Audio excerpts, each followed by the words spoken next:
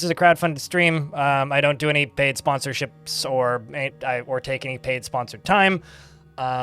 So everybody with the hats next to your name, congratulations. You're the reason this show exists. Investments are not open. That's why it said 20 minutes at the top. They'll be up in 20 minutes. I was curious if anybody'd run it because I hadn't seen it. And I'm going to plop this down here, which means that the VOD is starting here. And then I'm going to go click this button.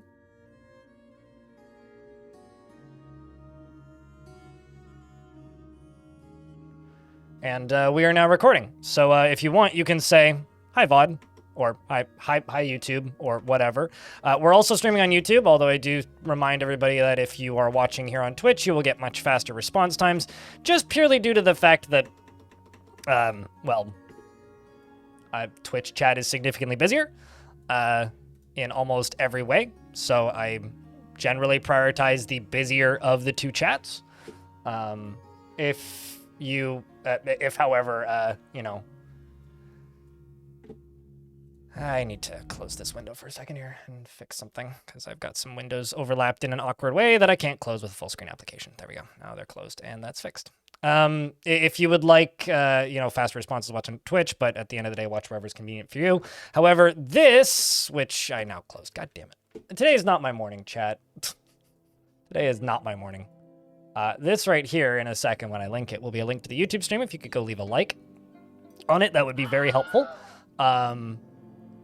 Because, you know, likes make YouTube to tell other people to watch the stream on YouTube.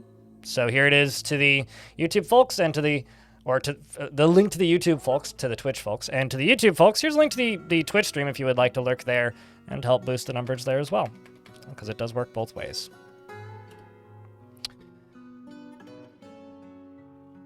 And I guess that's everything.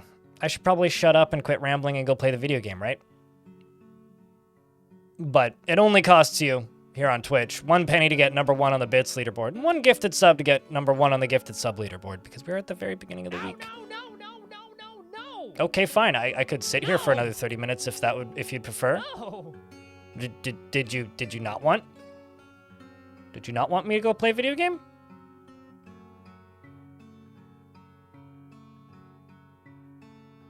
But what do you want, guys? Do you want another 45 minutes of me sitting here talking? And I could just go to the just chatting directory and turn the YouTube stream off because do they have an outdoors section? I don't actually know. I've never done a non-gaming stream on YouTube. I'm sure they do, but I don't know how any of that works. It's not my choice. It's up to chat. Chat's in charge here, clearly. I mean, they're telling me they have commands. I don't even know what these commands are.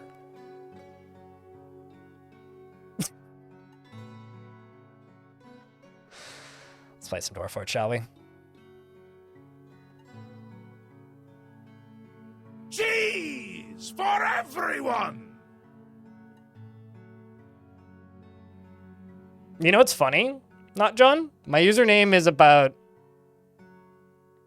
8 years older than IRL, the directory. What the heck is the item they can't find? Oh, right. All right. Welcome to Dwarfport.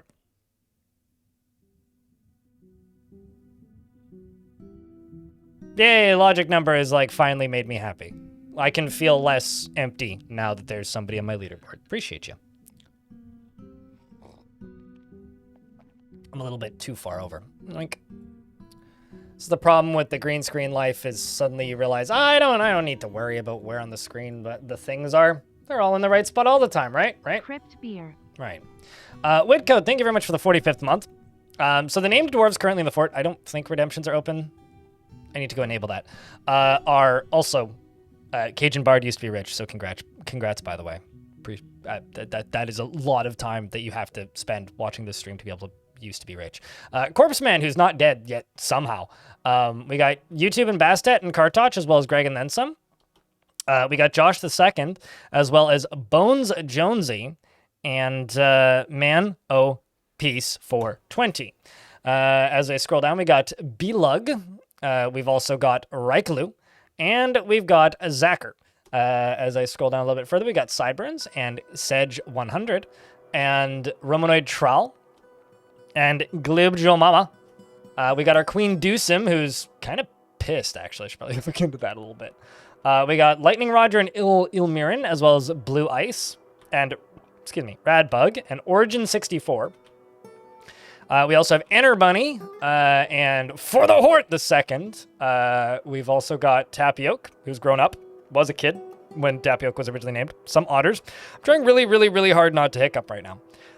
We've got QN Green Tea, Mass Morass, and Wolfist Wolf, as well as Key Fry.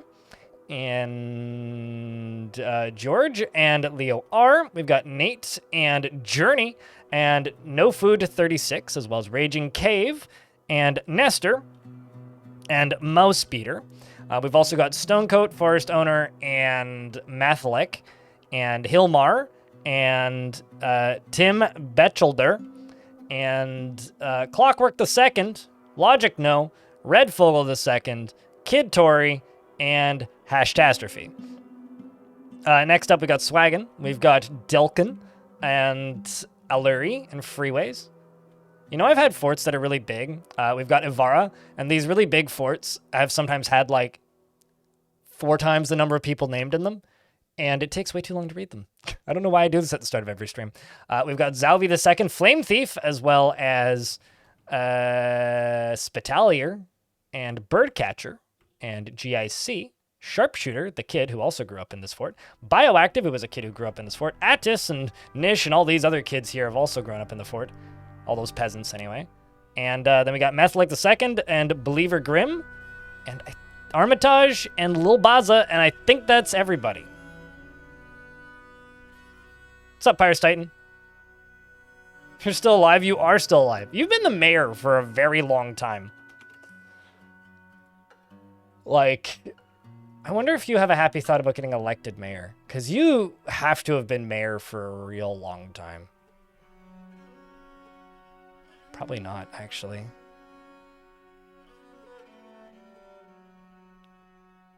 Huh? 380? At least 12 years. At least 12 years. The thing is, like, I can't manually swap people out of mayor, I don't think. Yeah, you used to be able to. Like, there used to just be a plus button here, and you used to be able to swap people in and out for being mayor. Which was really handy. But, you know, that's no longer a thing, so. Hello, Zyrock in YouTube chat, as well as Blackthorn, and then Think Then Forget in YouTube chat. There's one other thing I got to enable first, and we can play properly.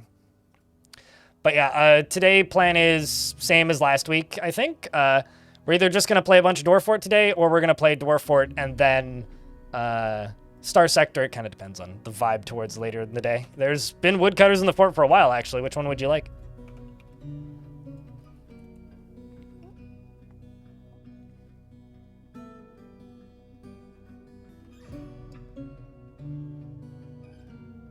You're just that good at the job? Yeah. Medtub? This one?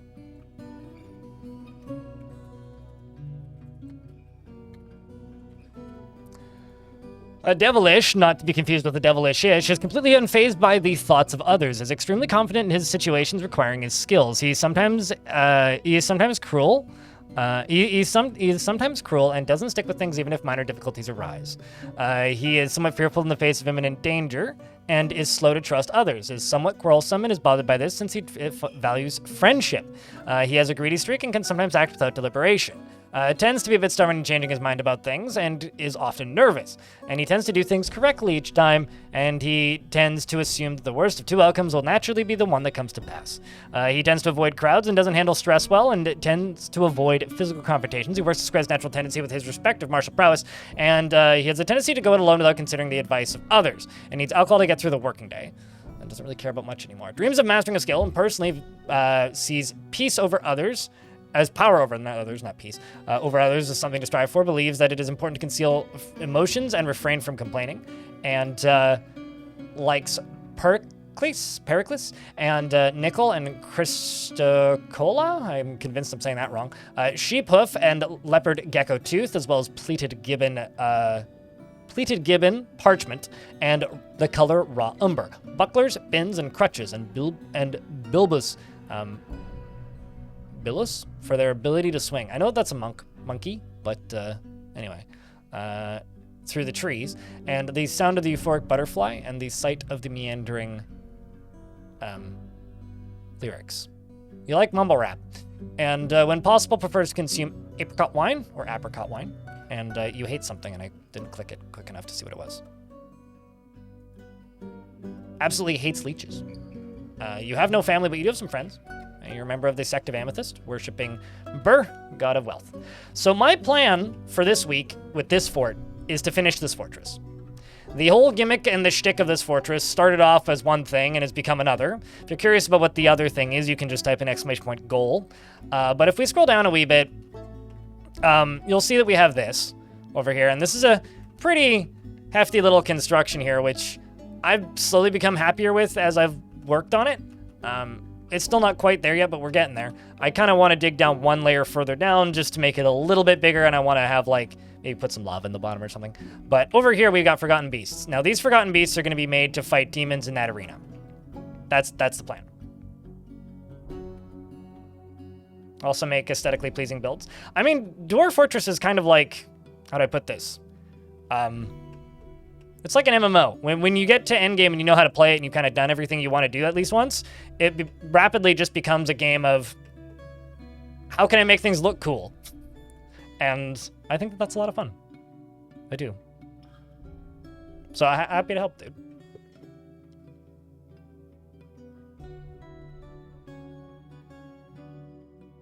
And chiefing around as well. Same vibe in YouTube chat.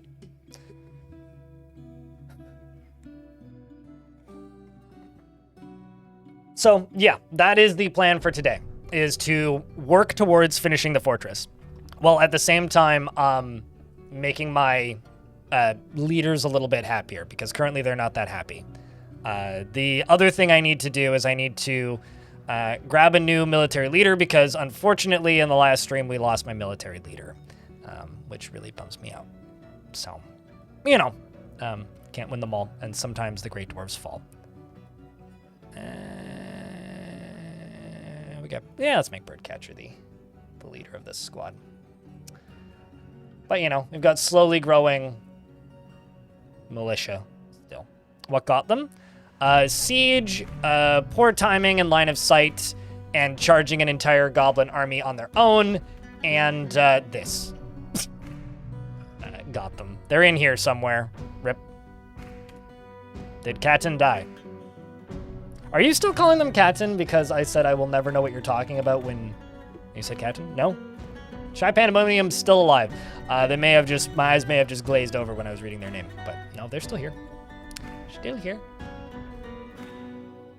An acquaintance discussed their problems with me. I feel empty. Man, you're upset after getting trauma dumped on.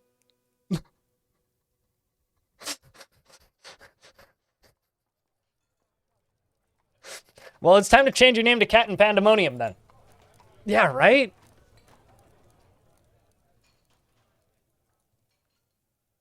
Oh, wait, no, she said, I feel empathy, not I feel empty. I read that as empty, but she says empathy. My bad. All right, where did I have these levers? Right there, that's a bad spot for this. I'm going to need a shit ton of levers, and they're all going to need to be, like, right here, so might as well work on that, too, since we're here.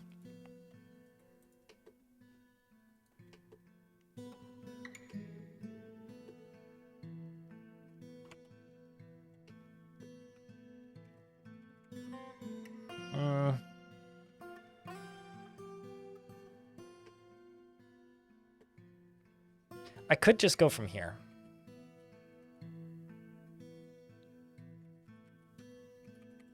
But how close to this do people hang out? Yeah, why not? Let's just go down here. This'll be the big ol' lever room.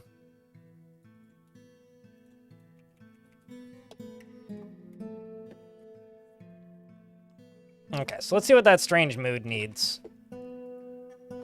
And as far as digging too deeply goes, we are basically there. I don't have much further I need to dig. We do have a underworld creature in the fort. You need raw. What was it? His particular color? Yeah, bones. I got that. Metal bars. Okay. Yeah. Raw green glass. Okay. Specifically green. Got it. So I can do that. Green. Graw. That's not. I want to type in raw, but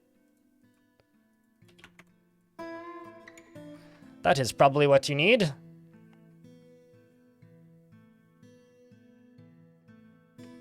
I don't know what that is, Airborne Muffins, so you're going to need to be more descriptive. And then where are you connected? Up there? Okay. So if I follow this staircase down, it goes pretty far. It goes quite far, even. It goes all the way down to here. And then all the way along at the end of this, well, is a very half-finished hallway that I need to finish. And then down here, we've got some militia training. And then over here, we've got a locked wall. We've got a corpse. We've got a flaming set of diamonds. And there's this guy. This guy is Phantom Moisten. Phantom Moisten is a very large one-eyed tick. It belches and croaks and has slate gray exoskeleton, which is sleek and smooth. Beware its fire. Now, I need to check something, because I'm curious. Do I have any uninvited guests? I do. So we have this guy, Tustong Night Sport the Confident Rapidity, who showed up right at the end of the last stream and is running around with 6 artifacts.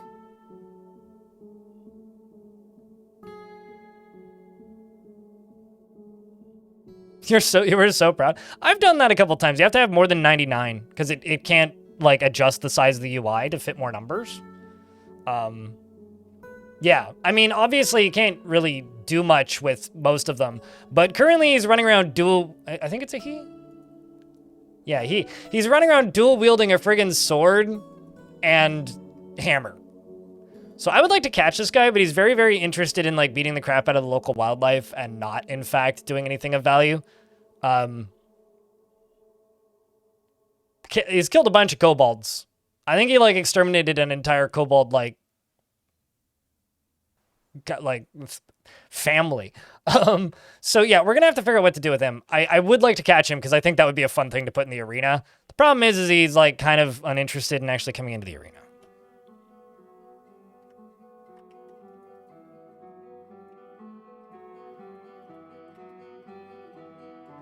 You know, I really, really, really, really wish that they would just make the shot of the Cyclopses and Giants just a headshot so we don't need to talk about boobs every 10 seconds whenever there's a Cyclops on the stream.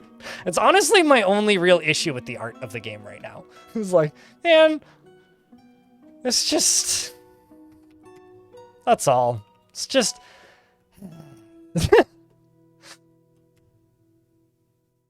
It's just, I can't roll my eyes any further into the back of my head or my face will start to hurt. Let's just go deal with this thing. It's an integral part of Dwarf Fortress lore. That chat doesn't have an ounce of maturity left and are a bunch of belligerent children? Yeah, no, you're right, actually, now that I think about it. No. No, that would just make me sadder when I talk to you, Radbug. That's all. It's for the same reason that, like, I find huge sections of Twitch insufferable because it's like a lady streaming and you just see people spamming boobies constantly. It's the same vibe. It's not, like, offensive necessarily. It's just a... grow up. That's all it is. That's really all it is. Okay, I need to find the dwarf who's linking building to trigger. It's you. That's good. Let's get to it. Well done. You typed the word in. Someone over there. Like, I'm not offended. It's just very childish.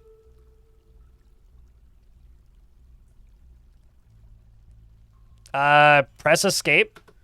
I'm amazed that Discord couldn't help with this. Press settings, press announcements, and then find weather, evil weather. I think it's weather evil. Should be under fort mode. But you can also filter by pauses. Although that's not very accurate, actually. Although that's only the ones that I have turned on. But yeah, if you scroll around, yeah, weird weather, I think. Just disable that.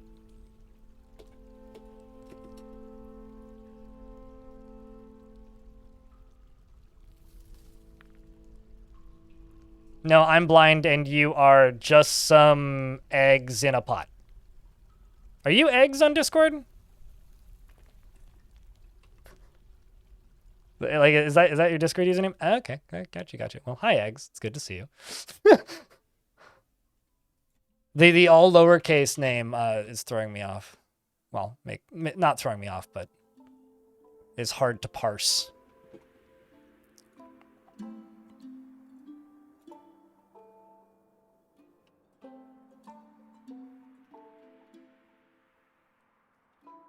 Perhaps you should play some more difficult biomes.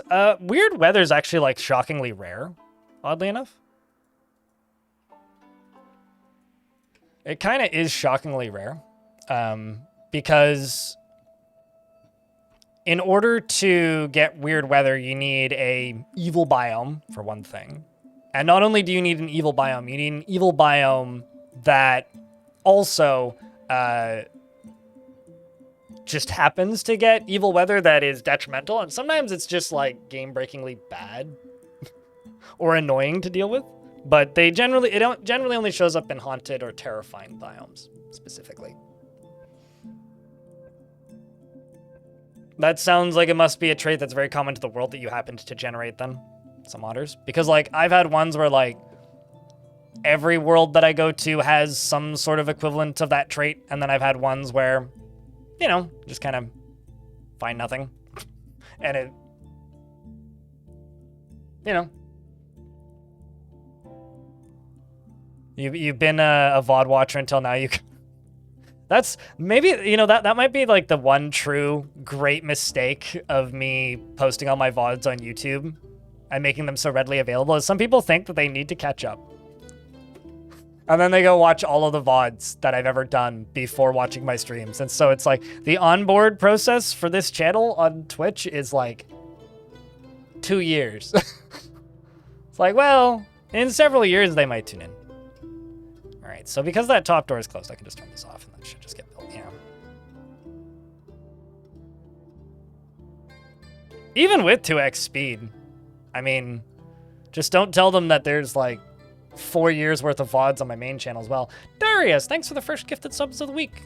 Appreciate you. You know, like, the main difference between slow season, Darius, and normal season in this industry, or a slow season and a normal season, is when like 4 people are basically keeping the channel funded, versus like much more evenly balanced over like several dozen. And recently it's been you and like 3 other people. So thank you. Jesus, man. Appreciate you. I don't even know when Danger Caves was. That must have been a long time ago. Was it Danger Caverns? I remember the name. I don't remember anything about that fort. And then sometimes people will like tune into the streams and be like, oh, I just watched this fort. What happened with this thing? I'll be like, what did you eat for breakfast 6 weeks ago?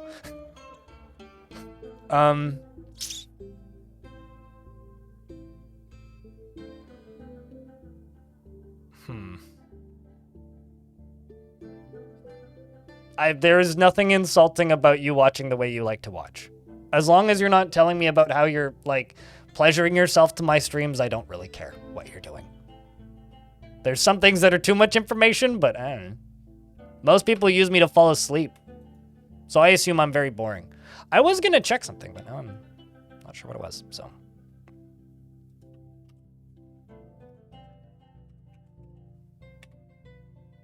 People have told you that before? No. I'm mostly just joking. I did once have somebody tell me that they were watching from the bathtub. Bastet! And I don't need to know when you're watching from the bathtub.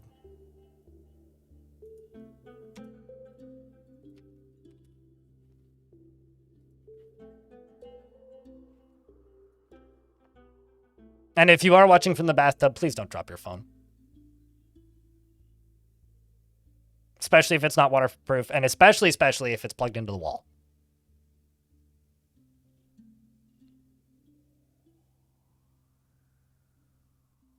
Just saying. That might go badly. What about a toaster? Now we're gonna like loop back around to like Richard Hammer lighting a cigarette with a toaster while streaming. Is that what's happening here? Can you watch Twitch on a toaster? I don't know what toaster technology is like these days, so asterisk maybe. Is all I'm gonna say. Is asterisk maybe.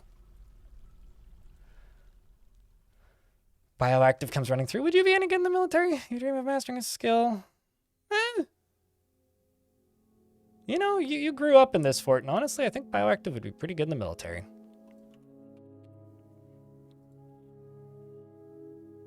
Ads are about to play. I will pause the game during the ads, and not unpause until the ads are done.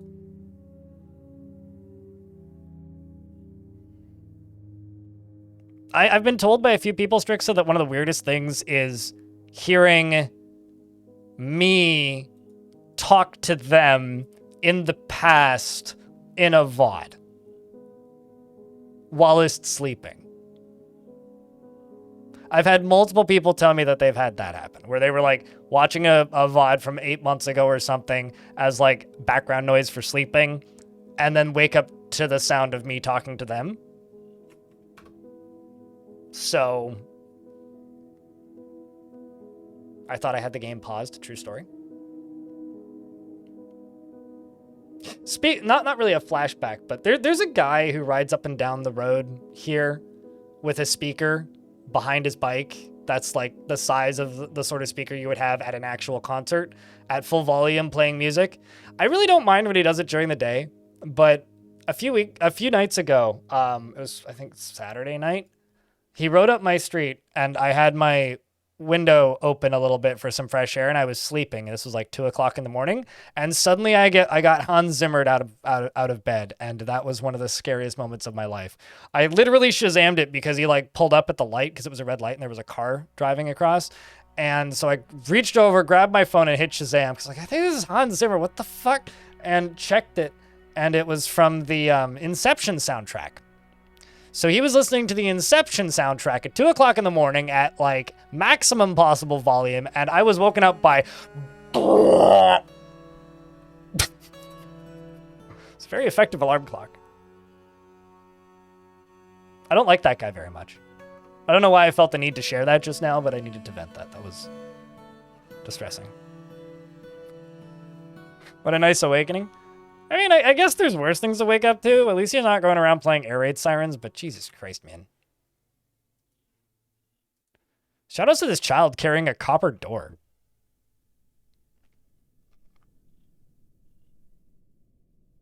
Hans Zimmer is a fascinating person to hear talk about music, though, I will say. He's one of my favorite, like, modern day, like, composers to hear talk about writing music.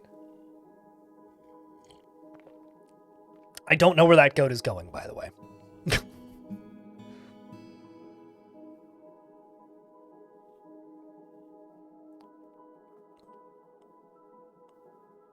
You went to the point of wearing waxy earplugs in your apartment? I don't think I'm going to do that because I don't mind ambient sounds of the city. It's just that guy. And he thankfully doesn't do that very often in the middle of the night. It's usually like once or twice a week in the middle of the day. Closer has been stricken by melancholy. Oh well. We did screw, or I did screw up that strange mood, in fact. You know, no, but I have banned people for asking. Someone over there. Would you go up to a coworker of that you work with and ask them to take all of their clothes off and sit in a bucket of water for hours? Would you do that to somebody at work? Or would that get you in trouble? This is my job. Please don't ask me to do such things at my job. That's very rude.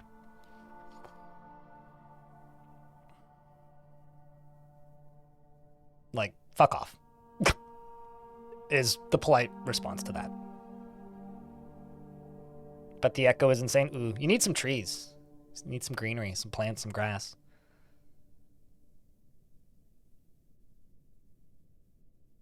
To an accordion playing at 3 now. Actually, I remembered something that was more annoying. Lacuni to then this guy with the speaker. The guy with the speaker, he's generally fine. Like he's only woken me up once in the like 3 months I've been here. But there was during the pandemic there was a person who decided it was time to learn the trumpet in my old building. Well, not my building. Building right next door to mine. Right next to my building. Like 30 meters, not even from like across the driveway from my old building. And they were not very good at playing the trumpet. That was worse, because that was like most of the day every day. That's disturbing. I threw up in my mouth a little bit reading that sentence, Radbug. All right, so now that we've got this goat in here, let's see if we can get this demon.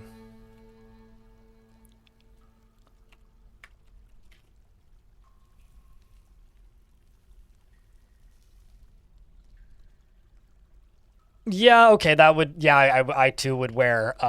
earplugs if I lived in a place that was also a hostel. That sounds pretty brutal, actually. I don't envy that. You know, okay. I'm going to do this the safer way.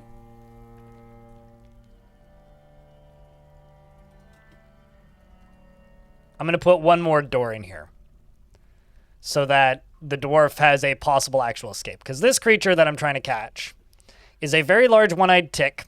It has lacy wings and it belches and croaks. Its slate gray exoskeleton is sleek and smooth. Beware, it's fire.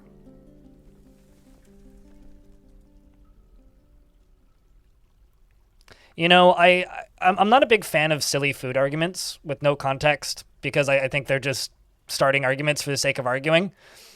Sweet Cribs. But there is one that I agree with, which is soup is a dip, and you cannot change my mind. Soup has to come with either bread or an appropriate sized sandwich, and the proper dip for a grilled cheese sandwich or any kind of melt cheese sandwich is tomato soup. Seconded by chicken noodle or any kind of chicken soup. Why is it always children building doors? Hold on.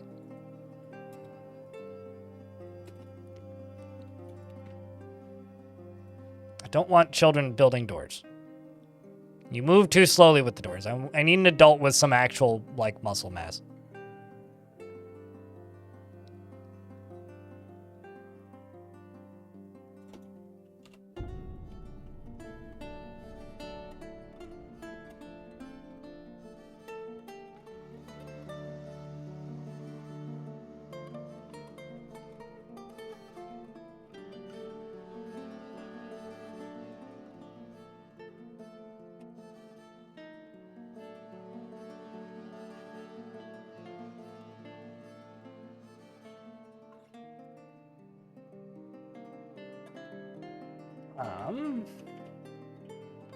All right. Kids, I'm disabling your chores now. We are actually kind of through the jobs. I had chores enabled because there was just... Oh, most of them. I had chores enabled because there was just way too many tasks that needed doing. And it's just kind of convenient to have the kids help with some things.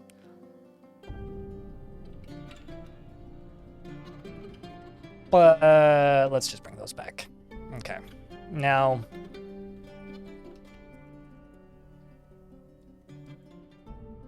Okay, cool.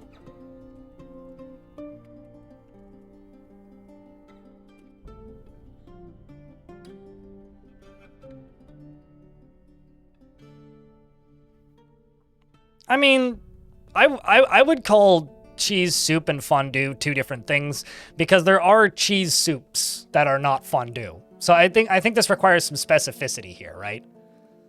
Like fondue, melted cheese, right? Whereas cheese soup would be like a French onion, you know? A very cheesy soup.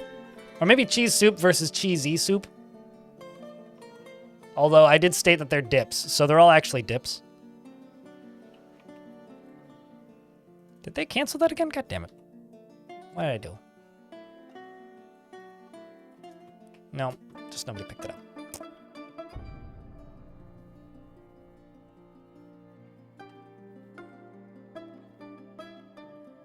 People ain't that busy. Dwarves, come on.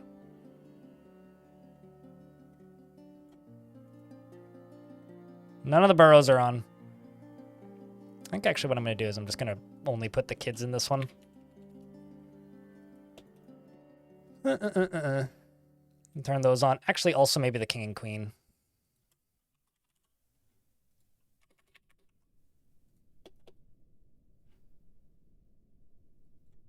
And then put everybody else in here except for the children. And the king and queen. Well, then that's probably a stew.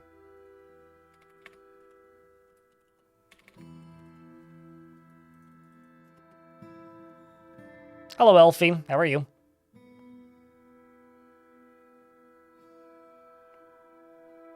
If you're drinking fondue, you have bigger problems than having this discussion. Not John. That's my take there. If you are drinking fondue in any context, or even contemplating it as something that one would drink like that, then we don't need to have this discussion because you're going to die of heart failure in the next 72 minutes. I'm not yucking their yum. I'm just saying that we don't need to have this discussion if you're doing that. You can drink what you want. The world's your oyster. You could probably drink oysters if you pulverized them enough. I don't know how one would juice an oyster, but you could. They make oyster sauce. That has to be close, right?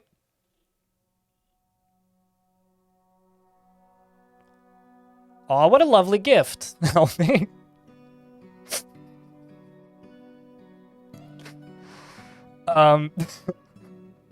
What, juicing oysters? I'll be honest, fondue made me mentally gag a little bit. Pardon me while I drink my coffee. Did you misspell shrieking, Diamond?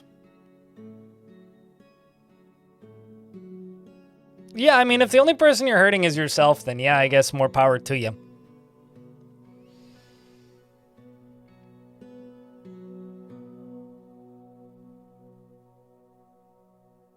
You made coffee out of dried and wood. Okay, so can I just say this?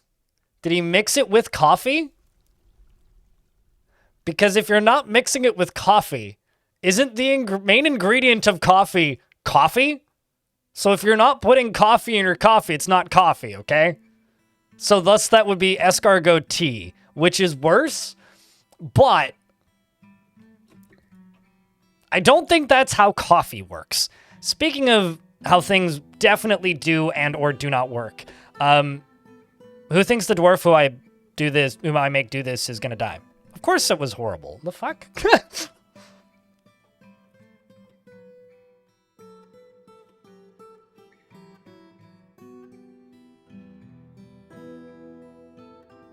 Like, obviously it was fucking horrible. I could have told you that.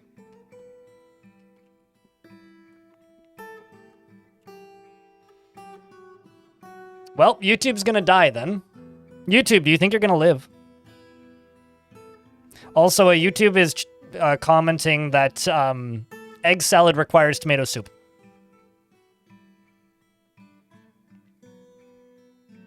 Yeah.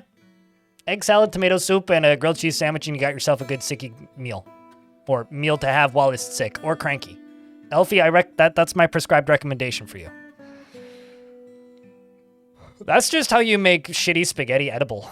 Someone over there. I mean, I was broke for a long period of time in my life, and I ate lots of plain spaghetti with butter and salt because it was what I had. And it's edible. It's not great, but it's edible.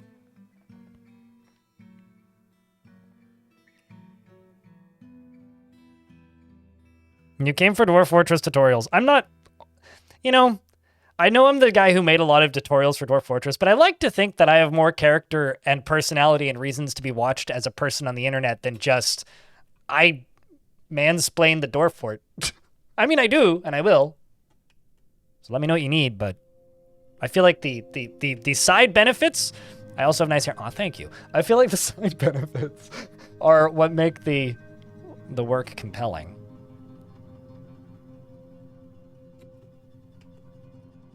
I'm gonna save this dwarf. Whew. Run away, dwarf. Run away, dwarf. Run away. Okay. Now that he's had a significant head start.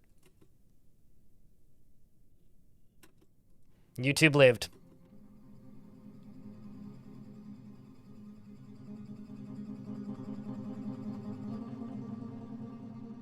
Now let's catch an underworld demon.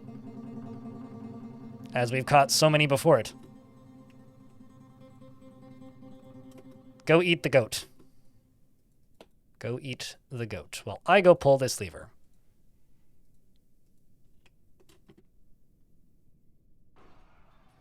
Now we get burninated goat.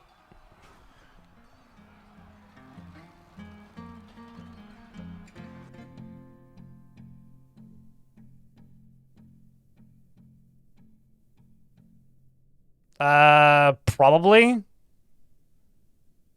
My ex used to love Pantheon stalking, and I was exposed to a lot of Pantheon stalking whilst editing videos for a while. So it's possible that shit, unfortunately, or fortunately, I don't know, the song's kind of catchy, lives rent-free in my brain.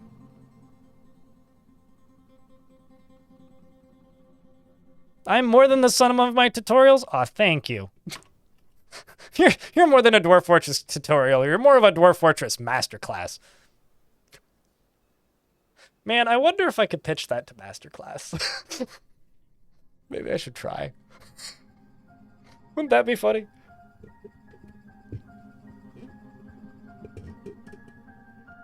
So now we have an underworld beast caught.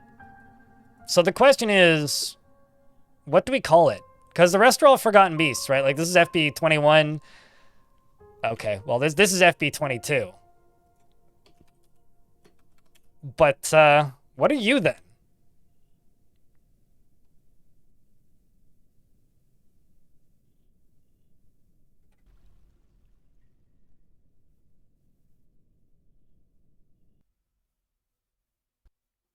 I feel like us saying it would be so funny means that we are too self-aware to actually be able to pull it off.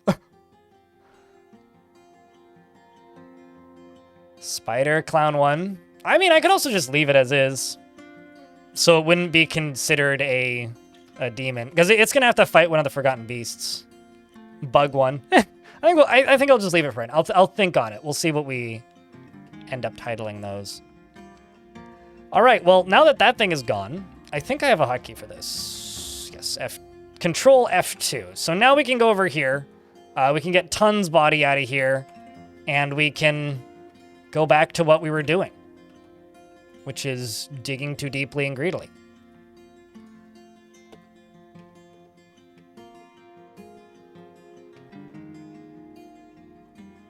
Role-playing is on... What did Von Galactic refer to Dwarf Fortress as? Vertically challenged toddler simulator or something? Or the vertically challenged colony simulator? I can't remember the exact wording he used, but it was pretty good. Okay, so let's actually go up to here.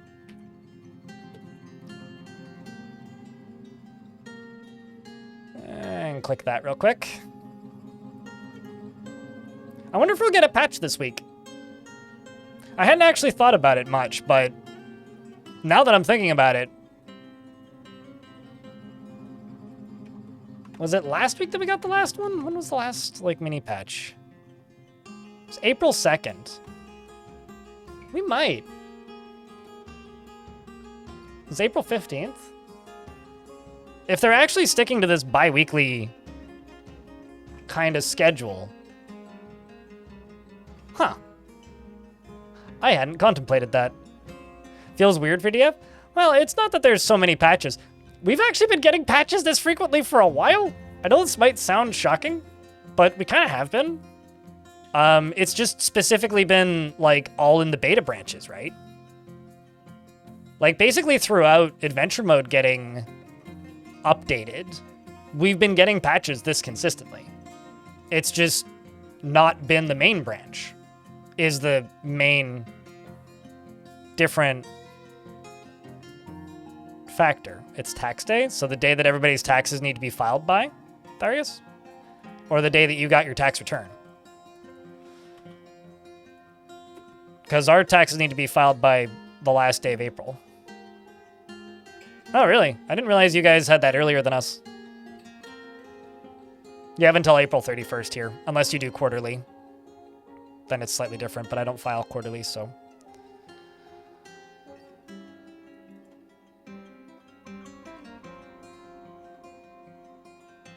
So, Chad, have you filed your taxes yet? That seems like fun conversation for the current world and people in general. Because you have self-respect. I mean, Masterclass is just really, really expensive online how-tos with famous people. I don't think I'm famous enough, and I also don't think Dwarf Fortress is interesting enough for Masterclass specifically, so... $1,200 back easy? What you gonna do with the $1,200? I paid $18,000, so I cry, but it's fine. It's fine.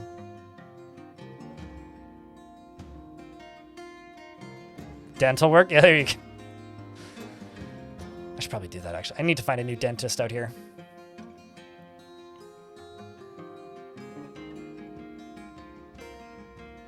Yeah, the reason I'm not mad is because I would owe another, like, 8,000, J. Martin, but I get a bunch of deductions because I'm technically chronically disabled. Diabetes is fun. Forgotten Beast Ek through has come. A towering leech composed of yellow jasper. It has wings and it undulates rhythmically. Beware its fire. Okay, where is it? Which is just what I ask every time I see one of these now is, all right, where is it? Okay, this one's in kind of an awkward spot. But I think the fortress is currently locked? Yes, so it can't currently get in. So we'll have to check in on that in a little bit.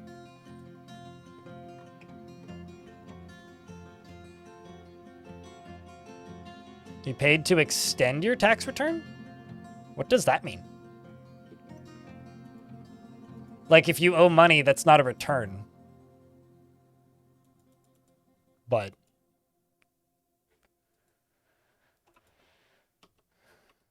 like, extend the period you have to pay it back? Godspeed, dude. If that's the case, that's kind of scary.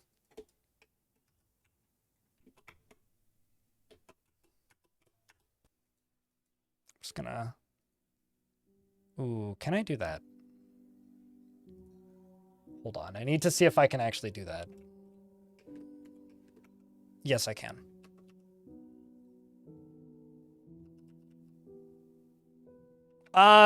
They charge more than just interest, and also it depends on if you're a private filer or a business. But, yes.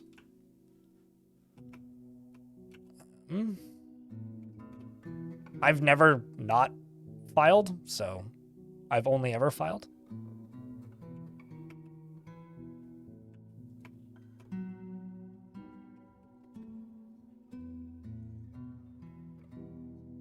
Maybe I should announce a Dwarf Fortress Masterclass as an April Fool's Day joke next year. Zalvi. I will say, if you like streaming and stream as a hobby or not, go to the Swedish Public Library or just YouTube uploads and look at the uploads of Ninja's streaming Masterclass, because holy shit, it is funny. Like, oh my god. It's one of the worst pieces of content I've ever seen. And I think he's doing it intentionally.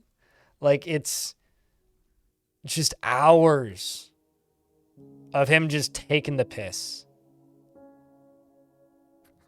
It is I watch a streamer on Twitch who doesn't stream that much these days, but he's always been a very casual channel. He just has other careers. He used to do this full time, and you know he does other things with his life. But he had a reoccurring bit on his stream for the better part of a year where they would just watch random clips from Ninja's streaming masterclass, and it is something. Let me tell you. It is something. Oh, no, totally. He absolutely got paid for it. It kind of makes me gain more respect for Ninja in a way. And he does have some things in it that are decent advice. Like, you yourself are a brand, so the way you look and present yourself, like that kind of, those sections are like not bad. But like all of his advice about talking to chat is some of the most either hysterically out of touch things ever, or like funniest taking the piss thing ever, and I can't quite tell. It's genuinely hard to tell if he's being serious or not. He didn't even have to put on a suit. Well, because he's a brand and he doesn't wear a suit in his brand. For those of you who haven't seen it, there's a whole bit where he talks about like how to encourage chat to talk and how to increase chat interaction. And one of his things that he says is just click on the viewer list, users in chat thing, and say hello to everybody at the start and end and middle of every stream and whenever you go take a break. Which is like, either he's taking the piss and just giving bad advice, or he's been so big for so long on Twitch that he doesn't know how to actually give people advice. Or at least at the time. Now he's just multi-platform everywhere, right?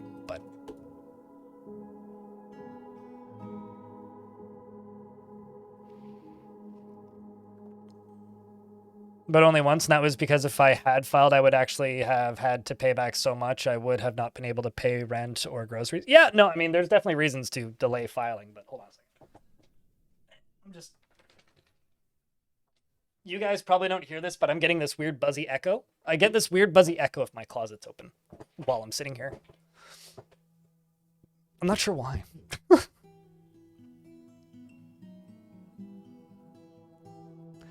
I mean, to me, starting out as a streamer is just simply get 3 viewers. Because if you have 3 viewers, people are 300 times more likely to tune in. And you can get 3 viewers several ways. Ask your best friend to hang out in your chat.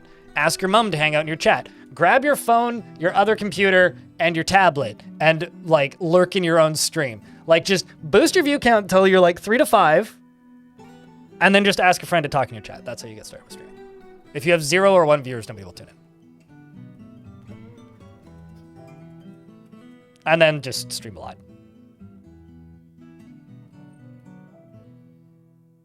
And 3 bots trying to sell your viewers. Oh yeah, also make it so that they have to verify their email to chat. And then you'll get a lot less bots. Like, a lot less bots. Unless you like talking to the bots, in which case... No, I mean, I would say this is streaming advice.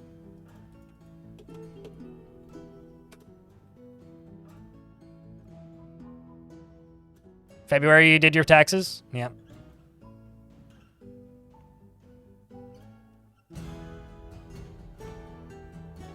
Also, to catch up on YouTube chat a little bit, Circus is not in town, but we are just above the Circus. We're not particularly far away from it, though.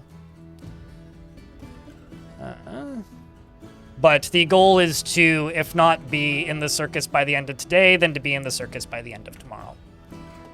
While also finding some time to play some Star Sector and around it.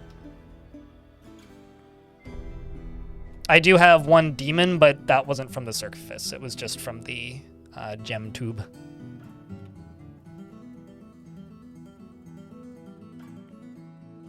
An ad's about to start. I will pause the game until the ads are done. Am I making blocks? Yes, I am. Okay, I'll let them work on those.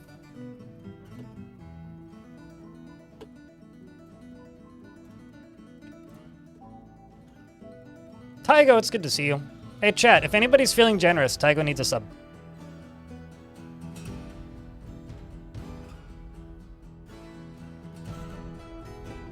Wait.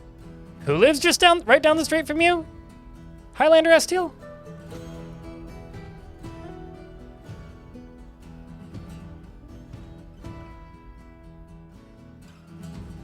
Like,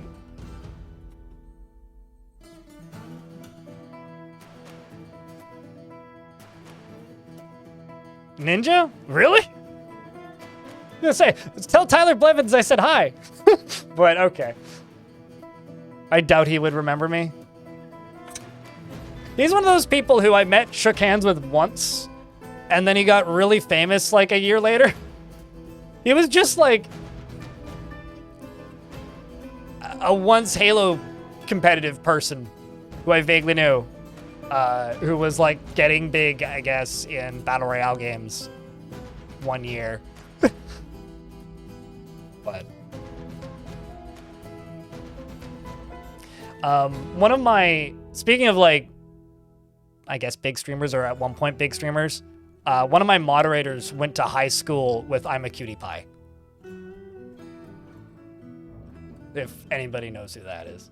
I also don't know if Cutie Pie still streams. I haven't actually looked into anything he does in a very long time.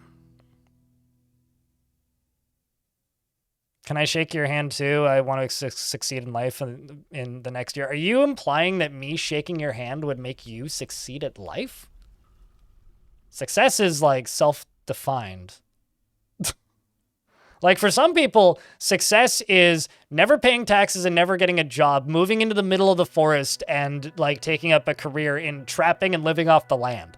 And for some people, success is making more than $500,000 a year because otherwise you can't afford the 15 BMWs, the motorhome, and the 5 dirt bikes, the 18-bedroom house, and the 3 wives and 2 kids with each wife that don't know about each other in different countries. So, you know.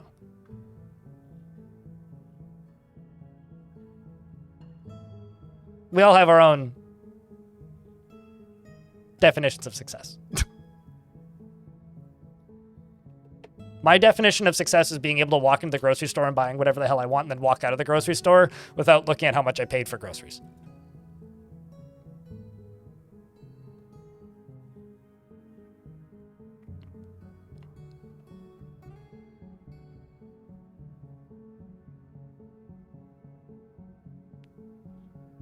But then when you check people in chat with community button, you will see only distinct viewers, including yourself.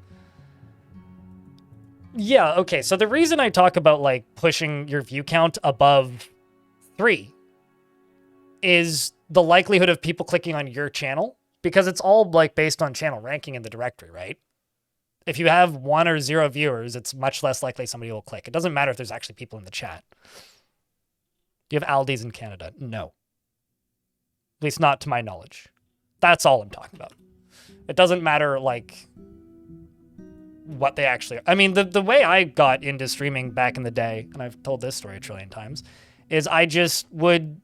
I had a friend, Bryce, who went by Hyperforce, who I don't think has watched my stream in a very, very, very long time. And Hyperforce would just sit in my chat and talk with me for a couple minutes in between his League of Legends games. Just so that there was somebody in chat.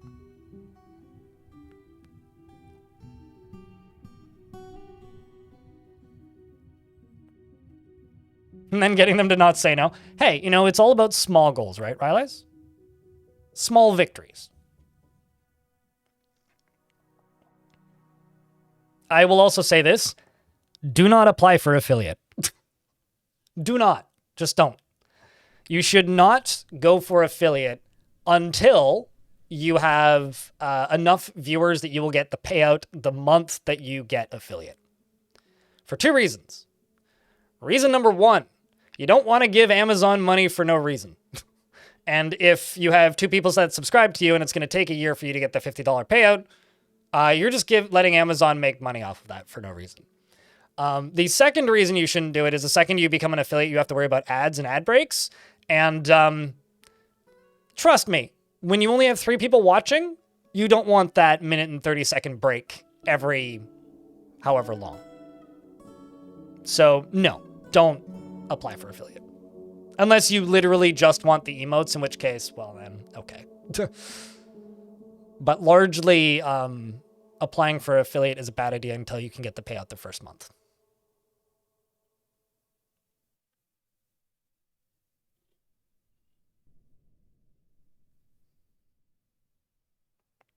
Unless they've changed that in like the last month, I don't think so, Mari Karate. I know there's a way to turn on monetization if you're not an affiliate, which doesn't give you a sub button but does give you ads. But even if they've changed that, you shouldn't enable sub buttons until you can get the payout the first month. And I will stand by that until they remove the minimum payout, which I doubt they ever will. Don't go for affiliate unless you're confident you can make $50. I also pay for turbos, so I don't see ads. So maybe my information's out of date there. But that's been my opinion since the affiliate program came in, because you shouldn't be, giving money to things like Amazon for no payback. So that Cyclops is still on the surface. And there's now some goblins on the surface. All right, well, goblins versus Cyclops. Where's the Cyclops? Is it a Cyclops or a giant? Yeah, it is a Cyclops. Oh, no, that's my Cyclops. It's a giant. A what?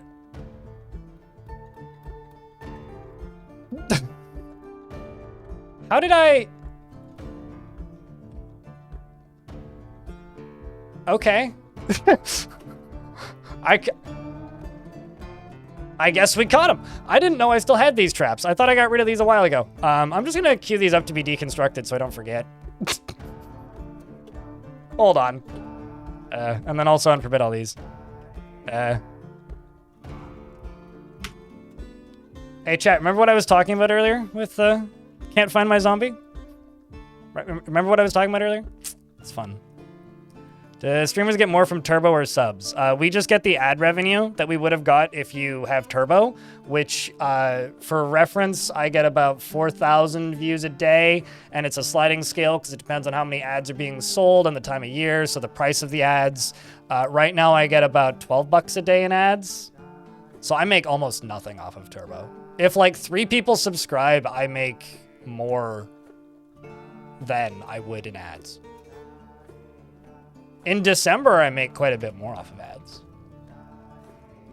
But it's not December right now. I don't really want to fight these goblins.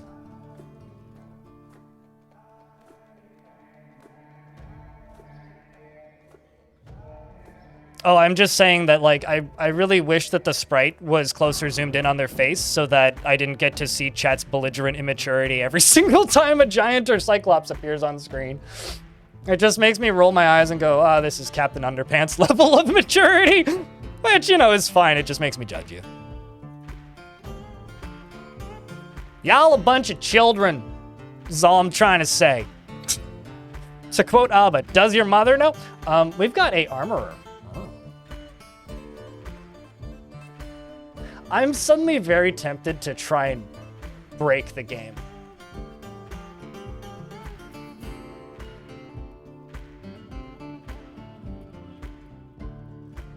Cyclops have massive boobs, is what Can't Find My Zombie said. That's a male Cyclops. So for one thing, actually, is the Cyclops male? The giant is male. I may be wrong about the Cyclops, ma'am. Okay, that is a lady Cyclops. She does have massive, beautiful breasts. However, the male Cyclops, or the male giant upstairs, has pecs.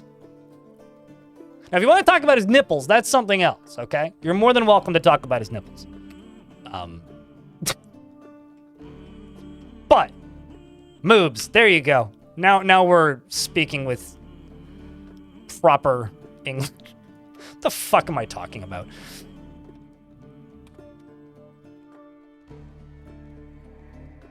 Moobot would be very unimpressed, I'm telling you. All right, there.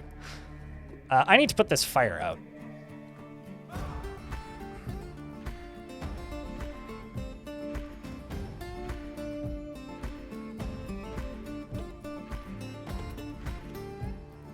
I don't actually think I have a way up here. Oh, no, I do. Sweet. I would like this conversation to end. Someone over there is the reality. This is one of those conversations where I might just time somebody out to just make it go away because I don't find it even remotely funny.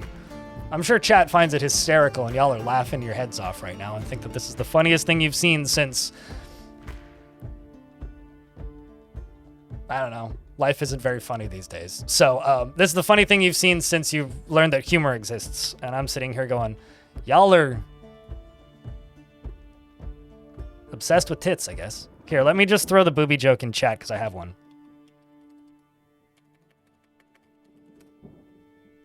Nah, it's fine. I'm just getting banned. Yes, the smoke is an issue, so I need water to put these diamonds out.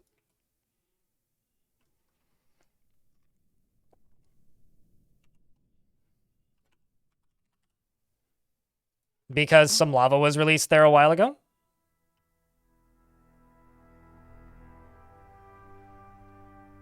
I can't remember what the booby command was. Yeah, there it is. I always go to type that one in and then forget.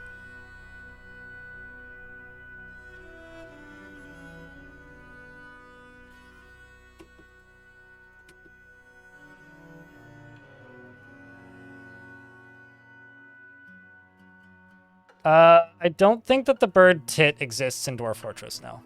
Why did you cancel this?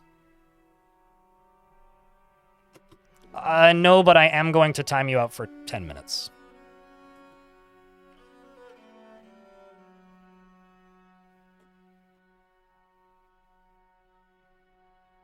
I'm glad you were not disappointed, Big Baza. As it should be. I am, however, very disappointed in you, someone over there. Please do us all a favor and grow up. I don't know how more direct I need to be, but I don't give a fuck what it's a quote from. Red Fogel. I'll be honest with you. Don't give a fuck. Yeah.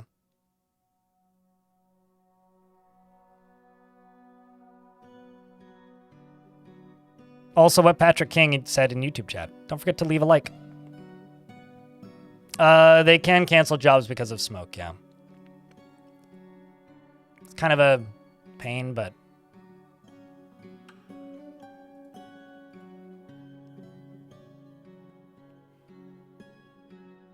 I don't know. I'm kind of a boring person in some ways, Romanoid, where, like...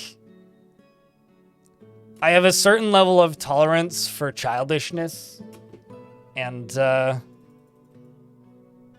if your idea of being funny is to just repeatedly push the thing that I'm like kind of trying to change the subject on, I'm just eventually going to time you out because I just don't care. You never redeemed a dwarf that I saw, so you did redeem a dwarf. No, we did not, because I did not see it because I was too busy timing out someone over there. Which actually is a very good username for being the person who got timed out. I had to time out someone over there. No, see, that's funny. Random bearded dwarf, you said? You're now Deller. Congrats. You didn't have a dwarf in... You did have a dwarf in this before, right, Arthur? So this would be Arthur 2?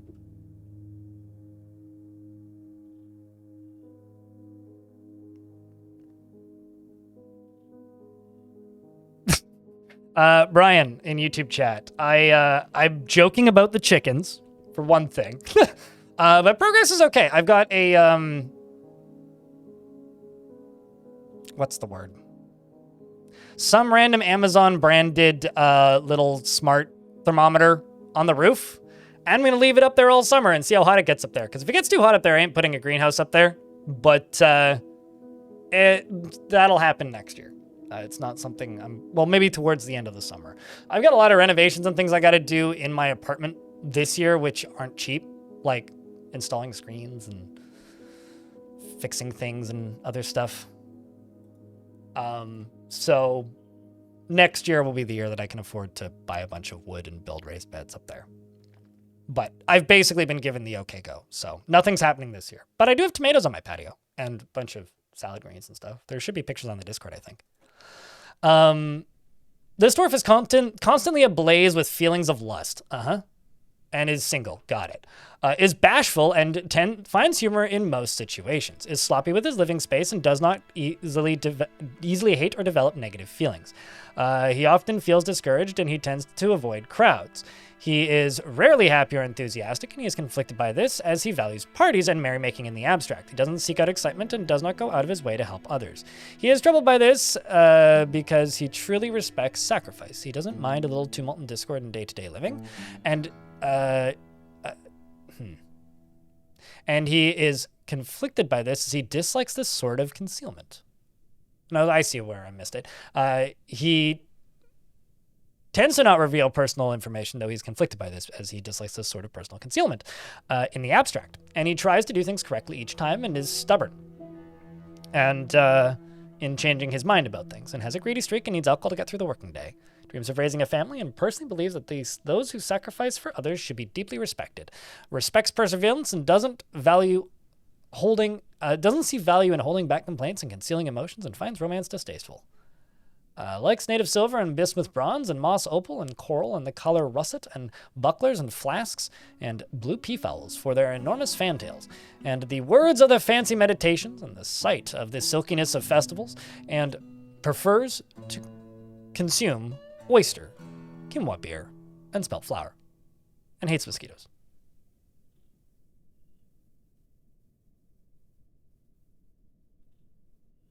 Says he's joking about chickens, and I assume he's made a Forgotten Beast Pokeball with chickens in it, leaving them to endlessly multiply until hell is opened.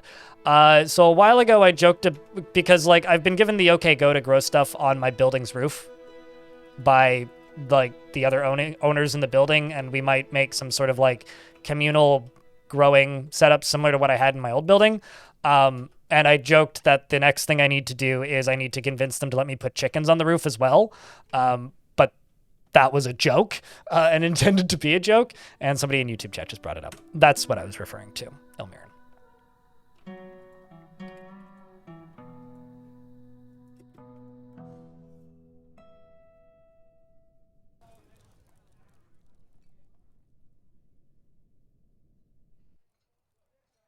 That plus somewhere to stinky roof. Yeah, I mean, chickens smell bad and are really loud. Also, I don't think the people in the penthouse suite who's like they have a rooftop patio which like connects to the communal everybody in the building patio. And right now the communal everybody in the building patio is mostly just like old patio furniture and not much else. And nobody uses it, and they replace the no smoking sign every 6 weeks because people take it down and smoke up there. So if you actually put something up there, then there will be a reason to use it other than breaking the building's no smoking violation. Go smoke on your patio like a normal person and hope nobody's looking.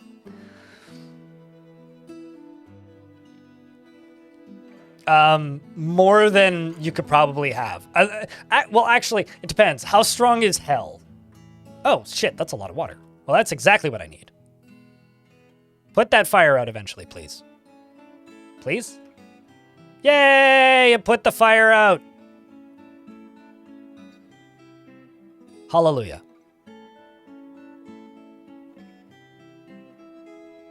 Lovely.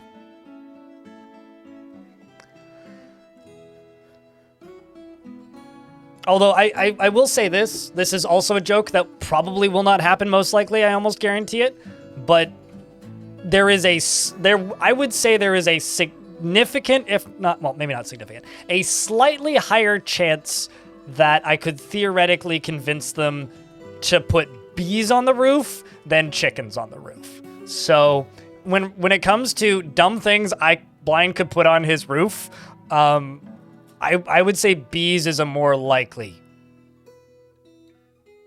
reality. In my experience, ducks smell worse than chickens, but not by much.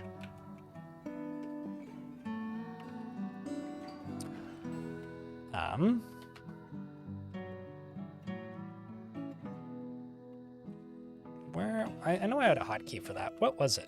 I'm trying to remind myself what all these hotkeys were. Ah, there it is. Shift F1. Over here, I'm going to fill in with flooring. Oh, wow, I've got so much shale. Holy shit.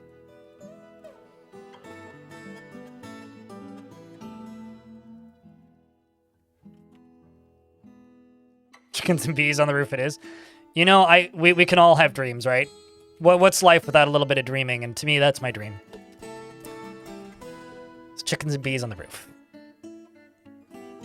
Chickens and turkeys? Which ones were more,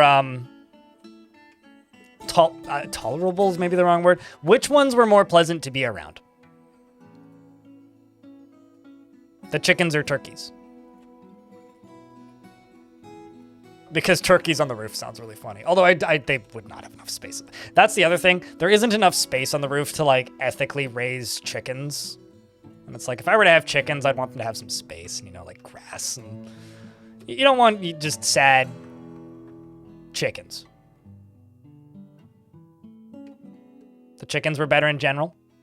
I've heard good things about bantam chickens, like as pets. I think if I ever lived somewhere where I could have chickens, I'd probably keep them more as egg layers and pets than as things to slaughter. But, oh, that's cool. That's real cool. Sideburns the Armorer has created Lorem Etek, a gold buckler, and offers it to the head cave of Clobbering. So somebody on the subreddit, I think, was talking the other day about the, you know, infinitely repeating workshop bug for artifacts. I was thinking it would be fun to make a fortress where you try and, like, game that to make the most expensive artifact possible. Excuse me. By, like, intentionally making, like, all of your metalsmith's forges inside of a one of those infinite ones and just trying to, like, how many gold bars can we get into this artifact to make, like, a 2 trillion value artifact or something? This is a gold buckler. All craftsmanship is of the highest quality. It is encrusted with oval diorite cabochons and decorated with beak dog leather and encircled with bands of beak dog leather and oval lavender jade cabochons. This object is adorned with hanging rings of forgotten beast leather and menaces with spikes of diorite. On the item is an image of a prickleberry in gold. On the item is an image of Tekid, Sideburns the Dwarf, and a cave spider silk mitten. You drew an image of yourself.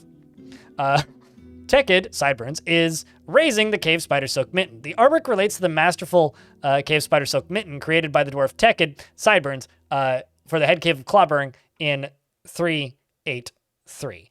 Just some eggs in a pot. Thank you very much for the tier 1 subscription. Appreciate you. Means a lot, dude.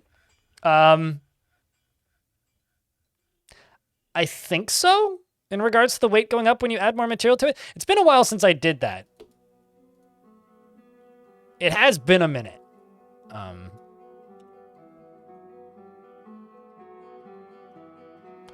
going to give that to the champion. And I think I'm going to appoint a champion.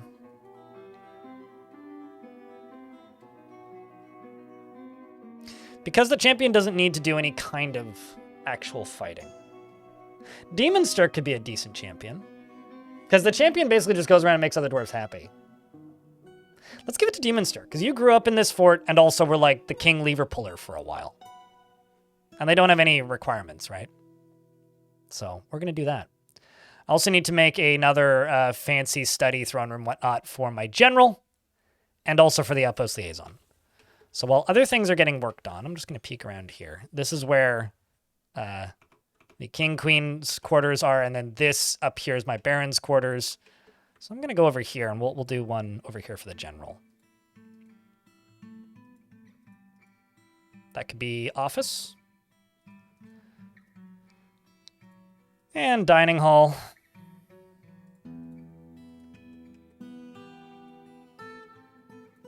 And quarters.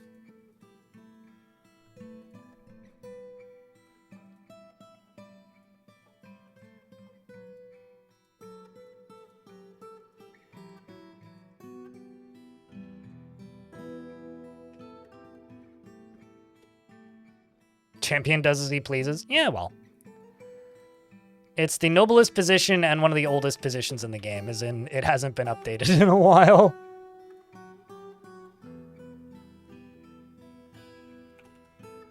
Let's just do shale all the way along here. All right. Most of the dwarves are definitely just constructing the areas down here. Also, Lanix, thanks for the 35 stream streak. For a good trade and diplomacy fort, if you're willing to trade your masterworks.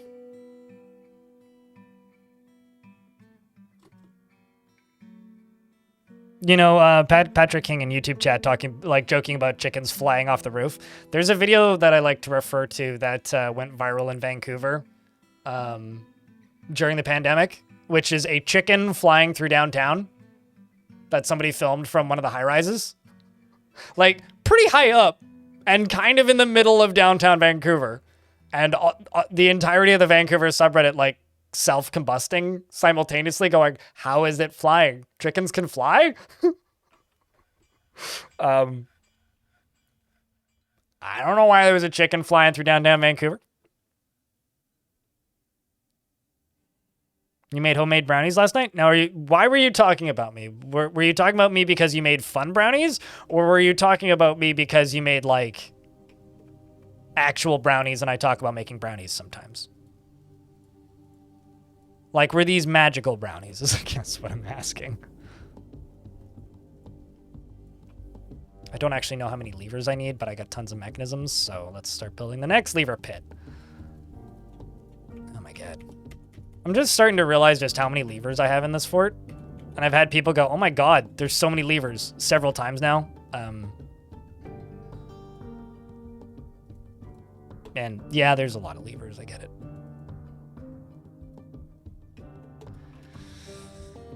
Well, at least this one's good to go now.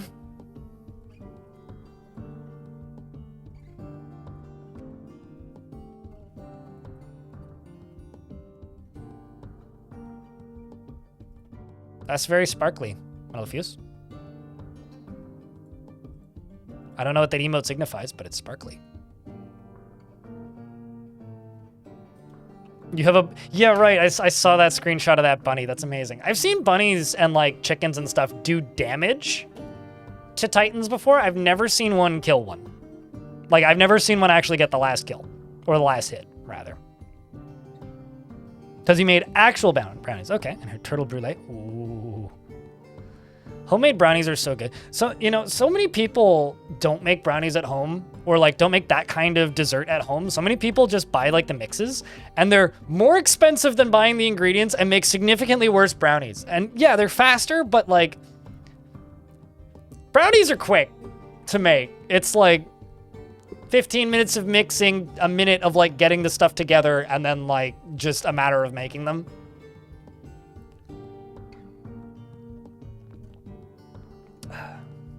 Also teach military? They do, yes. But mostly all they do is walk around and talk. A bismuth bronze armor stand.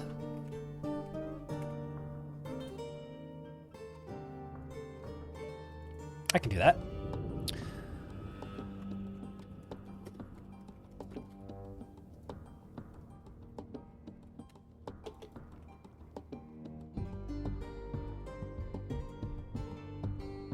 A rose gold cabinet in bedroom. Do I have the stuff to make a rose gold cabinet?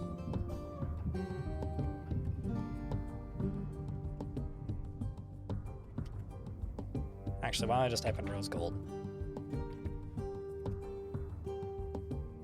No, not currently. Can I make rose gold? Possibly.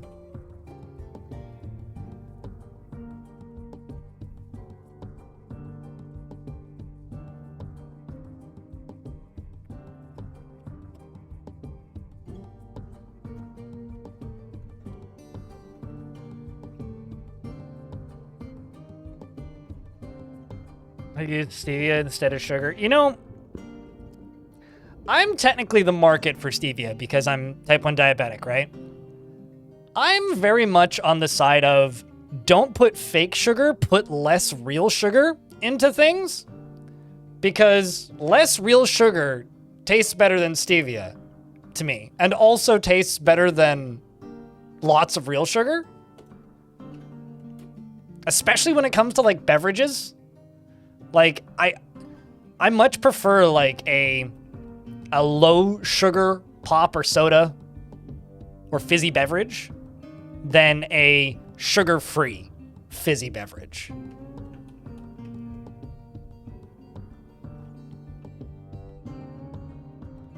Nile Red has done all kinds of silly things. Did he make stevia or something? Like, it's got nothing to do with like the chemicals that are in it or like how it's made for me. It's got everything, however, to do with how it tastes, and I don't like the taste.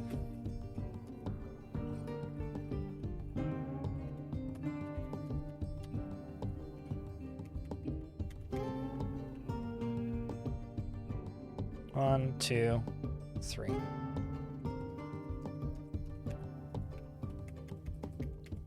I'm doing this to be able to break these up. 1, 2, 3, 4.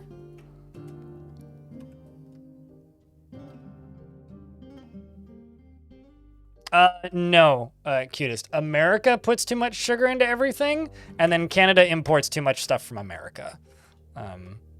Don't you lump Canada into the US, especially in 2025. We put significantly less sugar in stuff.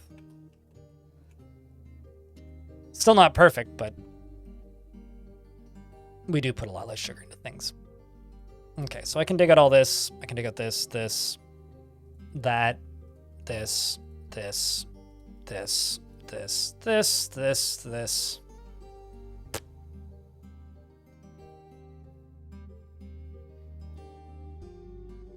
And deconstruct that.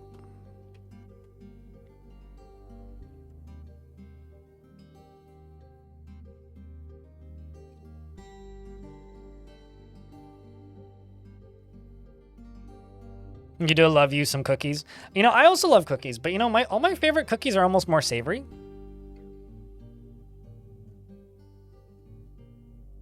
We have Pepsi Max in Canada. Because that's not a funny joke. I realize that, like, I'm taking a very hardline stance on people saying that as a joke, but it's not a joke. And you're not funny.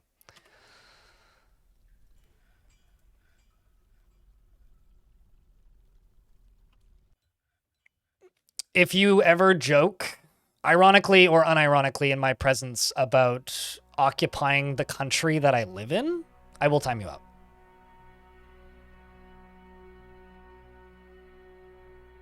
There was a point where it was a joke, and that was in the movie Meet the Robertsons. It's not a joke anymore.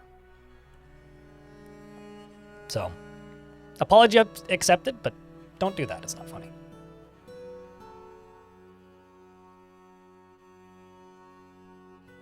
Chocolate chip cookies are great, though. I think we can all agree on that, regardless of where we're from.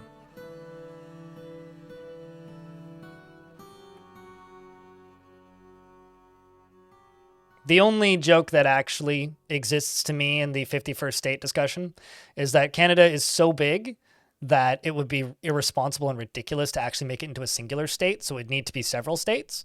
And if that actually happened, the Republicans would never win again because of how left-leaning most of Canada is. The second thing is it wouldn't happen because we would just become an occupied territory. And that wouldn't be positive for anybody, nor would it be funny in any context.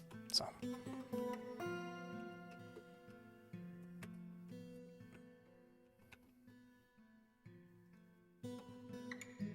Yeah, they'll kill us.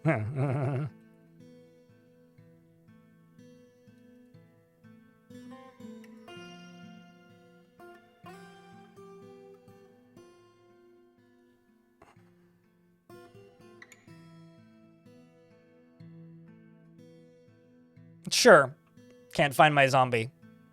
I realize this, but I don't think it's preposterous or funny. I think it's fucking terrifying. Okay?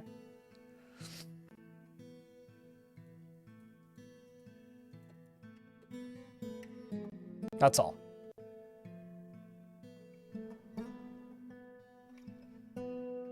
Which is why I was saying it was funny in Meet the Robertsons, because it wasn't a possibility. It was just an offhanded comment joke.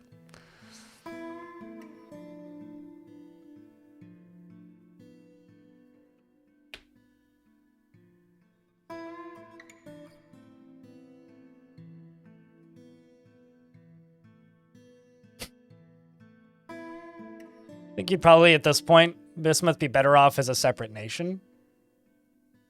Because that would probably be easier, but...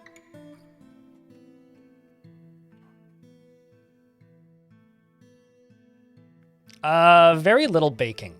Dwarves aren't very good at making flour. I mean, they are, but they just they don't know what to do with it. They don't know how to make stuff rise, I guess. And because of that, it makes them quite bad at baking.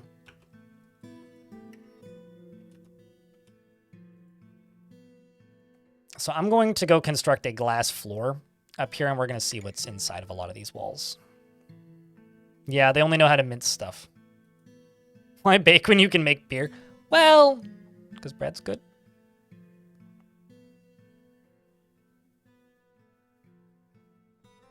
Yeah, it's a pretty easy mod or thing to mod, but there isn't like ovens or anything. Like it's not too difficult to add different words to baking within Dwarf Fortress so that, you know, dwarves, it appears that they're doing that. But unless the mechanics themselves change to allow for such things like requiring, you know, eggs and other things, for me, it doesn't really matter. It doesn't really do much. But yeah, you can change that flavor if you want. Like I know there's a lot of mods that add things like pizza. So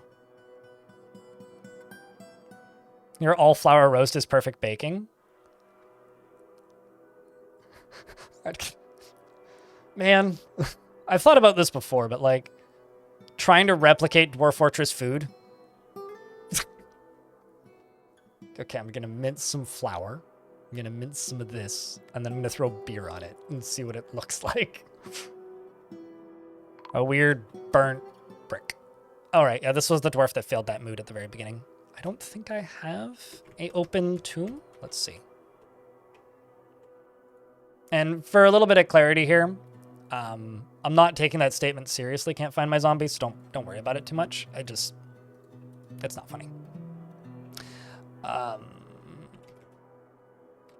It's not something I want people to think is okay to joke about around me. There you are.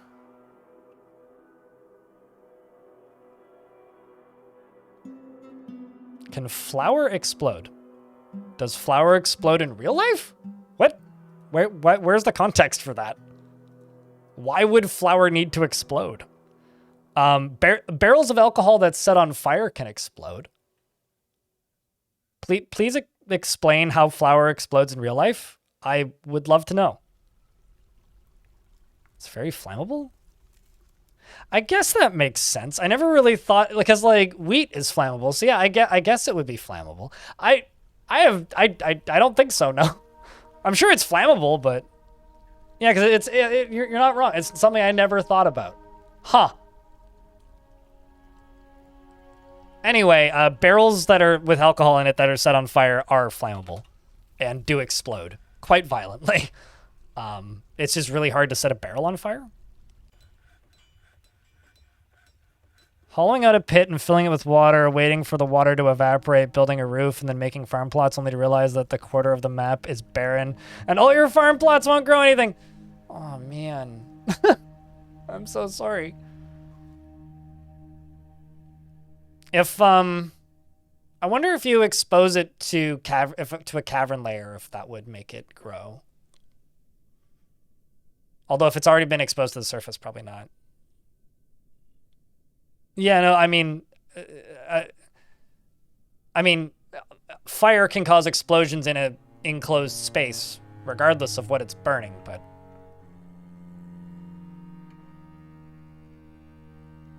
Flour can become explosive. Huh. The more you know. I don't know. Fire mechanics in Dwarf Fortress are kind of weird because there's no real direct control, so like it's kind of hard to do the science on a lot of that stuff. This looks like a large map. It is 7 by 7. Yes, it is. It is quite a large map. Don't mind the blood. It's just coming off of their clothing.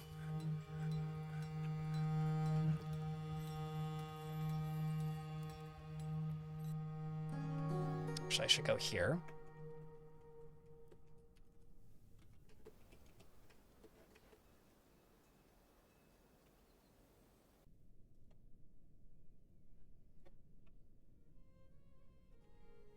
It's an armor stand I need, right?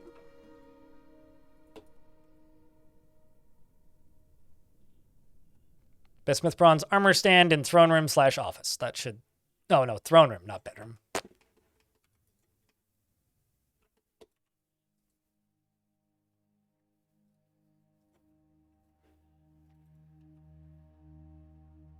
And then it's the general that wants a rose gold cabinet in his bedroom, which is going to be back here.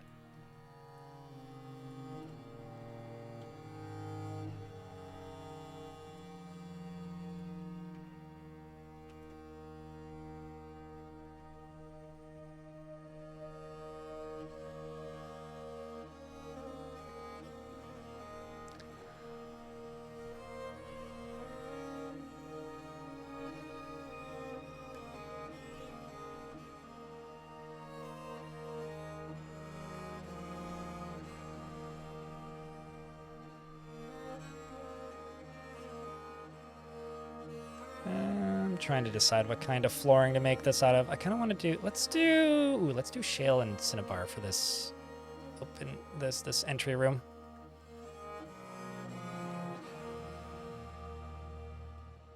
And for back here. Don't have much cinnabar, so instead we'll swap out for quartzite.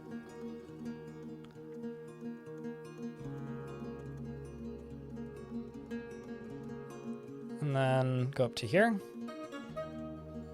26. Let's do that. I do have frame rate issues. I mean, if I unpause, my frame rate is currently at mid-30s. We've gone down to the 20s a few times, but I would, for my computer, this is bad frame rate. On a normal sized map, I would probably have 60, 55, high 50s, low 60s, maybe 70s even, if it was a normal sized map. So, oh no, it's not bad. I mean, it's certainly playable, but I wouldn't say there's no frame rate issues. Frame rate could absolutely be better. Have I saved recently? I don't really need to because it saves quarterly, so we're in early spring, and so the game just saved. The save command, if you're asking if you should use it, is primarily intended for like adventure mode beta. So yeah, I don't really need reminders to save. Also, just as a momentary sellout spot here in chat, it only costs 12 pennies in bits to get number 1 on the bits leaderboard, because bits leaderboard is very new and fresh and ready for the taking. And to get number 2 on the gift sub leaderboard here on Twitch, you only need to gift 1 subscription. And also to the YouTube folks, I'm going to chuck a super chat goal in here. Don't worry about it too much. It's mostly there just to tell YouTube to promote the stream, because YouTube likes channels that have goals.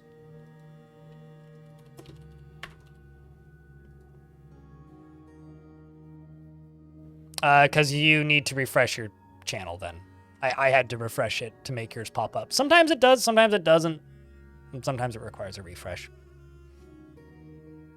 So if you refresh the thing, you'll see it. And also that's why I said 12, not 10, because Logic threw 10 up there. You threw 11 up there. So you're number 1. But it's also my job to try and e-beg people to push it higher.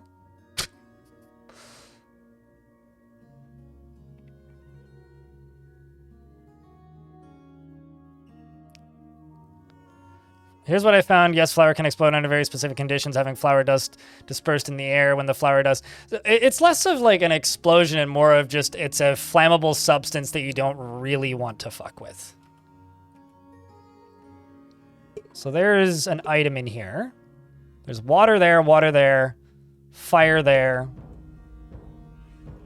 I'm not seeing anything else though so far. So I'm gonna go smooth and fortify my way into here. We're gonna go see what's back there.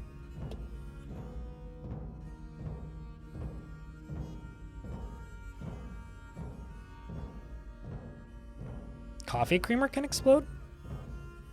I know that, like, you can light cans of compressed air on fire and they'll explode. Like, you can... I think hairspray is maybe one of the classic ones, right? I think a lot of substances are flammable that we don't think about in day-to-day.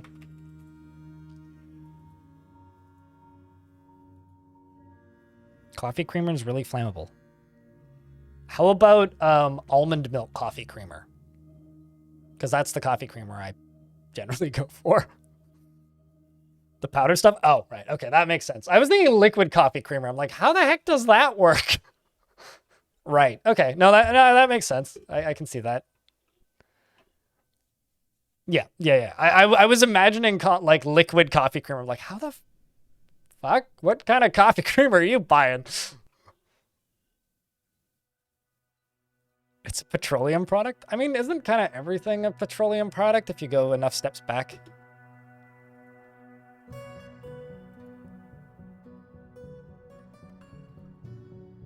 Town granary during middle school days, and we had to shut down because the school because a fucking granary lit on fire. When I was younger, what's it called? Pretty close to where we lived, a mill caught on fire. That was pretty dramatic.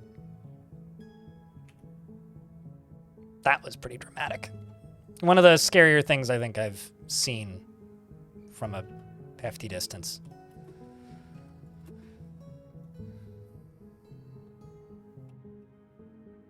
Actually, let's just dig through it.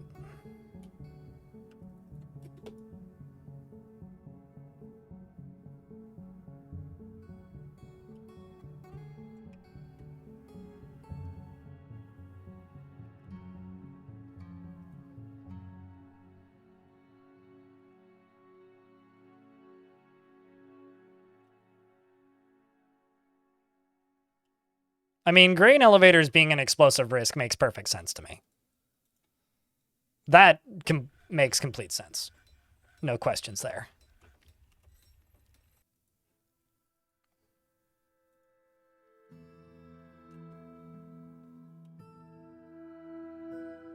Yes. Midnight X. Hopefully that answers the question.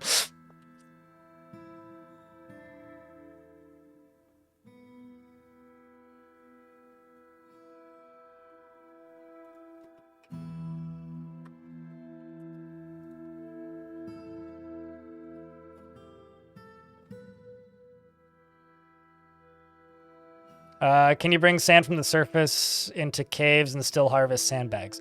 I don't know. So I might be Mandela affecting myself here, but I swear that used to be a thing. But something changed with version 50 where if you cave in layers, it becomes the layer that it lands on.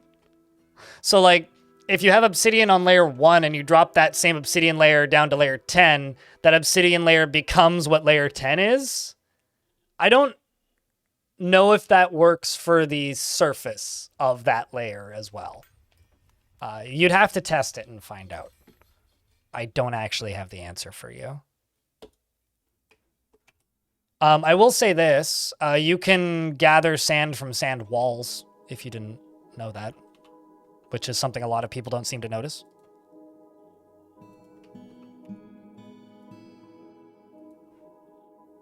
This is going to be for my general.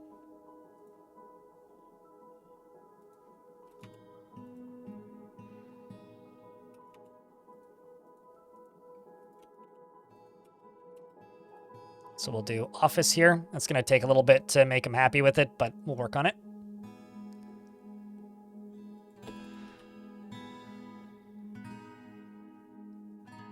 Wait, what? The general already has an office assigned?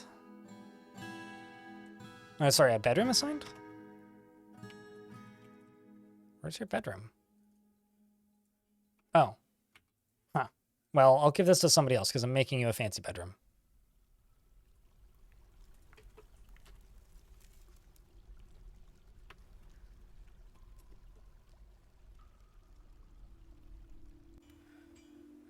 Pistachios can combust or explode? Huh.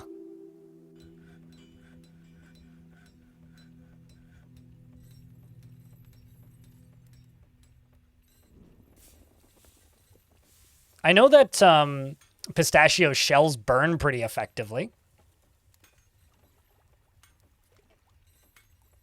Can't trust pistachios, they're nuts. Really? I had no idea. We check for heat. What devilry is this? Please tell me nobody caught on fire. I don't see anybody on fire, so that's good.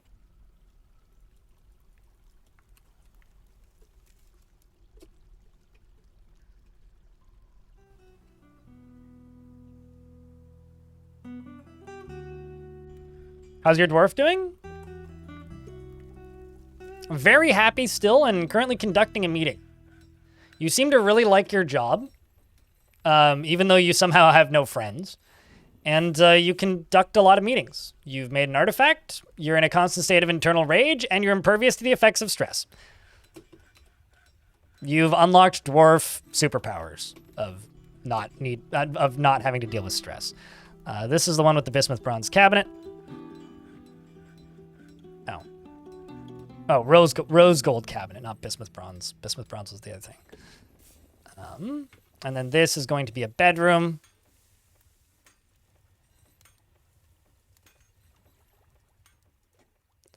And this is going to be assigned to my general.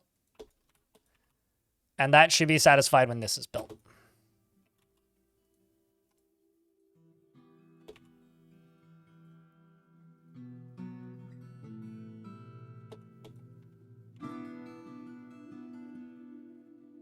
And we'll smooth these walls when it's done.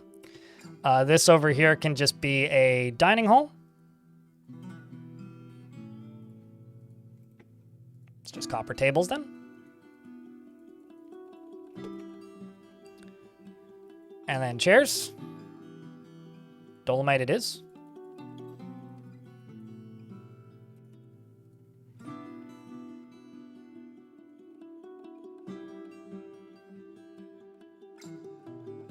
I might make this into the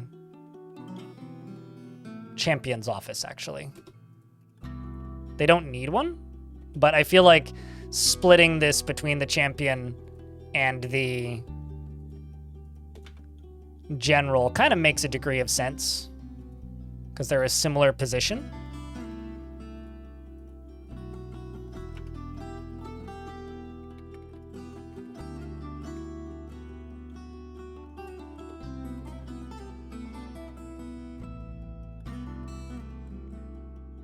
What is the siege indicator referring to? The 10 goblins on the surface that I'm too lazy to deal with?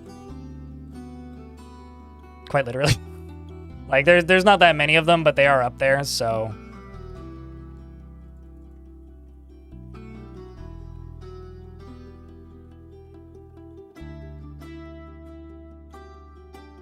that is a pathing error.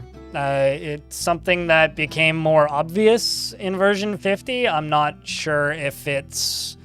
a bug that's been around for a while or something that's new to version 50. I never noticed it before. But yeah, it does happen pretty often. If you kill them, they move. Yeah, it's one of the reasons I don't really like playing Untamed Wild biomes, to be honest. It's because I find that bug to be quite annoying.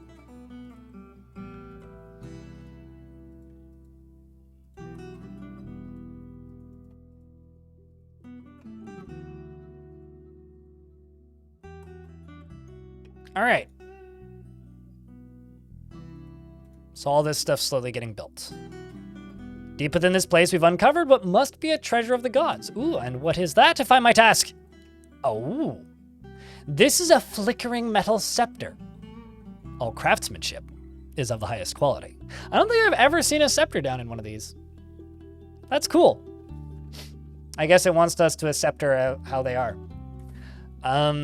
So... Queen, you can have this, along with the hammer and the spiked ball amongst the other things that have been assigned to you.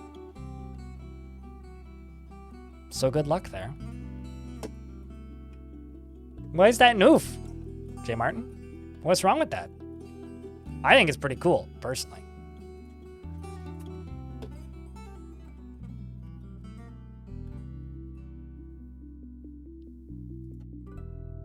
I'm deconstructing these two so that I can channel them out and let the liquids flee.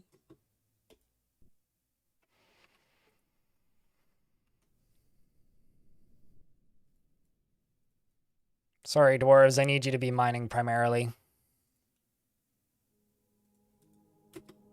By the way, clicking this icon removes the worker from the task, but doesn't delete the task. So they still continue to do the task, but it just removes them from the task. Oh, the pun? If I made a pun, I will be honest with you, it was completely unintentional, so I don't actually know what pun I said. Oh, the acceptor thing? Right. No, that was intentional. It's part of my body chemistry. Currently at 38, 37, 39 frames per second YouTube chat. Pretty consistently. When there's a lot of enemies on screen, it goes down a little bit more. Or on the map, not on screen necessarily, but... they do exist within the world and history. They are listed, well, the named ones are. They do exist within the history, yes. There's shit tons of them. Although not all of them are discovered necessarily. Like, if you go through Legends, there will be stuff that's just like unidentified artifact, and a lot of that is this stuff. But yes, they do exist within history. At least they have in the past when I've gone looking.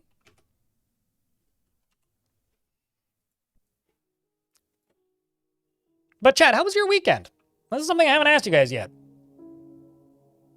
5th month, woo. Whoa! Orc with bow. Thank you very much for the 4th month. Appreciate you, mate. My question, what is directly above this? Like maybe around here. Because maybe it would be faster.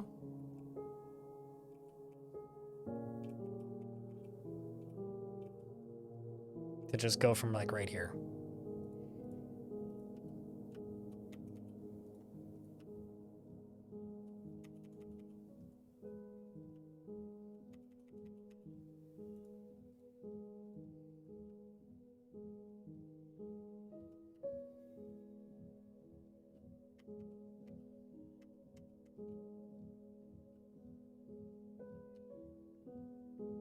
I'm wondering if this is worth it. Nah, let's just not worry about it.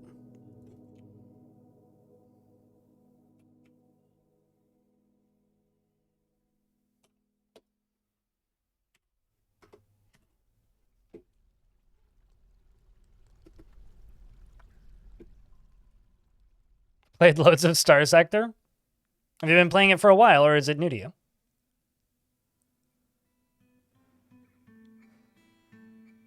Stormwolf the second. First one was way back at the beginning of the fort. Yeah, that's fine. It's been out for quite some time. Totally. What kind of dwarf would you like Stormwolf the sequel to be?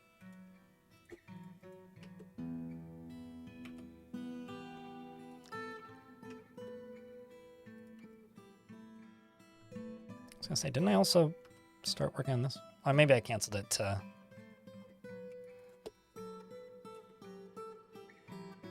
move stuff. Good weekend, no complaints. Good to hear.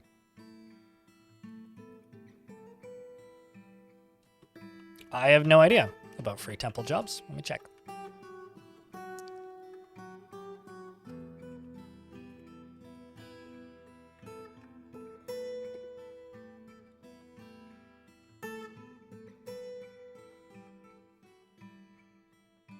There's a Holy Gorge available at the Bright Chapel. Who looks good to you?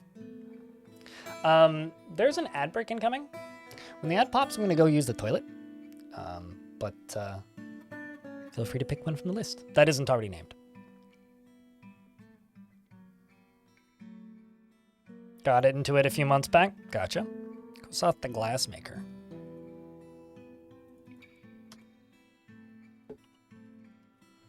This will be your dwarf.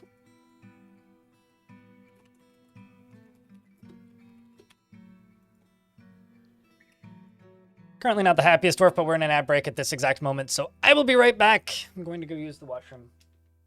If I could get around to beers, that'd be coolio.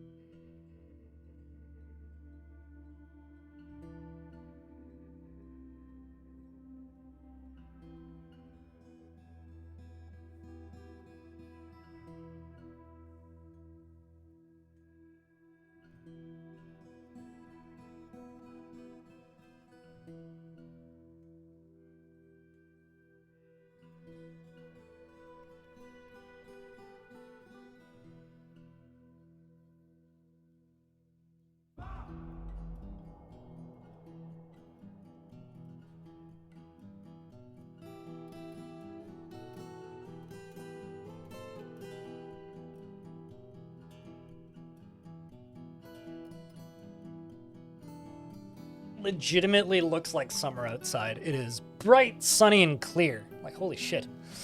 Okay, so this dwarf, Stormwolf the second, shot splat. Shot plate, not shot splat. Looks like shot splat when I look at it quickly. Is very ambitious and always looking for a way to better her situation. She doesn't generally think before acting, and she has a great trouble mastering fear when confronted by danger.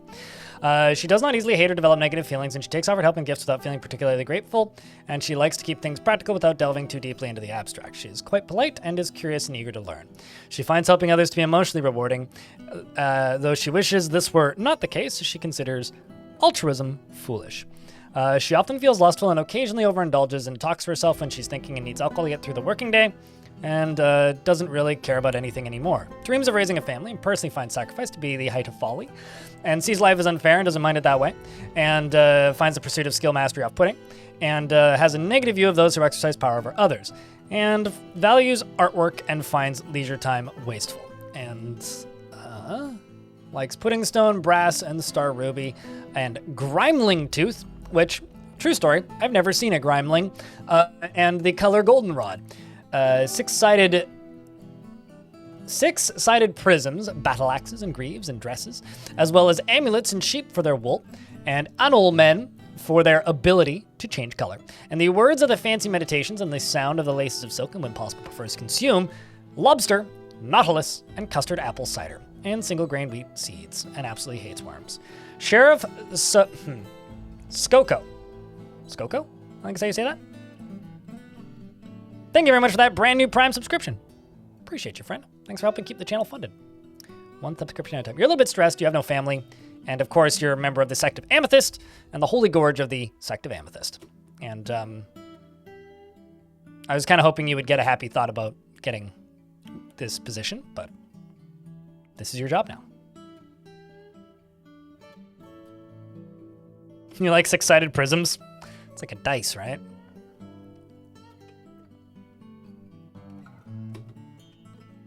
We checked for heat. What devil is this? Oh, well, thankfully you dodged it.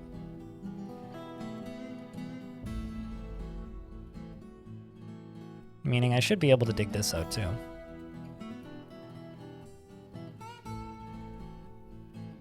We're gonna let this lava out here, which is probably just gonna turn this into obsidian.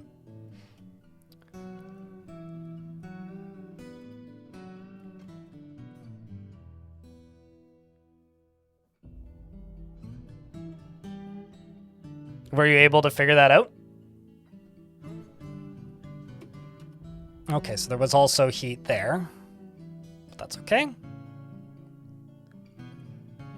That's been dealt with. This should also be safe to dig through.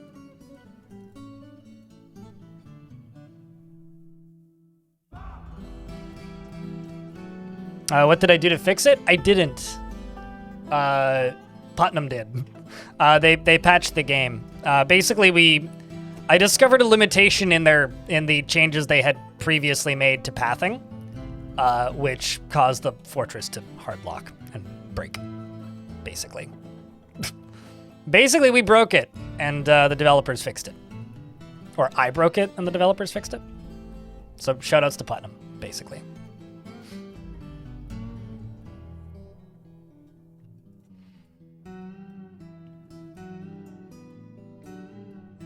I have a question. Whose decision was it to make 20 the bad or the good number in tabletop and 1 to be the bad number? Like, when did we decide that 100% is the good one and 1% is the bad one? When did that happen? I wonder about this sometimes.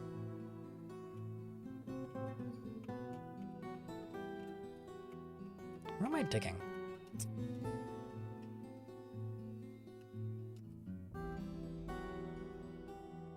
Oh, this is where my storage is. Okay, I was like super confused for a second. I was like, where the fuck am I? You ever just get lost in your own game chat? Because this keeps happening. This right here was me trying to find another spire and I couldn't, so I gave up.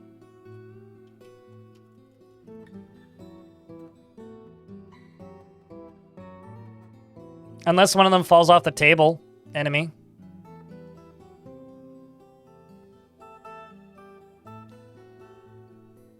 Gary Gygax? Or Gyax, or however you say his last name.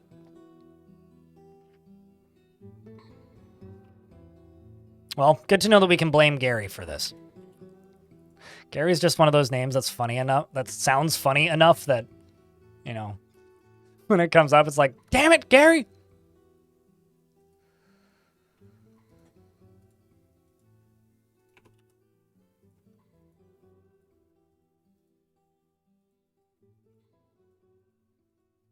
I'm just going to slowly fill this in.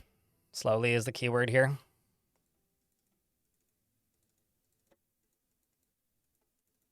I originally, a while ago, queued up literally like every single hallway with floors, and it very quickly was like, yeah, this is a bad idea, so let's do this much slower.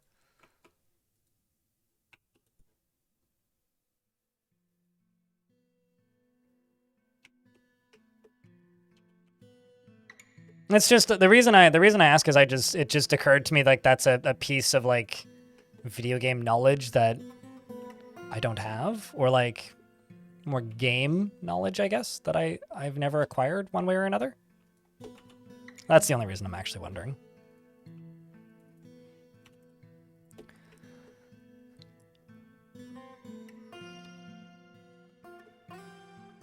You try to roll low unless you're rolling damage. Oh, okay. Well, I guess that kind of makes sense. Bigger number equal more damage modifier, so. Okay, so where's that B stat?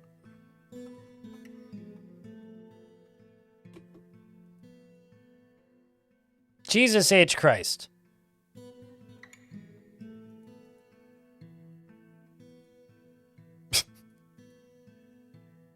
Right, this is the gigantic three-eyed cobra. I completely forgot about you. I could see if I could catch them.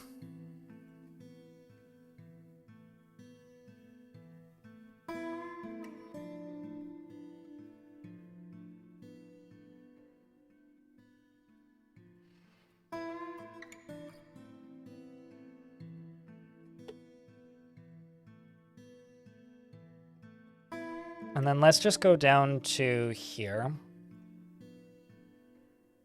Just add all of this to In Fortress.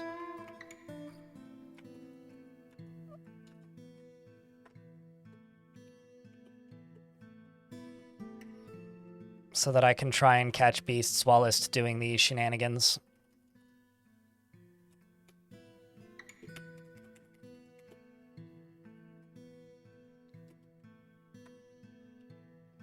Let's also check this. Okay, so my general still needs a bunch of racks and stuff, but seems to be happier-ish.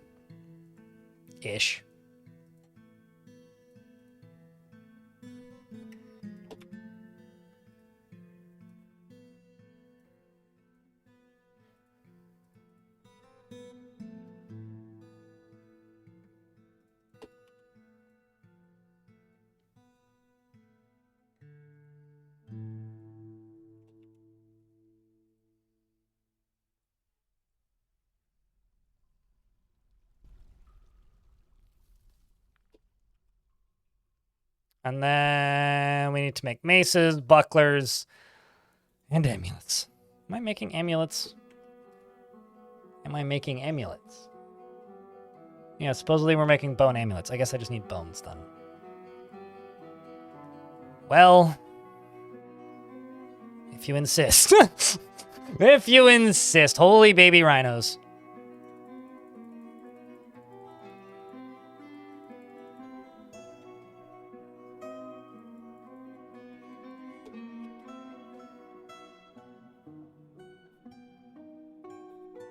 Well, NetHack was a D&D simulator, right? So, like, NetHack wouldn't exist without tabletop. So I've just kind of always assumed that tabletop predates NetHack's ideas in almost every way. But also, I'm not the biggest tabletop person, so I don't actually know.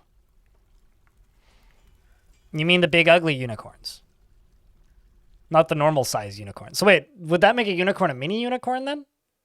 Because Rhino bigger than horse, and I've just kind of always presumed that unicorns are like either donkey or horse size. Like either horse or small horse, kind of depending on the universe. Well, Rogue was originally like a tabletop role-playing simulator, right? Like it was supposed to be like a mini dungeon from a tabletop game. And since NetHack is, in a lot of ways, just big fancy Rogue. Big fancy Rogue! Sounds way funnier than it is to me, for some reason. There's definitely lava behind that right there.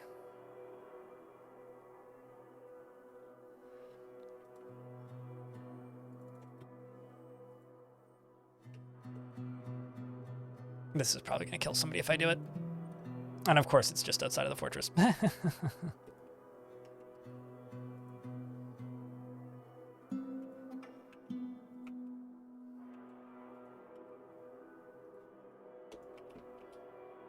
Kuratoro, you used to be rich. Congrats.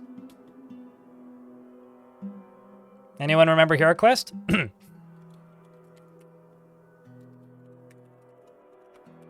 Hero Quest is the best game ever made, and anyone who says otherwise is wrong.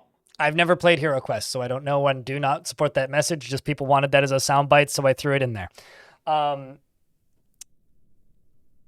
You did the F thing. You went to Savannah. You went for a Savannah Titan, prepared 50 steel bolts, lots of fun, tended injuries, and 3 fun. I went to test the target. That size approached the Titan, and it's not. Were you playing adventure mode or fortress mode?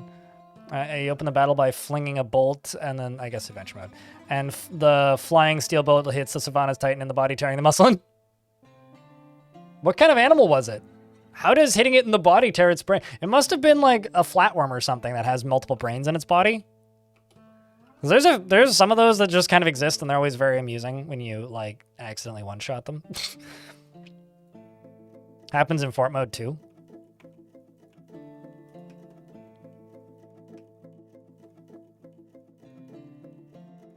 The best thing about Hero Quest is that video about Hero Quest. That wouldn't surprise me very much. That's funny though, just as a concept. Crypt Plotlin at Quap Mob 4 Crypt Plotlin. Is that you thanking them for gifting you a sub? I'm guessing. Diamond? Regardless, thanks for the 46th month and for sticking around.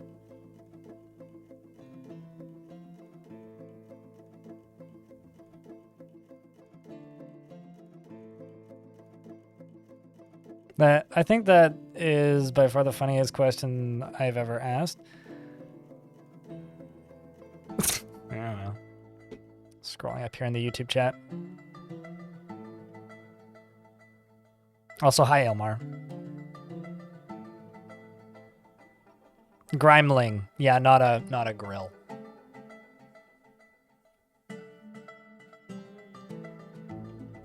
But I want to say Grimeling's a vermin in Dwarf Fortress. It's like an evil zone vermin.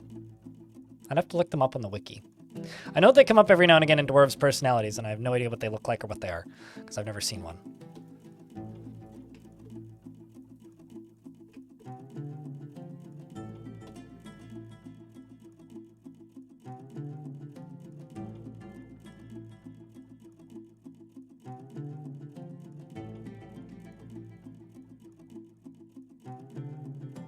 And then the other thing I need to do is I need to go over to here and just say encrust furniture with cut gems and cut gems. Please and thank you. It's time to do that again. It's a very damaged sock. I'm just going to throw that out.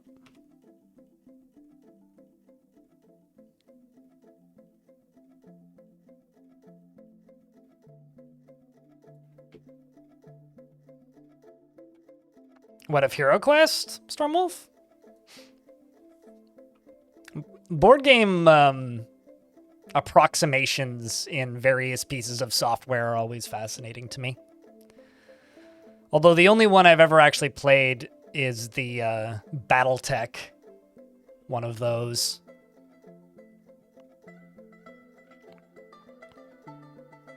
Although I do always kind of question the legality of those things. I know that, like, the workshop for Tabletop Simulator has run into some problems with that. It's one thing if the game's, like, old and out of print, but...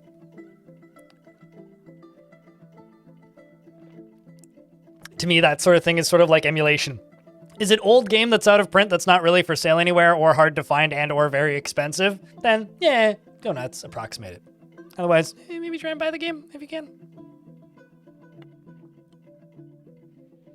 Battletech is a fun time. Battletech is a fun time, but there's way too much math and about 200 more dice than I'm willing to carry around, I guess. I really like them in theory. In practice, I generally don't like them as much as I do in theory. Creed. Also, hi, Creed. Hope you're doing well.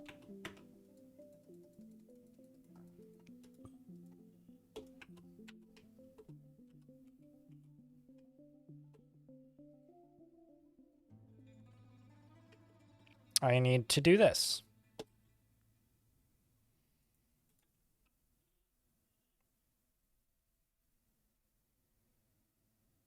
You are W. You are weird. What does URW stand for? I feel like I should know this, but I don't.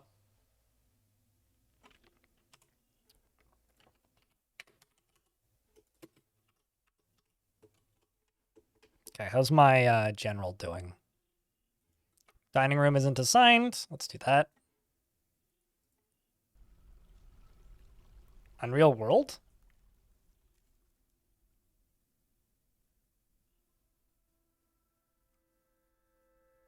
Why is Unreal World getting emulated? It just runs on modern hardware. What? I don't get. Oh no, General is who I'm supposed to put there. There we go. General now is significantly happier, but wants a grave. It doesn't need to be a fancy grave, so let's just go down to here and give you this one.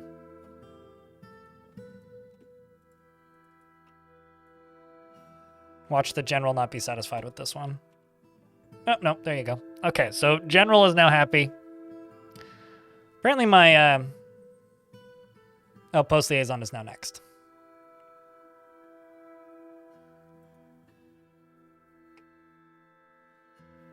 Oh, like running the earlier versions of Unreal World? Oh, that's interesting. I had no idea about that. I mean, it's a... Having had to do this for no clip, try running some of the older versions of Dwarf Fortress sometime, because it's not actually that easy. I think this can be the office for the Outpost Liaison.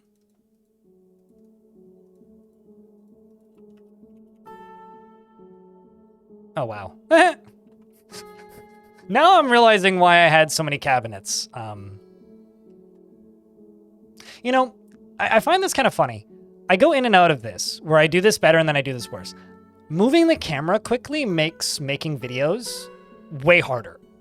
And sometimes I just get fidgety where I move the camera super quickly. It also makes it harder to watch. And right now I'm kind of in one of those points where I'm moving the camera very jittery-like, and I don't know why I do that. Like, I should just move the camera slower. It makes it easier to watch and makes my life easier in 6 months when or if I ever decide to edit something.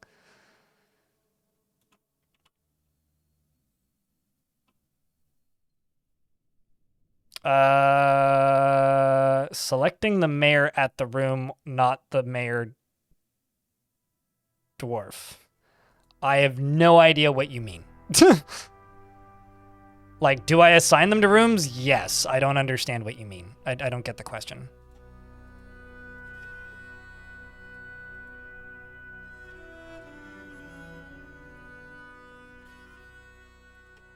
So I beg your pardon?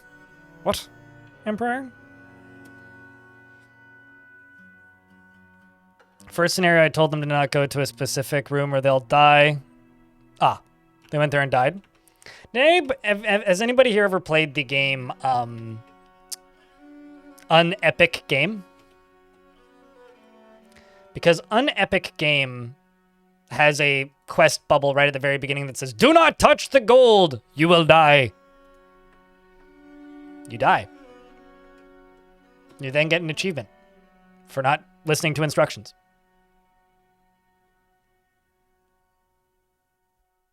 Oh, also, for anybody who's curious, I went and found the video that I watched that made me buy Star Sector. Total Biscuit uploaded it. So, WTF is Starfarer. Yeah. It's like 2012 he uploaded the video and I bought it like 6 months after that or something.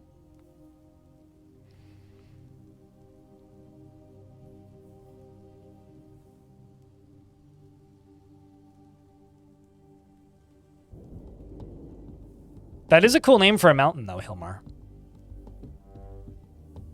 You know, Total Biscuit lives for rent-free in my brain because just about every day I stream, I see this emote. That's Total Biscuit's face, right? So, John Bain is very... It's kind of a constant, I guess. At least for me, it'll be almost impossible to forget the guy because of that.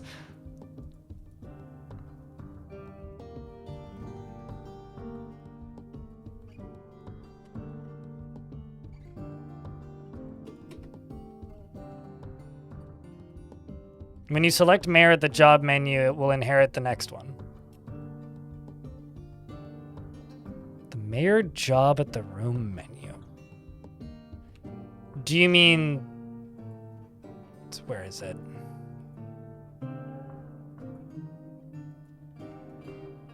I feel like you know something I don't know. What? The room? The mayor job at the room menu? Also, who the heck is this peasant in this bedroom? Oh, right, yeah, because my Baron died. Oh, shit, because my Baron died, I could just put the outpost liaison here. But yeah, I have no idea what you're talking about. I also keep hitting all the wrong buttons.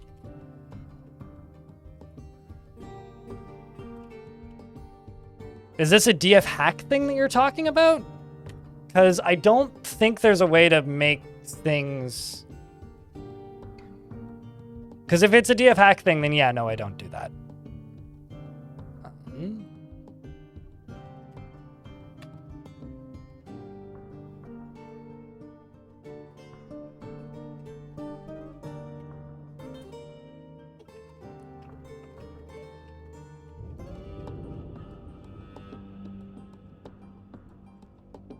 It's actually kind of convenient.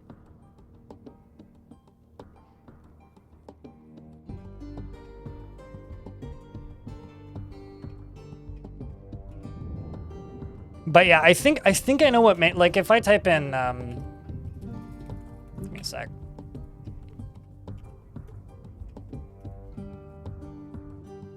Yeah, no, this menu, this is a DF hack menu. Like this is a DF hack automation tool. If this is what you're talking about, yeah, I don't do that.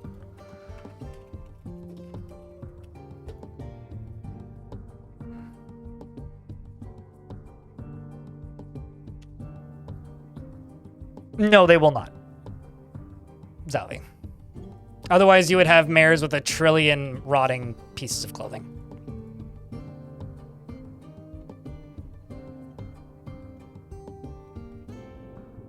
Hitting all the wrong buttons. Pressing bad buttons. I'm here for it.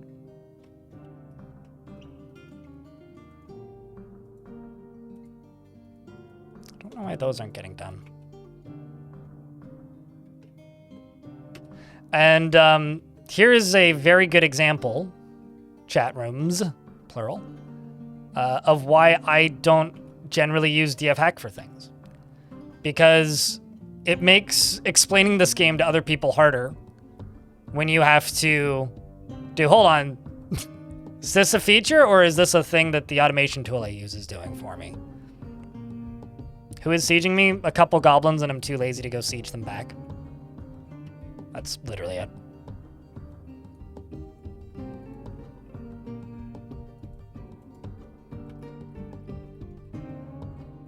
Or not siege them back. I'm too lazy to deal with them. I'll deal with them in like a season if they don't go away.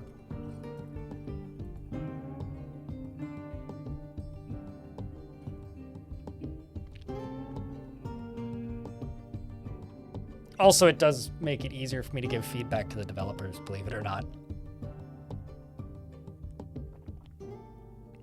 Use DF hack to do ridiculous things. I mean, use DF hack for whatever you want, but like Etten as a squad, yeah, that stuff's fun. Make own is a very fun command.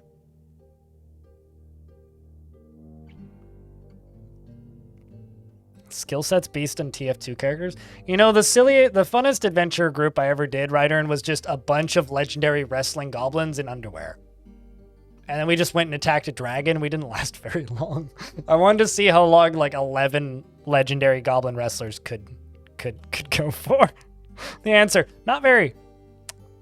Very short, actually. They died really quick. So much smoke. Well, at the very least, only 2 of them caught fire. We can fix this pretty easily.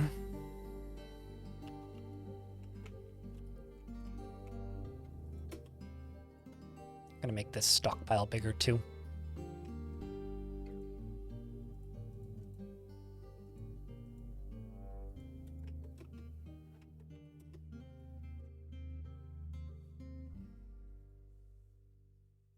I'm going to put some more gem cutter shops up here. Oops, that's the wrong button.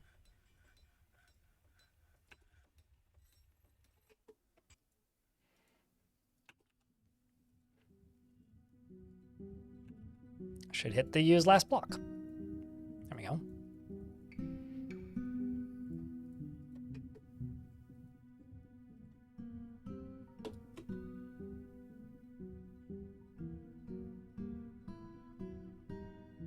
Ran into the field and got skewered. Did somebody rocket jump off of a ledge?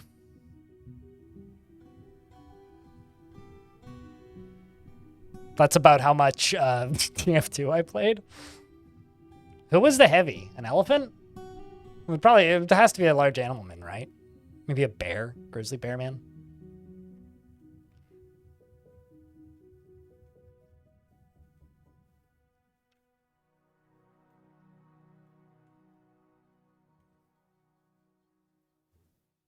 Okay, let's jump back down here.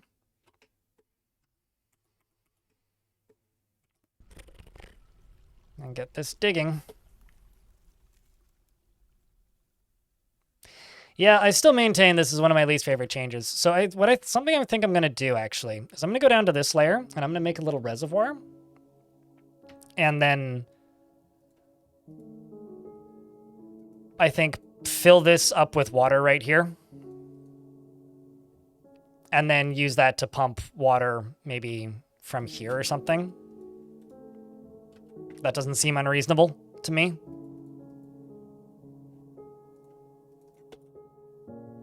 But we're in an ad break, so I will pause. You made him a grizzly bear because you know Russia? Is he Russian? I guess, yeah, his accent is kind of Russian.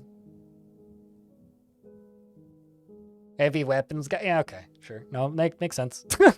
Can you tell that I've played a lot of TF2? That's a very large amount of TF2. Yep. Definitely. Absolutely. Tons of TF2. I live for TF2. In fact, I thought about TF2 today for the first time in since the last time you brought it up in chat.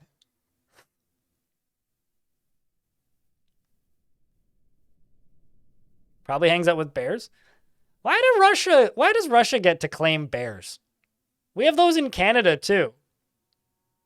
Probably just as many, in fact. Speaking of bears, did you guys hear about the Russian beluga that appeared and then showed up dead? That would play fetch? Did we wrestle them? I'm sure a Canadian was dumb enough to wrestle a bear. Do you have cocaine bears? You know, fun fact, I watched that movie, Cocaine Bear, and it was very nostalgic for me because those kids just being numbskulls in the forest just reminded me of my childhood. Like, that was a very, like, cozy movie for me. So I was like, oh, this looks like where I used to live. Oh, this is really cool. I like this. Genuinely, Cocaine Bear was like a feel-good, like, nostalgic movie for me. Also, that movie was really funny. And I mean that. That movie was a lot of fun.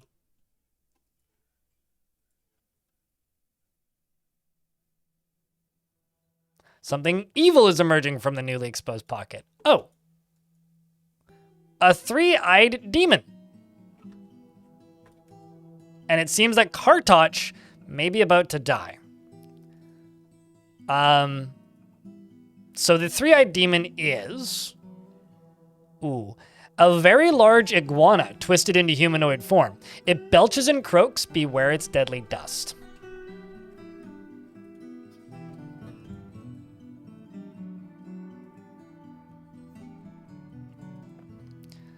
Scratches the dwarf in the cloak.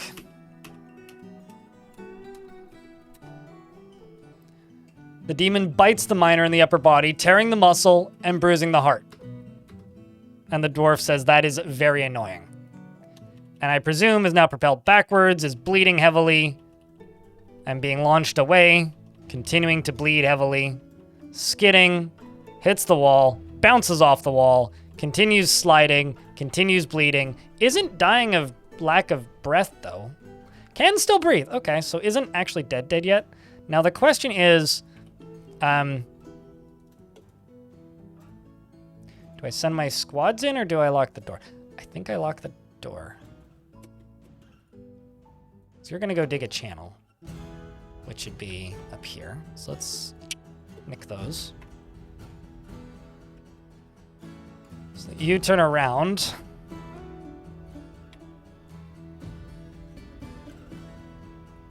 I was lethally wounded. That is very annoying. Truth, yes.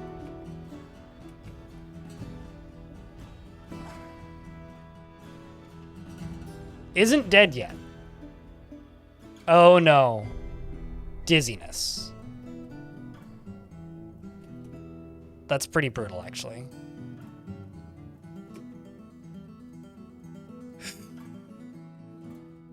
Oh, he's not gonna make it back out. That's the thing. He's gonna get killed.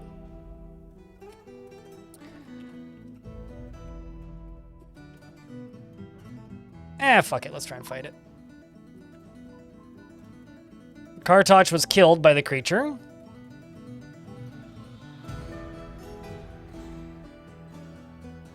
The creature strangled him.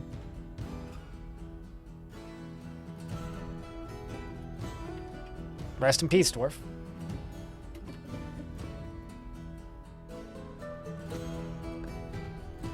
So now the question is, where are my marks dwarves? Very far away still. So maybe the correct way to do this is to actually go up to here and meet them in the middle.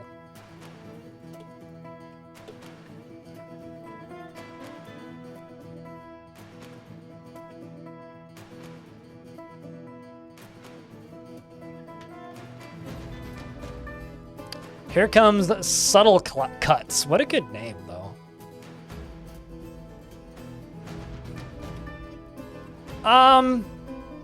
Okay, so you know how Forgotten Beasts vary extremely wildly in their threat levels? Same with demons. It depends on the material, how big they are, what their abilities are, what they're made out of. I know I kind of said that twice. The kind of creature they are, the god that they follow. So it's everybody's least favorite response, which is, it depends. I've got a legendary Spearmaster here with a steel spear fighting it. I do see blood. Spearmaster stabs it in the upper arm, chipping the bone. Managed to lodge it in the wound twice. Where did it go? Oh, okay, it's on top of him. It is bleeding heavily.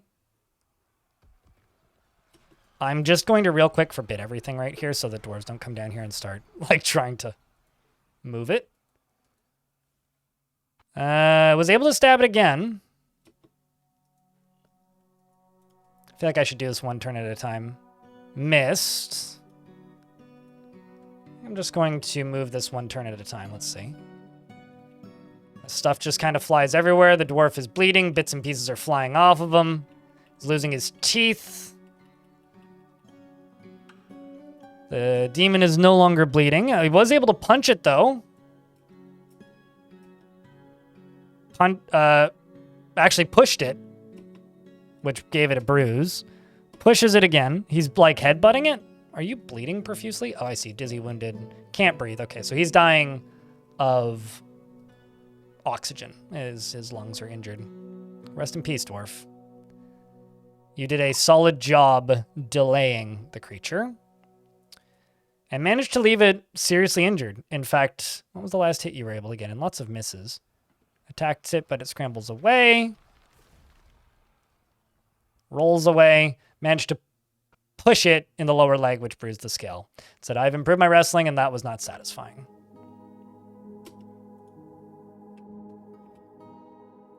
Run away, Diggle. Okay, there's bioactive. Oh no. Sweet, the squads are in fact already. I'm going to tell them to go station there behind it. And now we watch the creature charge directly towards my military and bioactive. No! Bioactive, why? Bioactive, please. You just joined the military. You grew up in this fort. I'm going to miss you greatly. Heavy bleeding. Hang in there, dwarf. Bolts are flying. Maybe too late. It may be too late. Bioactive here, who's probably my newest military, says, I've improved my wrestling, and that was satisfying. Chat, can I get a round of beers as a goodbye to bioactive? The creature has bioactive's neck in its teeth, and I think just got hit by 2 bolts. Yep. Got hit, one in the lower body and one in the upper body. And is bleeding profusely and seriously injured. Gets hit by another one, is now bleeding. 2 more come flying at him. He bounces himself backwards with his dust. Another bolt comes flying at him, but his dust is allowing him to dodge all of them. And charges towards the dwarves, and the dwarves are now fighting, and some of them are airbound, and creature's bleeding very profusely. I don't think it's going to live too much longer here, although we'll see. Dwarves are kind of juggling it and slowly becoming dizzy. Its guts are now spilled and bleeding everywhere, and hopefully it falls now. Now let's see if these dwarves can get over this dizziness. Because if they can't, that's going to suck.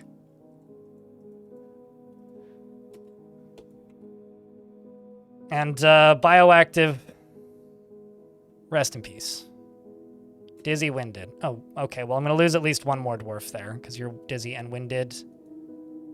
You're also dizzy and cannot breathe. Are you dizzy and cannot breathe? Uh-oh. So, every single one of these soldiers is about to die.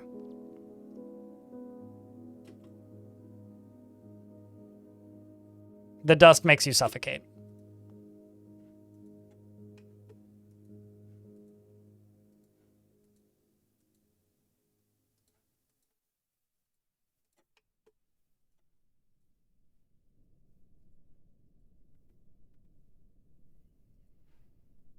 Flame Thief is dead. Ivara is dead.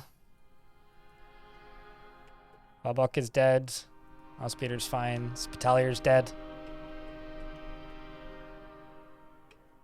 No, it's not like the Glacier Fort all over again, because there's no snow for it to reinfect everybody.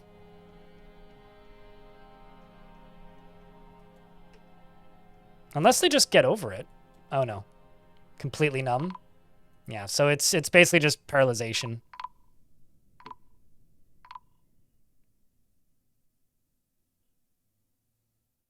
That is one of the worst, yeah.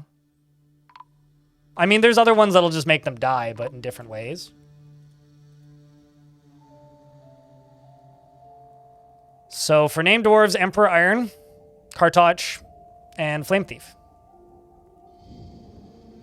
And bioactive.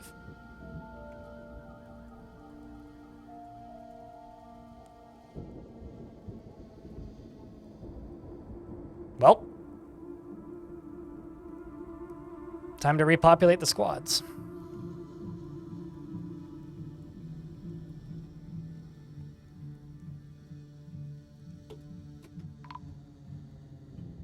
And Zephon. And Spitalier.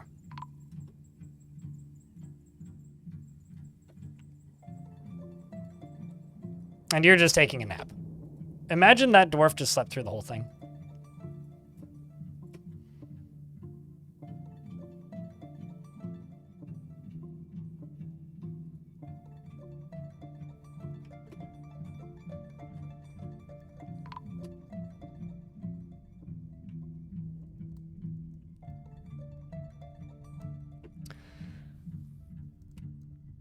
All right, well,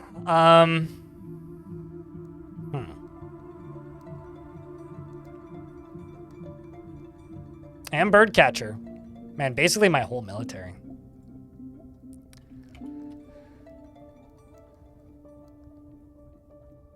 Would have made a fine beast to set against the demons. They might not have been affected by it, because they don't need air. The dizziness may have affected them, but I'm not positive that anything else would have.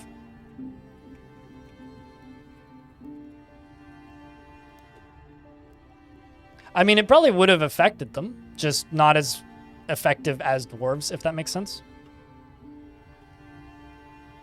Let's go here. I'm gonna start making a new series of tombs. These are gonna be the next generation of tombs, and they are going to hang out in and around the arena. That is a bad spot to put that.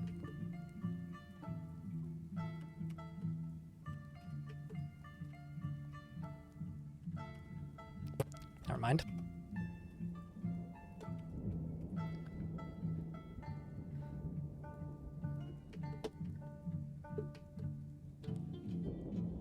Glad you didn't ask for military dwarf. I mean, this is what I always tell people. It's like, if you want a military dwarf, expect your dwarf to not last very long.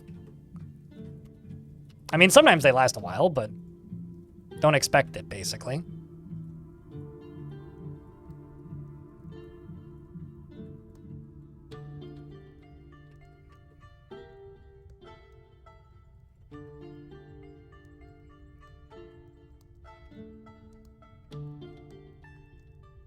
Saved by nap time, pretty much. Saved by the snooze.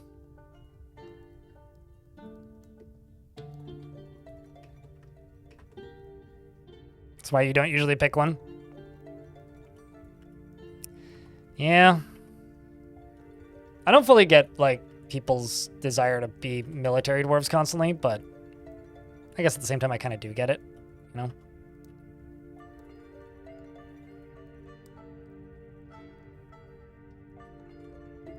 It's like high-stakes gambling, you know?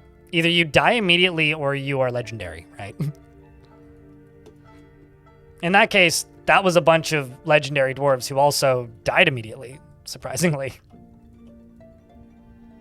Oopsies.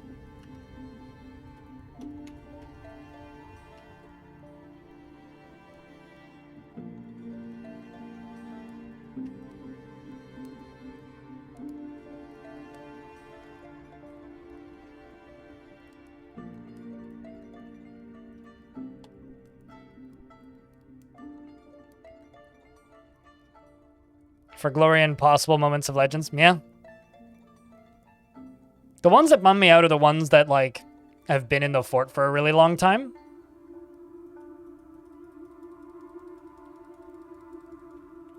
We're gonna have a lot of rebuilding to do, though.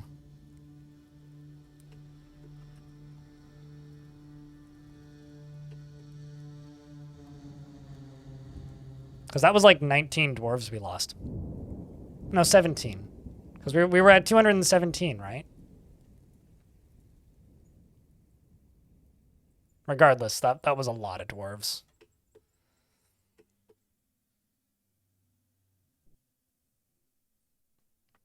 I mean, I'm actually kind of surprised. We've had a queen, a king consort, a general, and multiple other nobles available for quite some time, and nobody's snagged them. I do actually find that kind of impressive.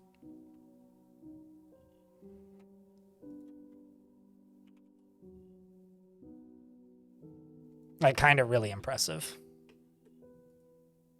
Speaking of, Lanix is now the queen. All right, Queenie Lanix.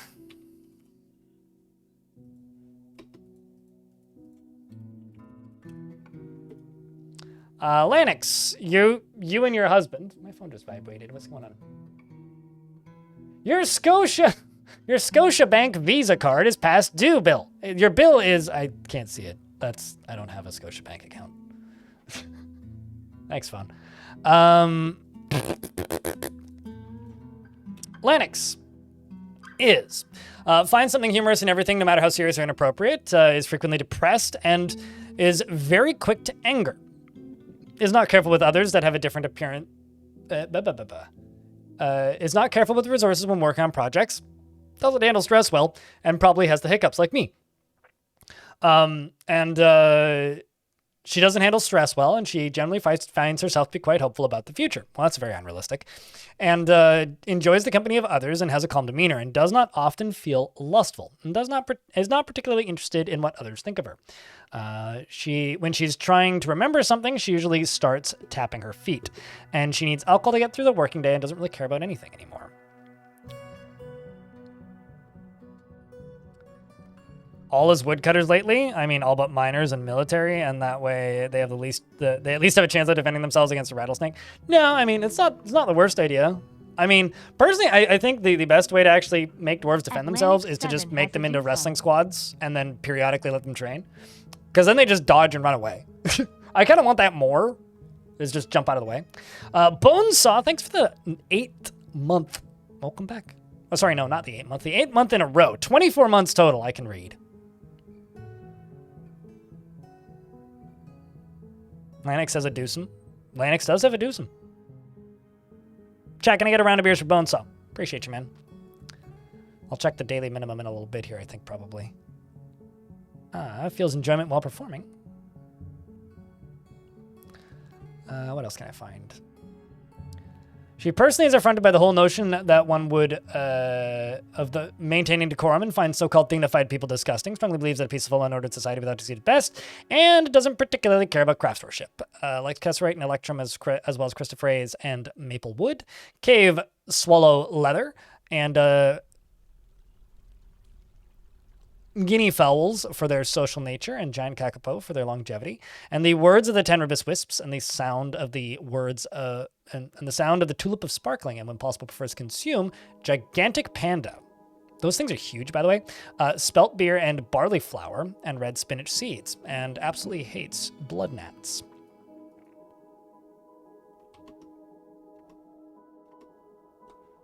Also, I have to say a real quick thank you to the 70 of you watching on the YouTube, although don't forget to leave a like on the stream, and for the 211 here on Twitch. And we're actually not that far away. Getting a couple resubs today.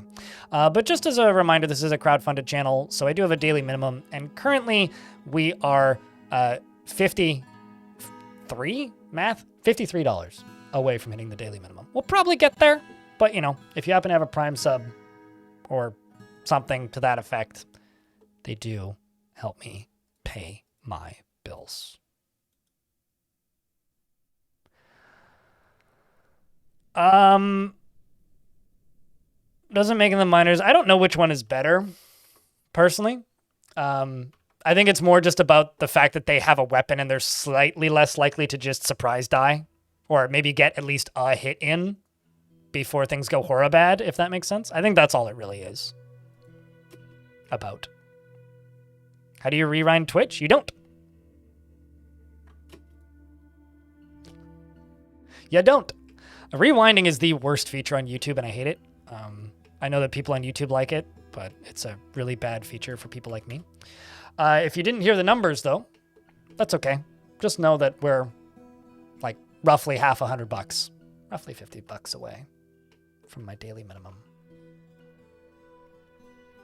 Which is just, if I stream for 8 hours, then I've made what I used to make back when I made minimum wage, and minimum wage is more than that now.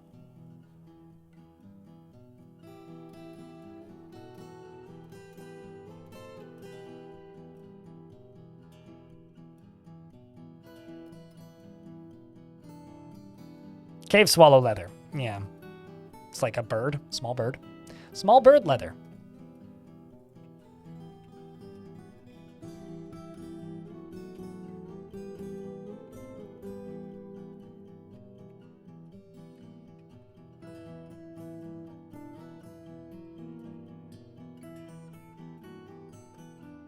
And then now that we've done that, I need to make sure that got a few more I need to make. Let's just go down to ooh.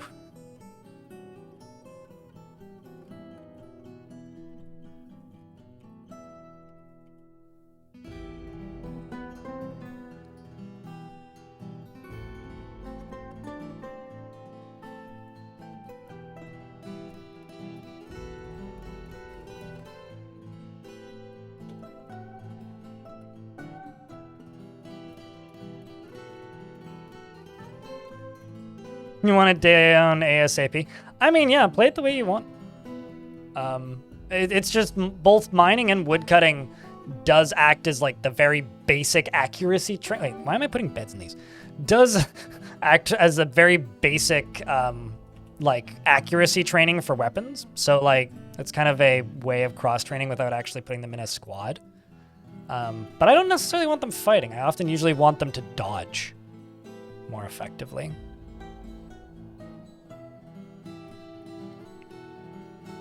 I mean, that's not necessarily what it means, Sai the Lucy in YouTube chat who says bro doesn't know what live means. The reason rewinding in YouTube streams is a bad feature for people like me is I like to talk to chat. And so I can presume that the view count of people who are watching live right now. But like, if you are watching live, but rewound 15 minutes, then you're not. Which is why YouTube chat is always way quieter than Twitch chat for the view count. So if you have like 300 people watching on YouTube, there's a pretty good chance that only about half of them are actually watching live. Which is really bad for people like me who run a channel entirely around talking to the chat.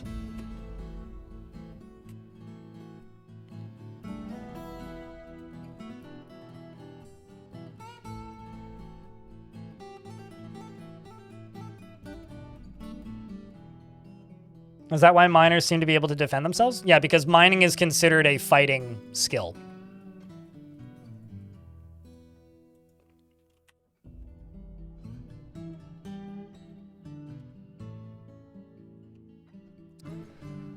Holy tombs. Look at all those. Brutal, man.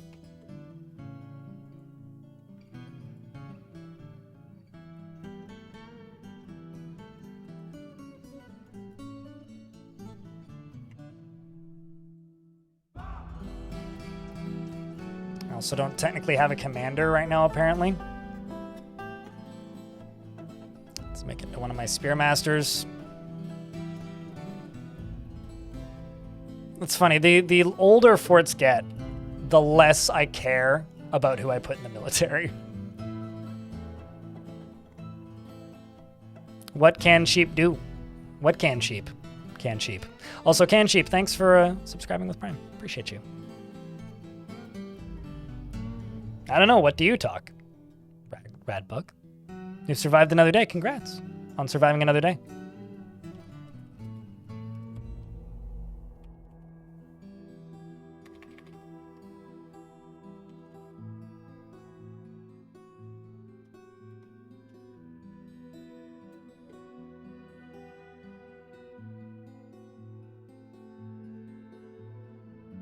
Right. Same. To be honest. Relatable, Radbug.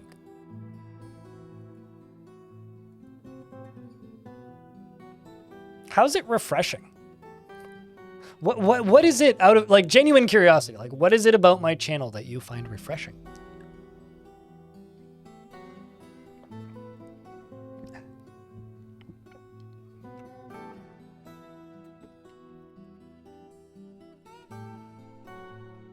Oof, so many bodies.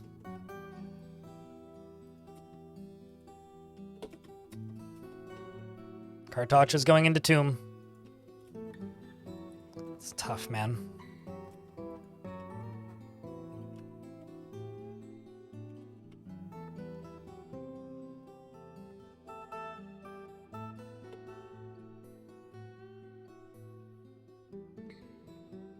Well, I'll tell you this. I've gotten 2 petty unfollows today because of me speaking my mind, but I guess appreciate that. I'm glad some people like it.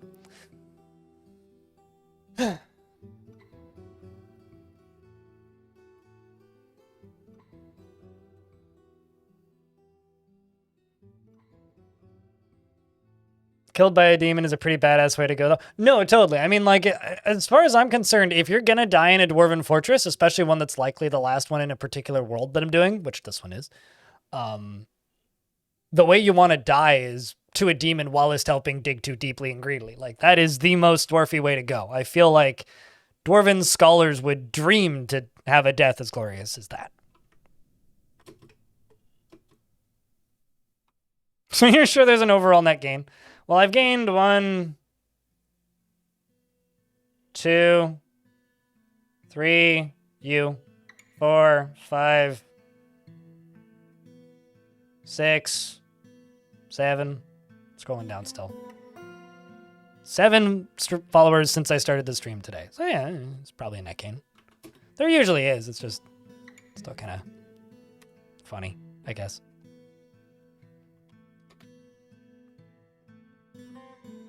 Scared to death by a ghost? I don't know about that.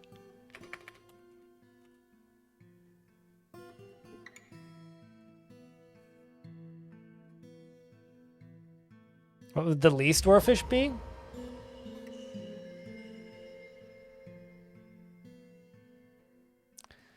Chat, what is the least cool way to die in Dwarf Fort? Probably getting killed in your sleep by something. Maybe dying to a child? Like, rather, what would be a way... What is the most way to die in Dwarf Fortress that would make your that dwarf's, like, future relatives go, ha! Did you hear the one about how Eurist tripped and fell into a puddle? Or something? Falling? Also, we've got a clother shop that's been claimed for an artifact. Oh boy. Oh boy. It's Obok's arm.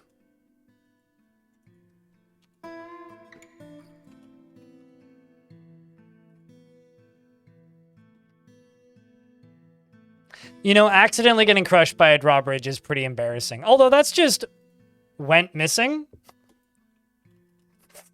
For whatever that's worth. That literally is just went missing is like the death cause, according to the game. True, getting hit by a minecart's pretty embarrassing. The worst way to die in Dwarf Fortress for a dwarf that would get you made fun of for years, and this is right when an ad break started, so half of chat ain't gonna see me, would be walling yourself into a room by accident and then the player not noticing.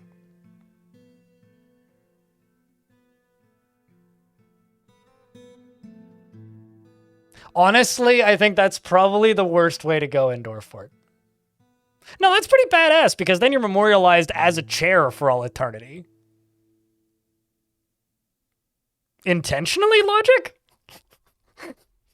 Why? What'd your manager do? You manually select your manager. That's a critical noble. You need a... You need a manager. What?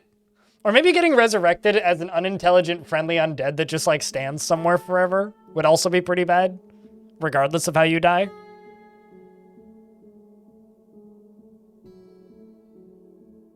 Failing an artifact would also be pretty bad, I think.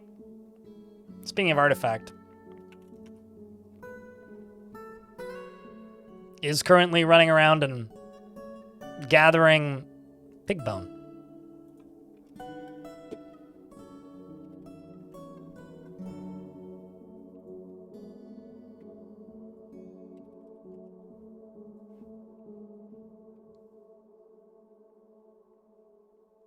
To a cavy boar. I don't think I've ever seen somebody die to a cavy boar.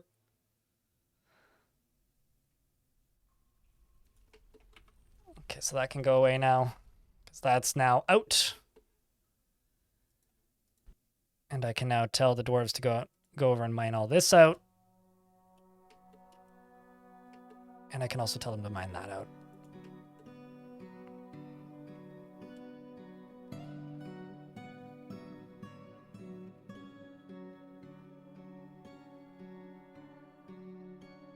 So I guess like getting hit by a constructed build, basically not getting stabbed to death by your foes is a bad way to go in Dwarf Fortress, is what we are determining. The worst way to go in Dwarf Fortress is to die because of unfortunate circumstance due to construction incompetence. Construction incompetence is the worst way to go in Dwarf Fort. Today was interesting. How so? That's something that I will never get used to. Like, our planet's a ball, and people have different times of day in the world. And, like, it's 1 p.m. My day's kind of still getting started in a lot of ways. And people popping in, it's like, today was interesting. Was? What do you mean, was? I know. For it. Exactly. But how so? You watched someone get arrested. Ow! What'd they do? Do you know? That is interesting, though. I will give you that. You have pics for... Therefore, it did happen. I mean, I don't necessarily need to see the pictures, but, like, what happened? I'm sure you can post them on Discord. Forgotten Beast Lene has come. A huge one-eyed oxpecker. It is a bird. It has large mandibles, and it undulates rhythmically. Its feathers... God, why do I have hiccups?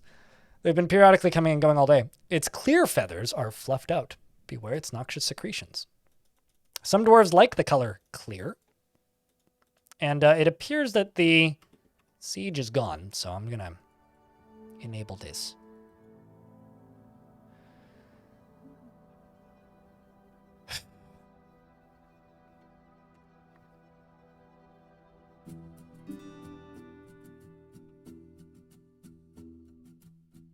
So far, a few things.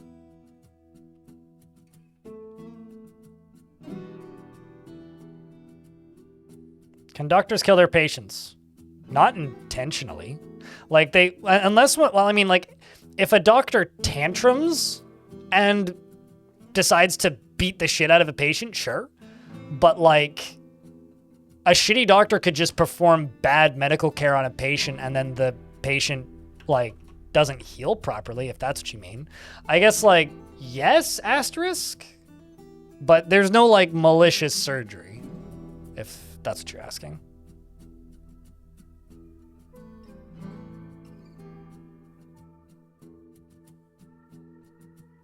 Yeah, I mean, like, they could just be a shitty surgeon and they die of infections.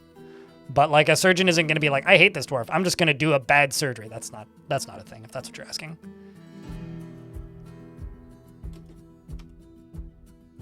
Sure, I mean, like, if they have a really bad infection and you have no soap in your fort, that could absolutely happen. Okay, so I do have this guy here. So what I'm going to do is I'm going to leave the dwarves in the fortress. I'm going to go here and just double check that we're good to go. Which we are. And we are.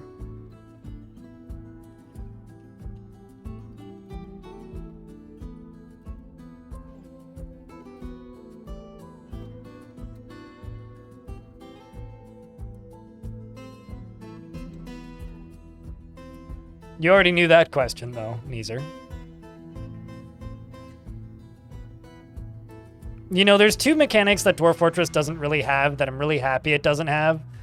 Medical negligence, I'm adding to the list. The other one is diseases. I'm really happy Dwarf Fortress doesn't have infectious diseases because having to deal with cascading Forgotten Beast dust before, it's not fun to play. It's not. It really isn't.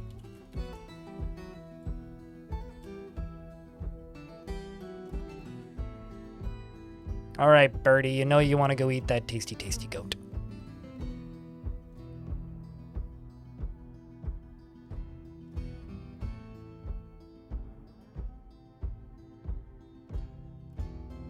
Being rained on to death? That's not a way to die, though. If your dwarves are, like, dying of stress due to rain, you're the problem, not the rain. At this point. The way the game's been rebalanced. I'm gonna move chat up slightly, see how that looks. Just so that's not covering the buttons.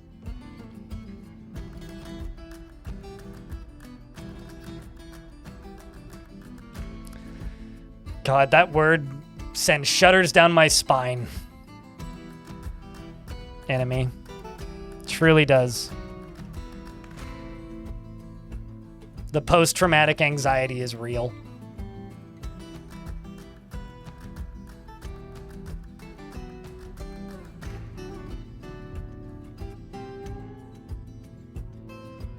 Wow, that goat just got wrecked. FB22. And then FB23. Maybe I'm getting a little ahead of myself. One of these days, one of these is just going to rip these doors off.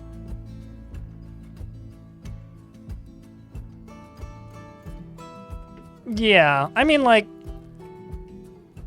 the stupid lake is the one I always like to return to. Because the stupid lake was a terrifying evil biome lake that I played on once. And the stupid lake had this fun trait. This really fun trait. It made every dwarf drowsy and dizzy. It didn't kill them, but if you touched the goo that came out of the lake, you got drowsy and dizzy. And the area that dwarves would wander into the map was right on the beach. So very quickly, the entire beach got covered in this goo that it rained from the stupid lake. And all of my new migrants would walk through it, making it impossible for them to finish crafts because they would keep falling asleep mid-craft.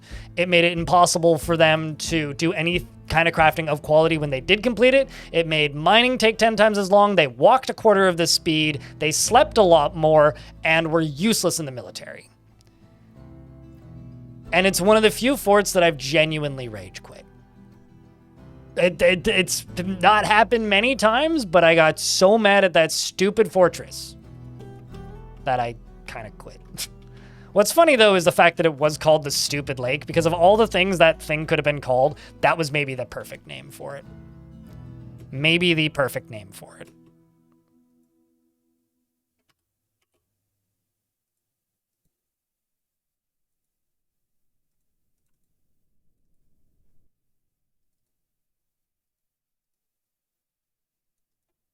Okay, that should clear most of this out. Although I'm kind of worried about the fire. But we'll just pause the game quickly when stuff pops up. Oh yeah, no, it also like basically made the faction unplayable too, because it kept cascading into other parts of the faction. There goes all that lava. Okay, well, I can get rid of these. That one I already need to get rid of now. You, I can't tell what you're going to be now. God damn it. Oh, it's just a mitten. That's fine.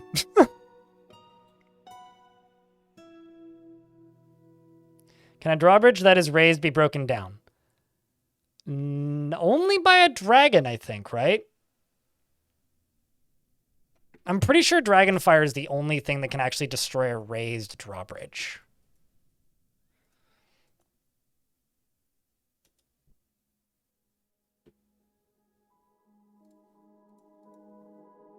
You know, actually, let's just take out all this. Nope, never mind. Can't do that. Forgotten Beast could come in right there.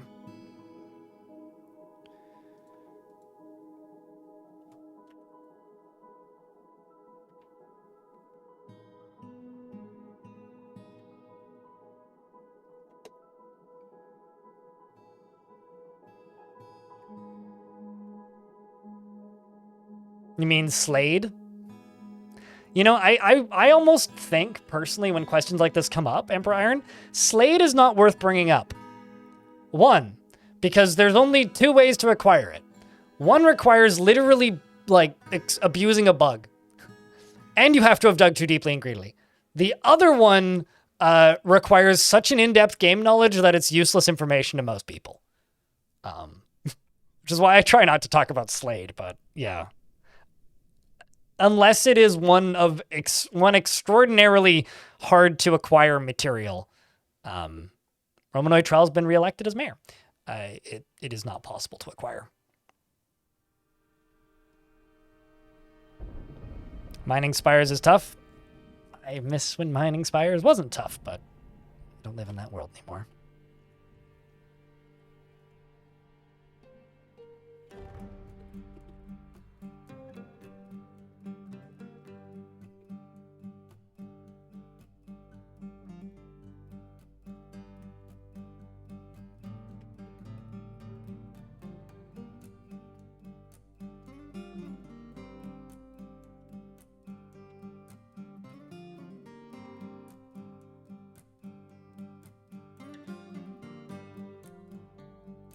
Bum, bum, bum.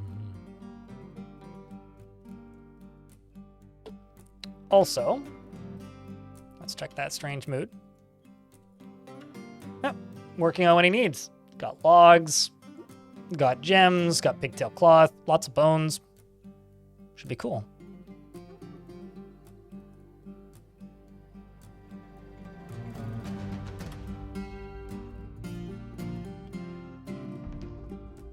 What, to have a successful election campaign? I mean, Trell, have you considered running for mayor in your local town? People seem to like you. You should try it. Might not be a bad idea, in fact.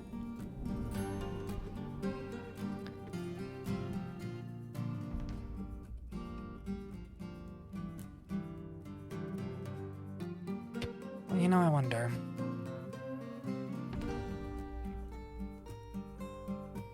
It's a bit of a risk. Actually, why don't I dig this way? Through the diagonal. Because what I might be able to do would be this, this, and then that.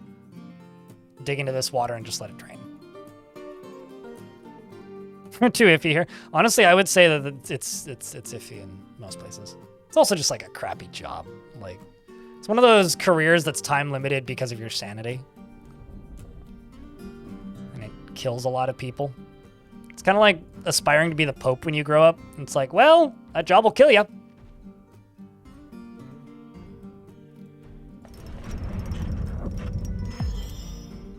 Swaggin, the chief medical dwarf, has created Ego Mungeg, a bulky pigtail head veil, and offers it to the head cave of Clobbering. You know what? You can have it. Where is you?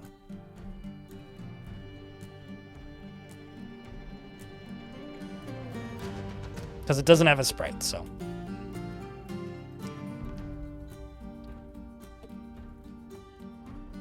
This is a bulky pigtail head veil. All craft store ship is of the highest quality. It is decorated with miss right click and like lose screen. It is decorated with pigtail and tower cap and encircled with bands of pig bone and leather and rectangular dolomite cabochons and goat bone and oval cut adventurines. It is made from pigtail cloth and the thread is midnight blue with dimpled dye. This object menaces with spikes of moss opal. On the item is an image of coffee trees and pigtail.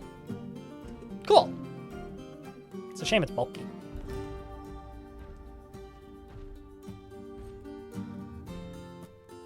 It's the mineral itself, the adamantium alert. It means that it's visible. So it's exposed somewhere, so the dwarves can actually see it.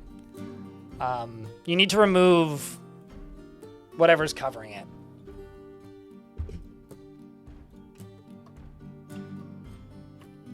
I mean, actually, did the queen pick up that? Let's see.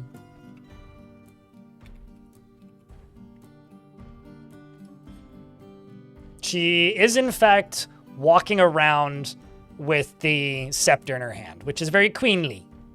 Are we making clothes? I know I got rid of those jobs last time. No, we are not, because I was re-upping on my cloth supply, which apparently I have shit tons of llama wool. All right, well, let's just do yarn. Okay, actually, what's the queen wearing? Chat, remind me of which ones I forget when I do this and inevitably forget. Loincloth, dress, glove, trousers, sock, shoe, mitten, toga, cloak.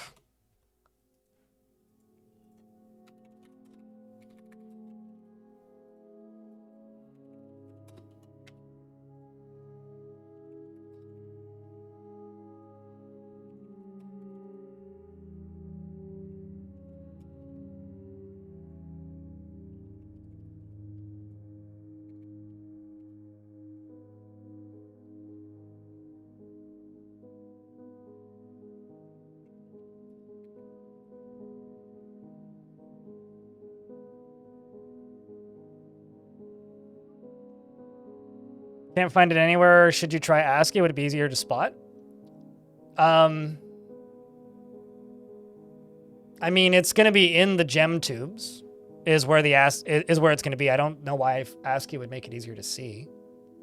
I mean, maybe.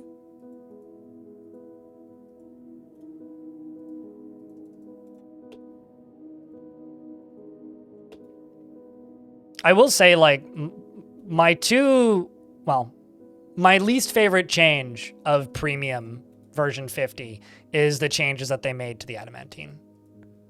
Like, back in the day, it used to just be a mineral with nothing weird in it. Okay, so we've got dress, trousers, toga, mitten, gloves, shoes, sock. What else am I missing? Loincloth.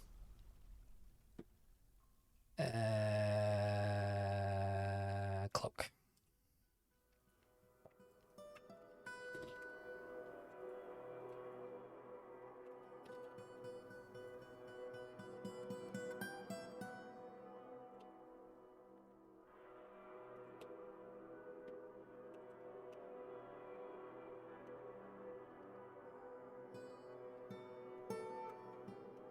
That's 401. I wanted 50.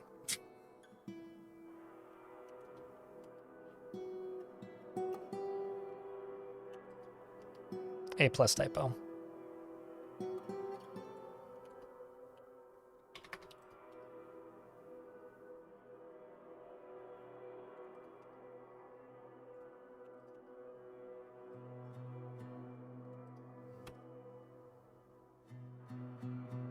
It's not there.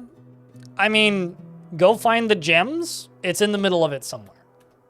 There's probably just one exposed tile, or alternatively, actually what it might be. Just let me jump down here. What it might be is if you go down to the lava sea, and then find it. You sometimes, like, you see how it says obsidian cavern floor with lava on top of it? There could be exposed adamantine on a tile that is covered in lava. Because sometimes it'll be like, oh, there's raw adamantine, praise the miners. Or like here it says magma flow because there's just a magma block underneath it. But see how there it says obsidian cavern floor?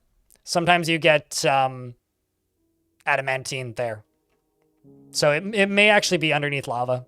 That would be my expectation. Or my bet, rather.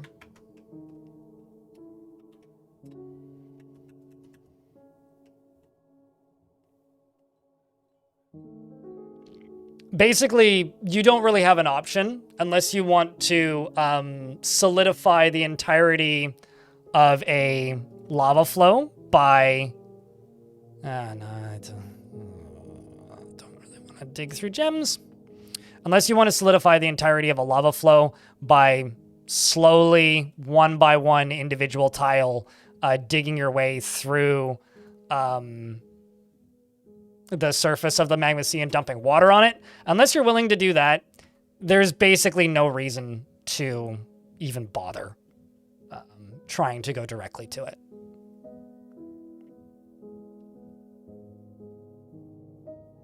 No. The two options you have are what I'm doing, where you build glass above it, is the safe-ish way, number one. There's no real way around them. You're going to have to go through them at some point. The only other thing that you can do is drop layers on stuff from above, which I'm probably never going to make a tutorial out of. Just cave-in stuff.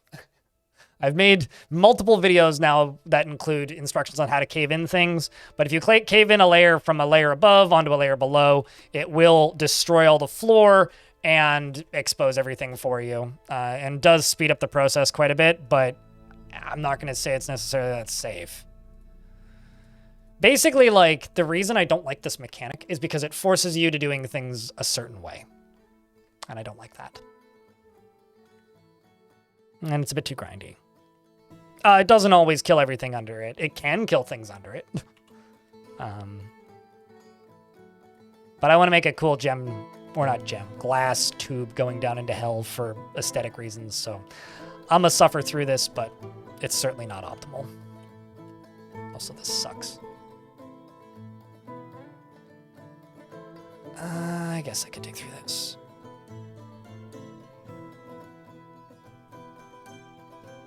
How do I have so much meat? I started this fortress in 365. And I have... Oh, no. Wrong screen. And I have some livestock. I actually have about 5,000 less meat than I've had in the past. Oh, shit! The elves actually made it into the fort. I can't wait for you to yell at me. The king consort meets with muted stance as the head diplomat, Ilku. We are partial to particular trees in the areas surrounding your lands. Although we loathe to spare a single branch to your senseless slaughter, I will ask that you cap your tree fells at 25. Oh, that's perfectly reasonable. Yeah, we can do that. We can part with 57 trees! Wow, they really like me. Thank you, elves.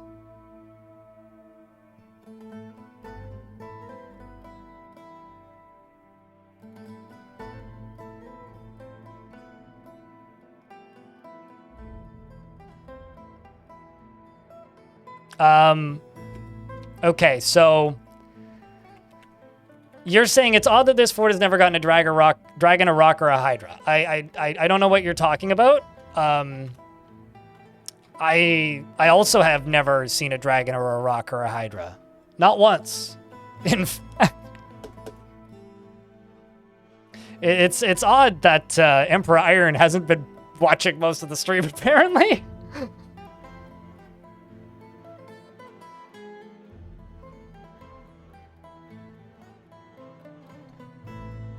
Of a nasty forgotten beast you had one time. There you go.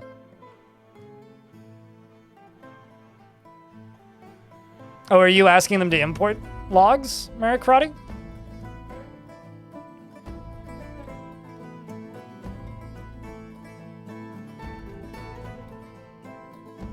I mean, I have 2 rocks. Honestly, the number of titans that we have in this fortress, I'd say is the weirder thing. Because I didn't change the frequency of them spawning, and this is a very large world. So there's probably only like maybe a dozen rocks in the whole world. I don't think that it's surprising we haven't found the kids at all. I don't think that's particularly surprising.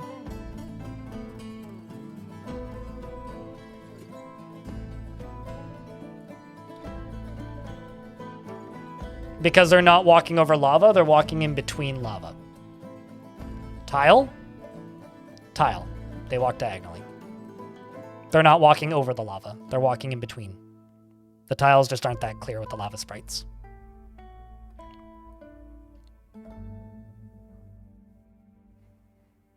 Also, doubling up what Hilmar just said. I actually never liked the blinking gem window animations, Olel, in YouTube chat. I found them very visually distracting in older versions. It was one of the things I never liked, so I was always very careful to make sure that my gems were all the same gem color type. I know you can make some cool animation effects with those, but I never liked it. Wasn't for me.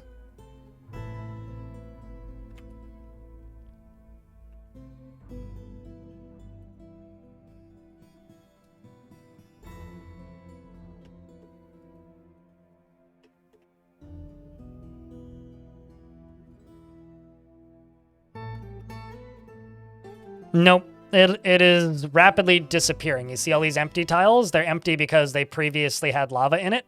Anything that is 1 depth deep will disappear eventually. In the case of lava, it'll cool off.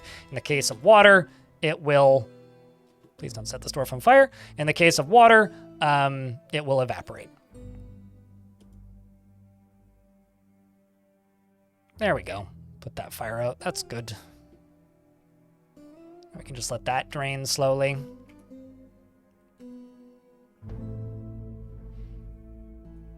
And since the lava is all out of here now, I can just go into here and just dig all this stuff out.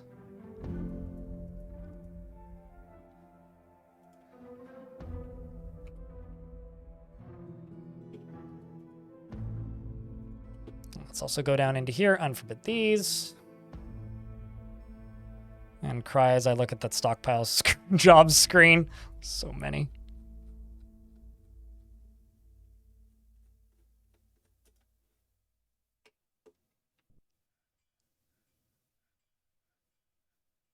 But anything deeper than 1 won't evaporate.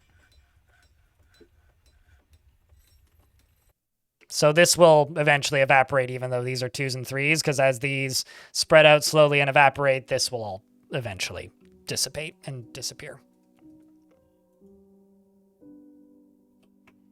And also, I'm going to go up to here and just make a gem stockpile and set it to give to the upper gem stockpile. Just trying to get these diamonds out of here quicker. Why is there a skeleton there? That seems bad. Should probably check on that. Whose skeleton is this? Oh, it's Obok. Do you not have a tomb, Obok?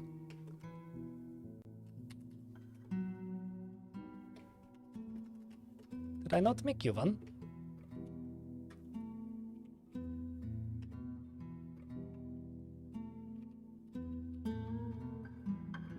I guess you didn't get one somehow.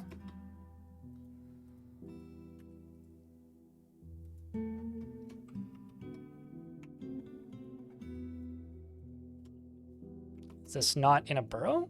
Is that the problem? No, it's in a burrow.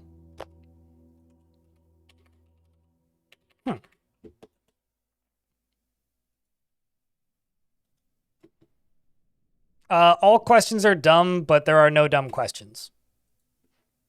As long as it's in earnest, it's not a dumb question.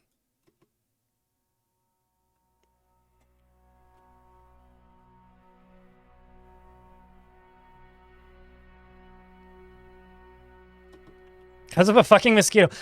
You're unable to sleep when there's a mosquito in your room too? Because I have this problem. It's real bad when I'm camping. That's why I bring earplugs camping, and the joke in my family in the past has been that if my campsite ever gets attacked by a bear, Greg will be the first one to get eaten because he has earplugs in.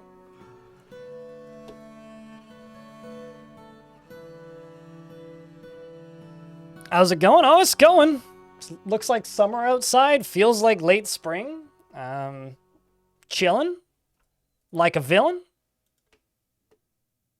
Hanging out. Was messing with Matrix servers over the weekend, which sounds way cooler than it is. Trying to stay awake and keep talkative. Hopefully not doing a terrible job at my job. As you do. We're $25 away, by the way, from the daily minimum. We'll make it. I'm pretty confident on that.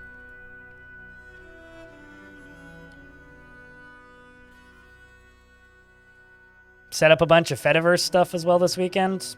No,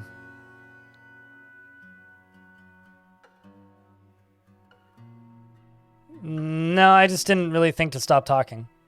But it was just bad timing for when you asked the question. It wasn't really a dumb question. Oh, good news, everybody.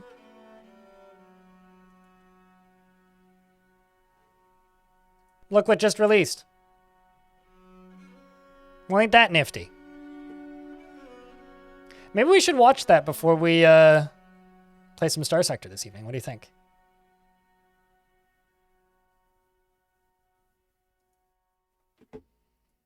The final episode of No Clips documentary's out. Blind React stream. I've watched every single one of the other episodes. Oy vey.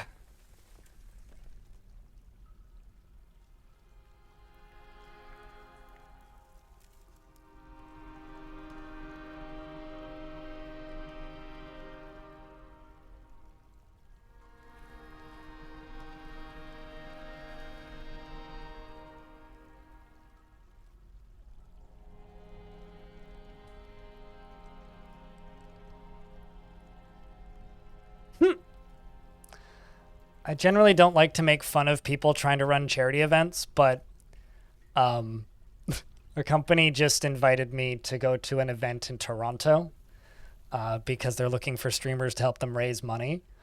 And the only like perk they're providing is a free pass. It's like, you do realize I live like half a continent away, right? I ain't fucking going to an anime convention to go get sick to raise money for a charity I've never heard of. No. No. But yeah, I was kind of thinking, I mean, what time is it right now? it's 140. I was kind of thinking about swapping to Star Sector around 334. So what do you think? We stream Dwarf Fort until 3:30 and then watch the no-clip vid? Stink bugs? Yeah, my old apartment had that problem a bit. Stink bugs are annoying. Not a fan. Not a fan of plant suckers. They hurt my plants. Anything that hurts my plants, I'm not a fan of. So incompetent humans who don't water enough or incompetent humans who water too much also bother me.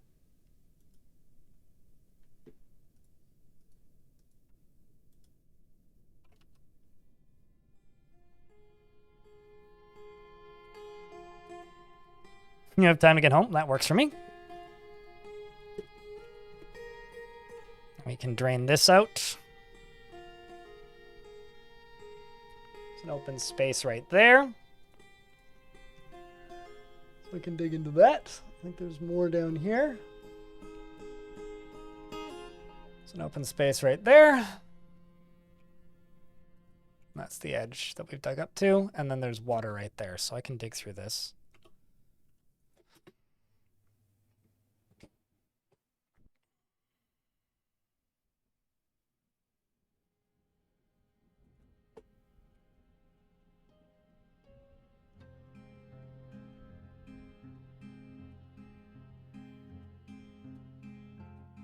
I'm not sure what you were trying to write there, Midnight. Cossack, thank you very much for the 20th month. Welcome back, dude. It's good to see you. Hope that you've been well these fine days. Oh, I was going to dig through that, wasn't I? See, the importance of this is remembering where you're going to dig.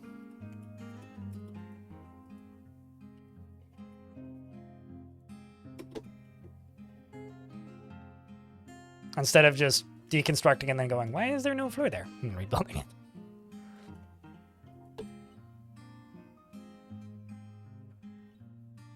Oh, aphids. Okay. I was like, what the heck's an aphids? Sorry, I didn't read through the typo that time. And yes, I agree. Aphids are very annoying. Also kind of gross, too. Like, I guess people who've never dealt with, like, a serious aphid infestation, like, don't realize this, but they're pretty gross looking. Just poop everywhere. Deep within this place, we've uncovered what must be a treasure of the gods. Ooh, 2 of them. A large, sleek, flickering metal right glove and a large, flickering metal left glove. Well, I'll just assign those to the queen so that she gets the happy feels, but I'm not actually going to do anything with them.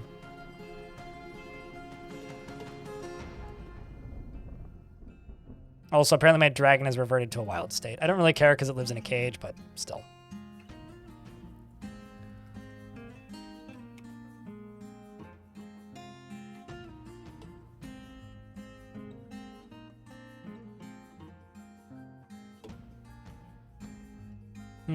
That'll dig into lava.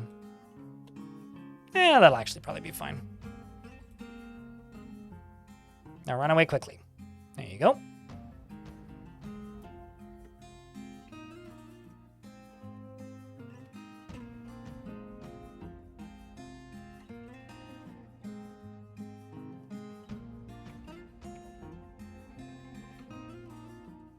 Also, the better, more important news is why is nobody putting that body away?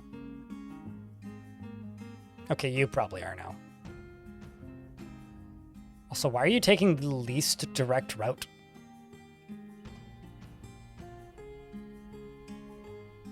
Okay.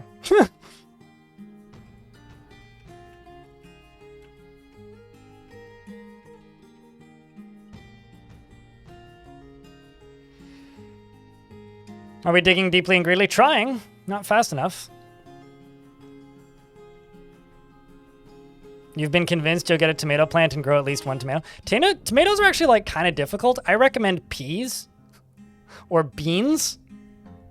Check the stone for heat. What devilry is this? Yeah, I would recommend peas or beans because peas and beans are really easy. Tomatoes like are kind of fiddly in annoying ways. Whoop. There go lava.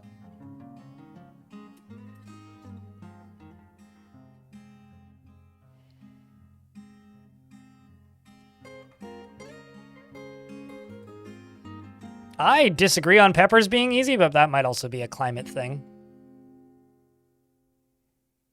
That if you happen to live somewhere where peppers grow well, then peppers are probably easy, but I don't. So peppers are kind of a pain.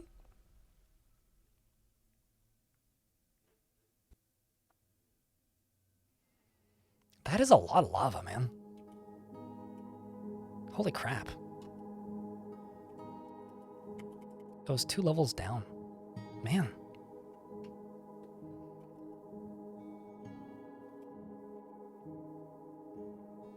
Also, this is looking a little sketchy. I think let's just do that.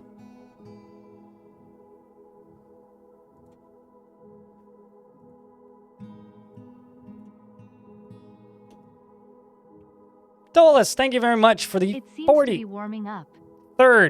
month. Yeah, in real life and in video game.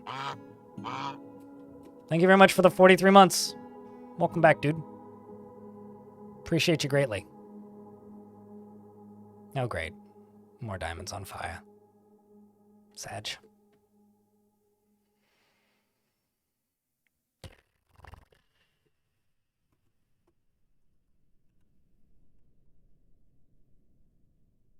Grumble.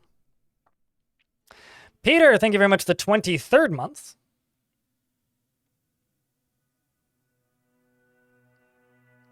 Also, by the way, eggs, I completely missed the dollar that you've thrown in total, the 89 cents. I just didn't even see them.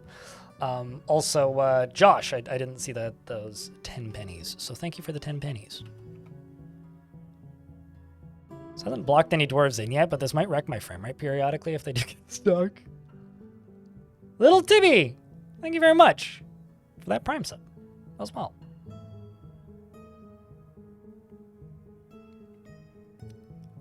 So fun fact, diamonds can burn. Look up the temperature diamonds need to be to burn. Logic underscore no. And also underscore look how two. long they can burn 100. for. So the game actually is being realistic there.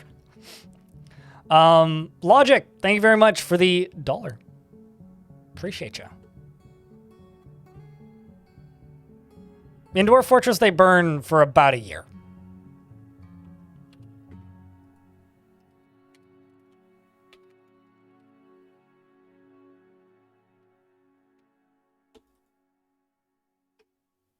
And eggs, thank you very much for the 11 pennies. That's now a hype train because of the $1 that Logic just chucked.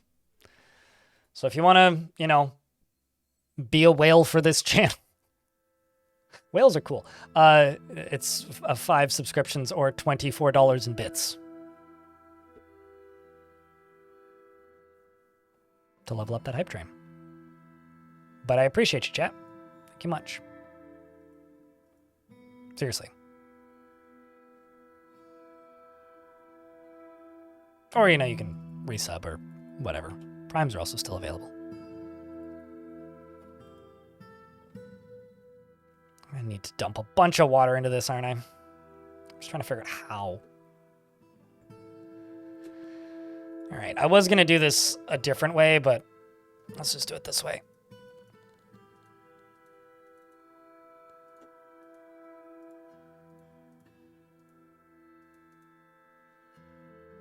Yeah, we'll do it that way.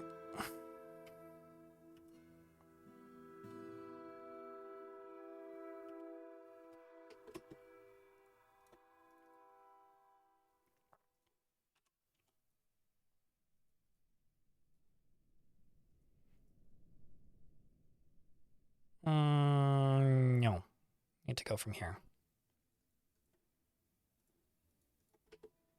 And then you right here can channel down into this.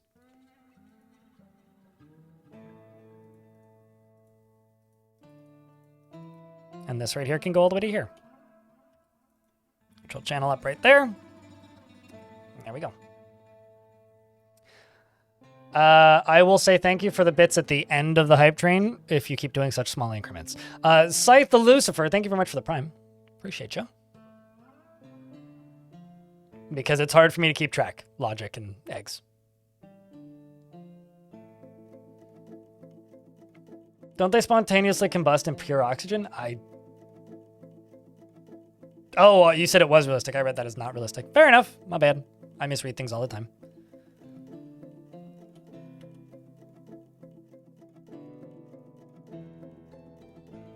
Yeah, I think we're just going to dump water. So I'm just going to plunk a door right here and a door right there. And then put a, where is it, drawbridge? Yeah. Right here, except I'm not going to make you out of copper bars, even though you want to be able to do Gabbro.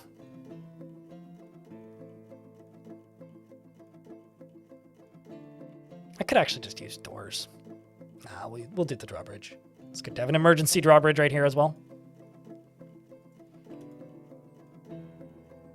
Oh, the game is paused. Like, why is nothing happening?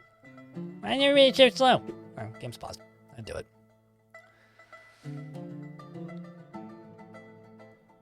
But thank you very much for the little hype train chat. Appreciate you guys. I tried growing peppers, but apparently you have to water them less if you want them hot. Mm-hmm. Yours were not hot. Oh, you were trying to grow hot peppers? Hot peppers, I find, are like medium hard. I'd say tomatoes are like medium. To get a good harvest, anyway. Like, growing them is easy. But there's a lot of plants that I think people don't realize are going to be as hard as they actually are to grow. It's pretty common, I find.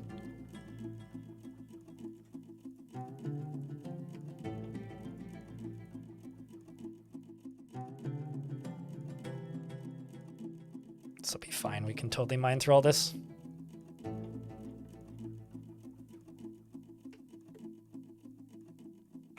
Okay, so do any of these have stuff connected to them? You do.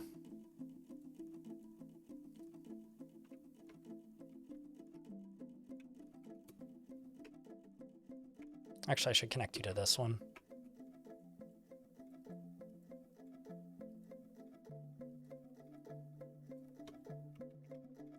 Thank you very much for the little hype train chat. 4 subscriptions and $2.45 in bits. Not the biggest hype train, but train's still a train.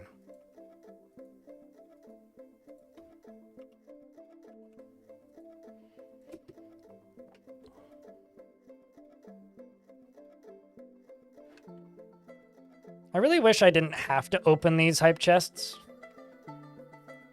Maybe FFZ could give me an auto-open the goddamn chest button. I would actually really appreciate that if they could do something like that. Horrid, thank you very much for checking out a gift. Thank you much. I'll check the revenue for the day in a minute.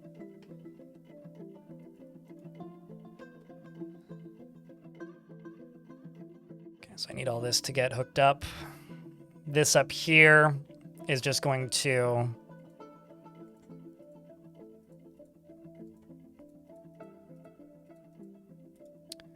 just get a, what do you call it?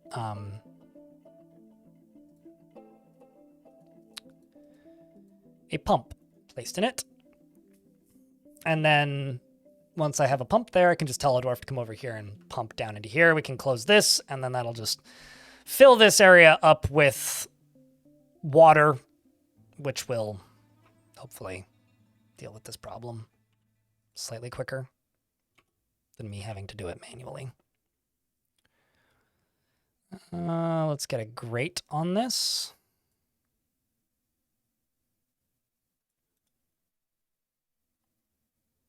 Came home today. How was the sea? But life's pretty good. It's starting to feel like spring up here. No real complaints, to be honest, which is a rare thing for me.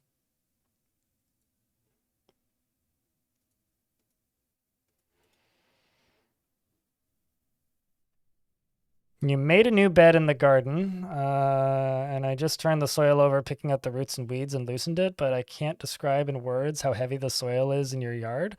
The groundwater is very high, and you're trying to fight a heavy aquifer IRL. You know, most cities have a heavy aquifer in real life.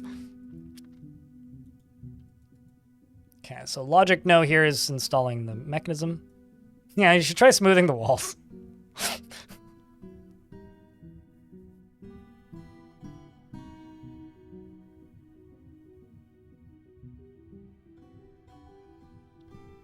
Completed the contract, came home, feels good. But what was the food like? Because he's saying that you had a rough time with the food.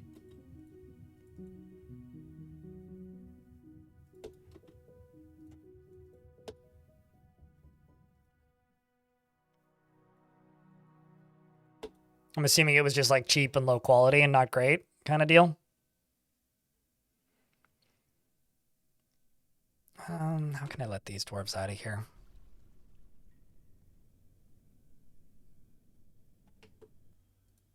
We'll just do this. Although that's probably not actually going to help them all that much, so let's do this instead.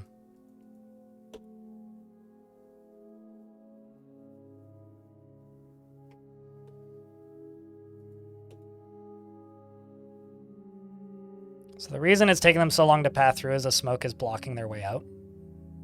So we need this dwarf to decide to walk away.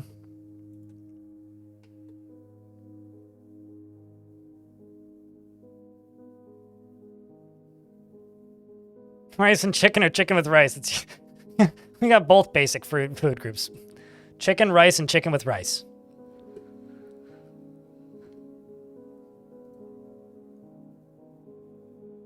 Not sure how to help you here, dwarf. Just kind of gotta wait for the lava to disappear.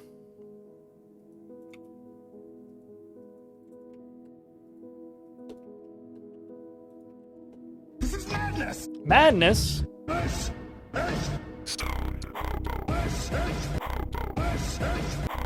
Also, for the 10 people in chat who also watch Formula 1, can I just say it was really nice to have a not terrible race this past weekend?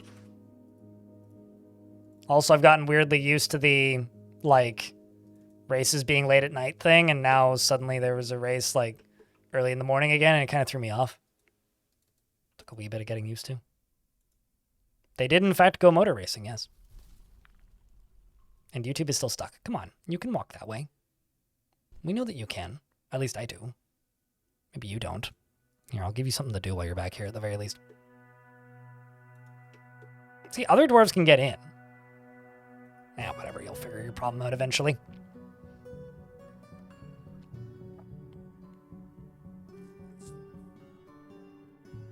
You were at a rugby match, but you do enjoy F1? It was a good race. It was fun. There you go, you figured it out.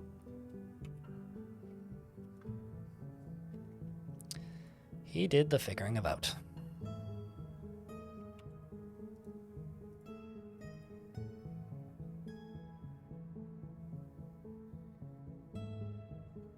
What's up, Raikalu? How's things?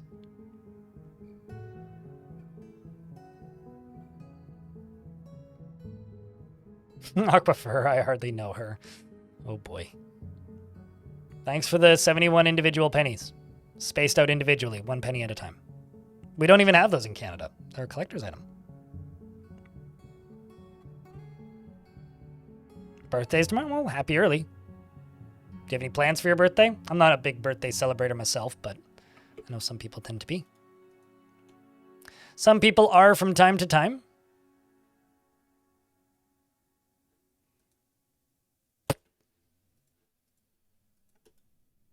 Kind of annoyed with some of these decisions I made. Bad decisions.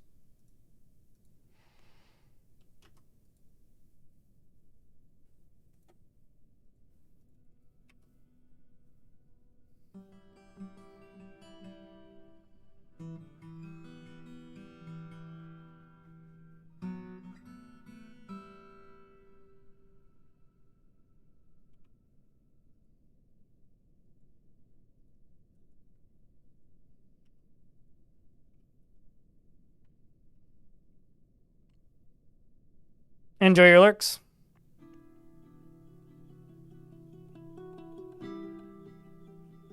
You work with all your friends, so it's going to be a fun night? Well, that's good.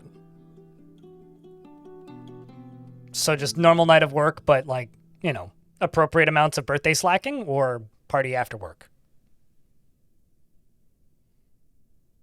My birthday at my old job used to always just be normal work, but with appropriate amounts of work slacking. So that was the way I operated for a very long time.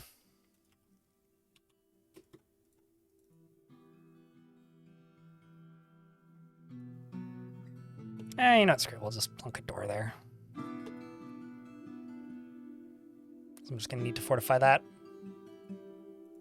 Should really buy, or not buy, build some less heavy doors. Actually, I'll just move this one. Because it's right there already. You drop that door before somebody goes to haul it. I'm going to use that closest door that's right there. How convenient. A lot more slacking than usual. There you go. I just puck your... How was Formula E, Hobo?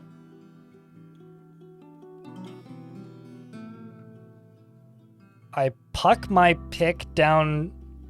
How the fuck did I already lose it? Oh, you put your pick down. You're like your guitar pick, right? It's like, I look in the net? That's where I would hope that would be?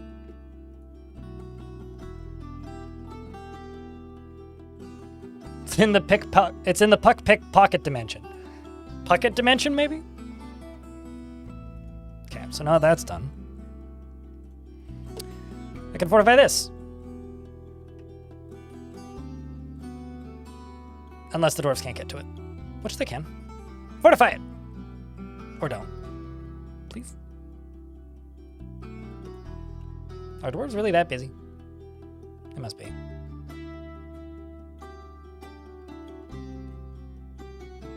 Dwarves seem a little busy. Also, there's a lot of storing owned items because a lot of dwarves are getting new clothing right now.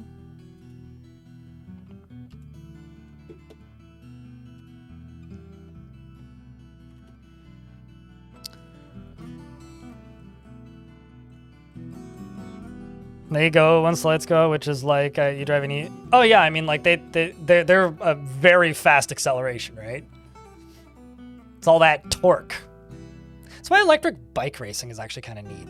Not like road electric bicycles, but like motorcycles that just happen to be electric because of how fast they accelerate. Because not only are they battery powered, but they're also really light. I've seen footage of like electric drag racing on electric motorcycles, and those are interesting. Just how quickly they boom gone.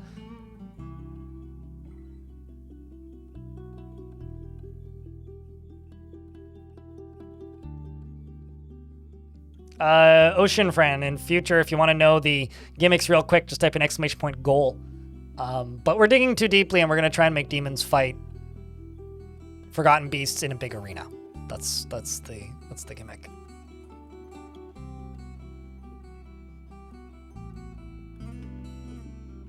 Currently, I'm just trying to deal with the normal annoyances of digging too deeply. While the cars zoomed by, the DJ playing house music everywhere. Honestly, I think I'm kind of here for that. You know, like less hearing damage during a race. DJ just playing bangers. Like, I don't know. I'm here for that. That sounds like a bunch of fun. I'm kind of bummed out I couldn't go, but it's also really far away, so would have been a bit unreasonable at this time of year, especially with the, you know, the whole I moved thing.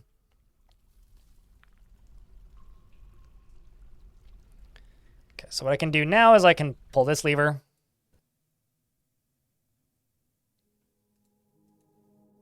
And I can put out all these fires by pumping this when this is done.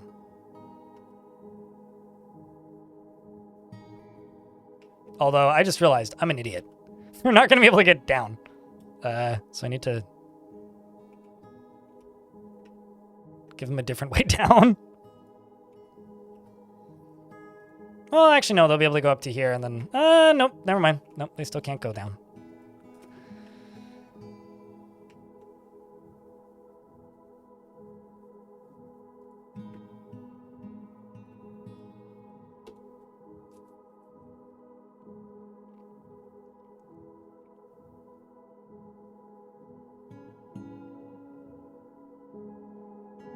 Like, as in illegal street racing? That seems bad. I'm not okay with that. It's a good thing that got shut down.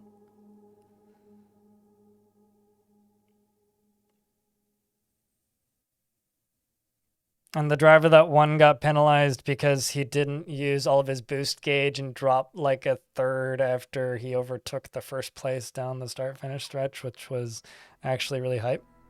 Well, getting a phone call from suspected spam caller. I think I should hang up on that one.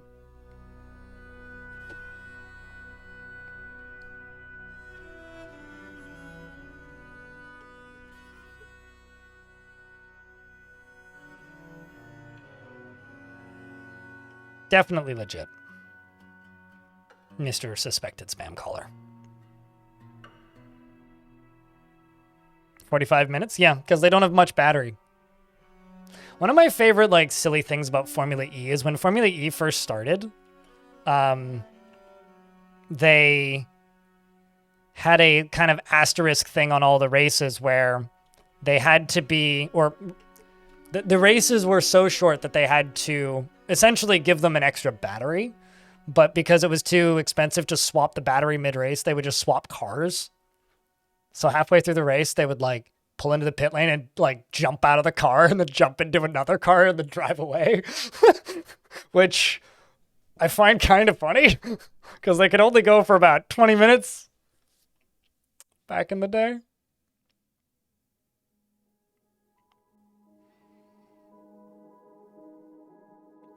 You didn't know that was a scam going around?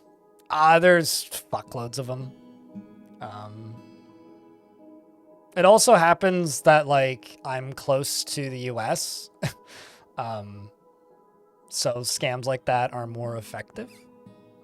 If you happen to live close to a border and have a caller, a cell number or a phone number that's in a particular region, you'll get different scams.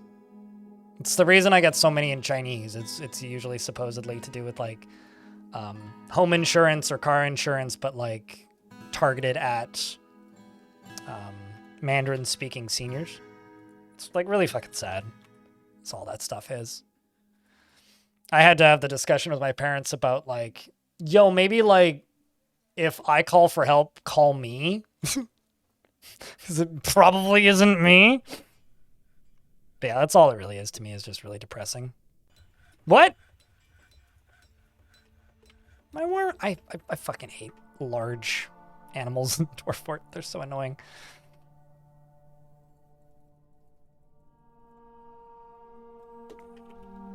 I lost 2 of my war rhinos. They starved to death.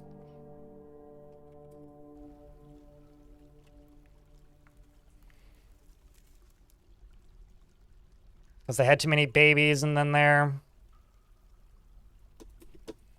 food supply all vanished. Annoying. But yeah, it's just depressing to me. Like, it's... I don't know. Doesn't really do much for me, I guess. Actually, let's just move everybody to that burrow for the time being, get all this stuff put away.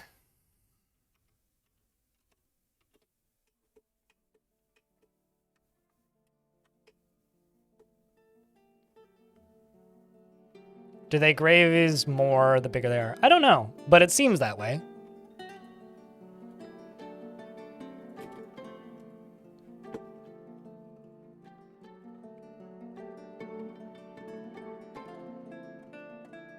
Let's just leave the game pause and follow this dwarf.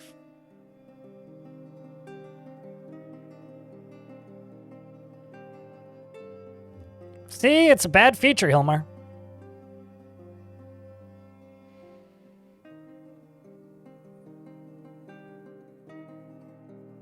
On the topic of pucks, do I care about hockey? Nope. I do not care about team sports in the slightest. I used to care about team sports. I don't like the stress of team sports. I don't mind motorsports because it's kind of like a music festival where everybody just gets together and it's a big party. And then you watch the race happen and it's a good time and then you go home. And even if your team loses, generally stuff doesn't get destroyed. In team sports, it's a 50-50 chance that you'll be depressed. And if your team sucks, then it's like a 60-40 or 70-40 or 70-30% chance that you'll be depressed. And I don't like that. It's no fun.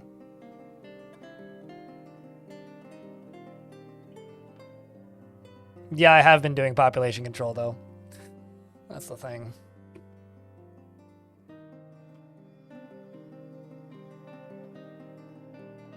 Gets those calls that myself or one of my siblings needs to be bailed out of jail. Really?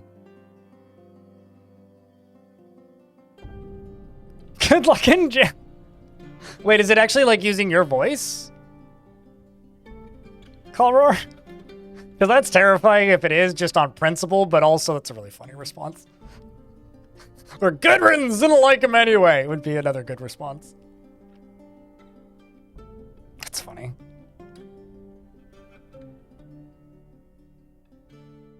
Yeah, when your team wins, you might also still get your town burned down, because it might get burned down by the other team, or just assholes. Yeah, I don't know. I don't like the culture around a lot of team sports. I don't mind listening to people talk about team sports. I just personally have no real interest in participating.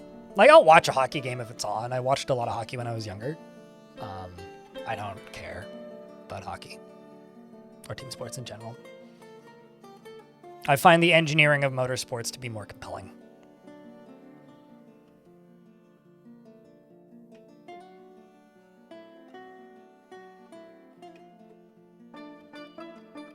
So this will put out, extinguish, or deal with all of these burning gems. And then we can go in and start working on the lower levels. It's true, we went car racing.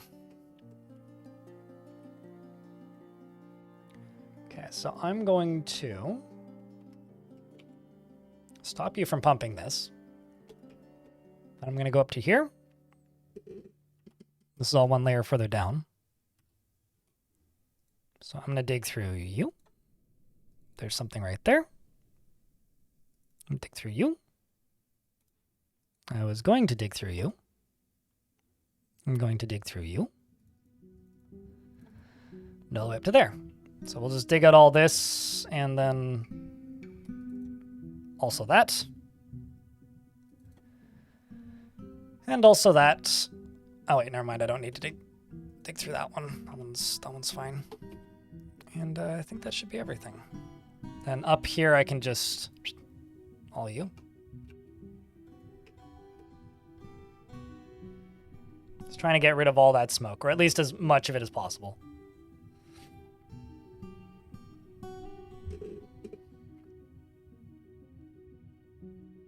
Scary? No. Annoying? Yes. Calroar. So far, that's been my whole experience, is that computers being very good at convincing people that they're smarter than they really are is just making the world significantly more annoying and tedious and not actually more efficient or helpful.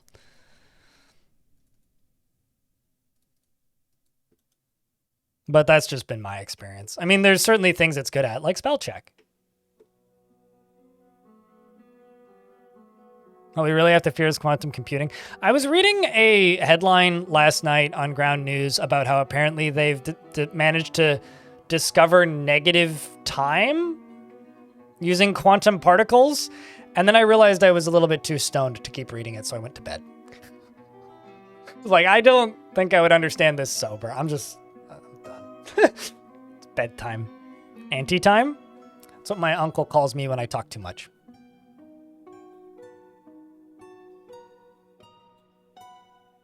Not time travel, but something that shouldn't be where it is in time. Go look it up. That's all I can say. I am not your source. Please don't use me as a source. I am a bad source.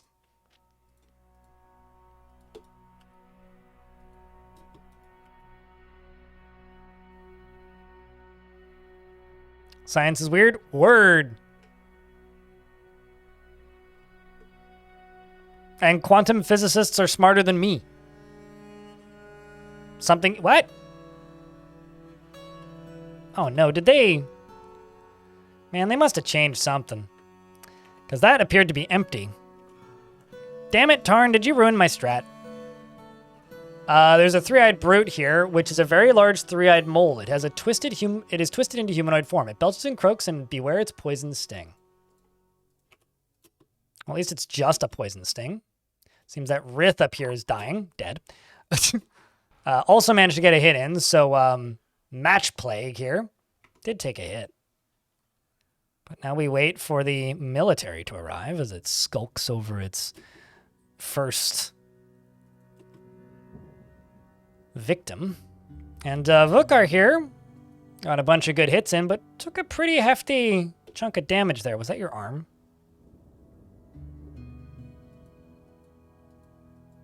Oh, your neck is cut open. Well, that's pretty bad, but you'll survive it. I did see something fly off of somebody. Oh, it's the creature's head. Okay. That's fine.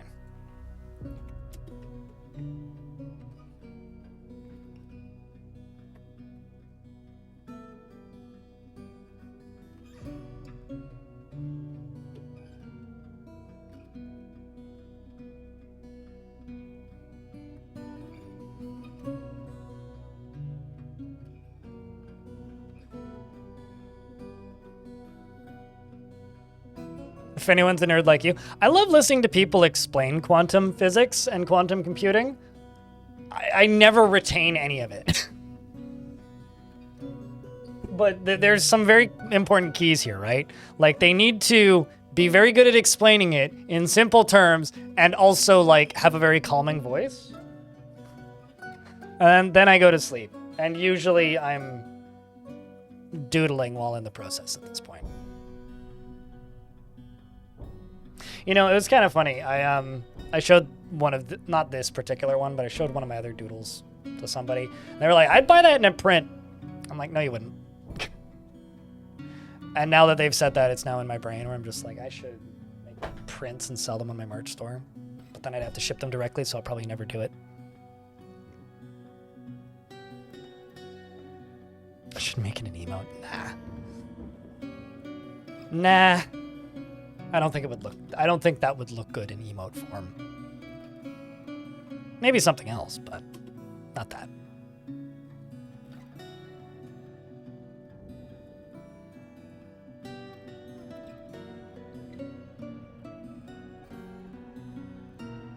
Print them on mugs. No. Digital drawings would look a lot better there. It would just look like an image scanned onto a mug, and no one really wants that. And if you think you really want that, well, I don't think you want that. So, no, if I were to sell arts, it would be like I would draw a thing and then make X number of copies of it and then sell a limited run of them. I would do it right, but no. I mean, sometimes you can butcher them, but there isn't any really useful thing from them. Usually you can't because they get mutilated pretty badly, and mutilated things can't be butchered. And often they're intelligent, so you can't butcher them either way. Because you have a dysfunctional hospital? Are they cave adapted and then going outside? So that's what that sounds like to me.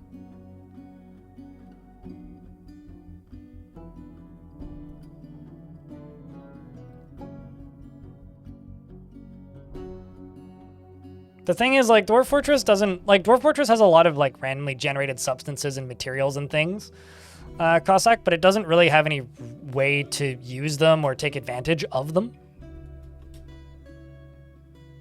Yeah, I think we're going to need to do cave-ins. I was trying to avoid having to do cave-ins, but I guess that you can't see demons underneath open spaces anymore. That kind of sucks, but oh well, is what it is.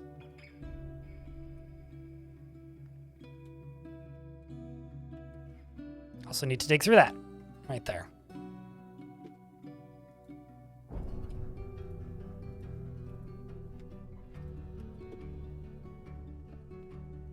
Or up there, but we'll do down here.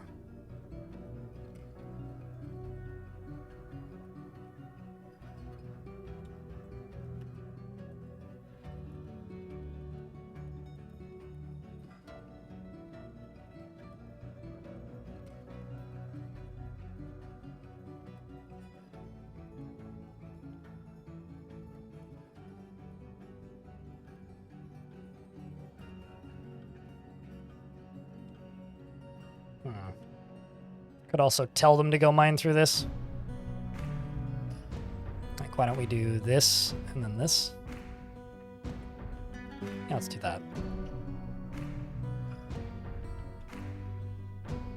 What's up, Empirical?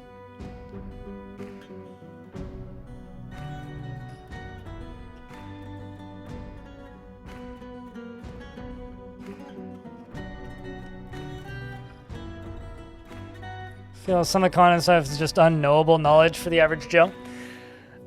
You know, honestly, I feel very similarly about quantum physics as I do about the stock market. And that is, a lot of it is just lingo that if you don't have the like base level of knowledge to be able to interpret, it is unreasonably difficult to interpret. And unlike the stock market, I don't think they really do it intentionally. I think it's just kind of, you know, what's going to happen when you have something like, you know, quantum mechanics. One of my miners? More than one of my miners. Don't worry. We're at that point in the fort where people are just going to appear missing.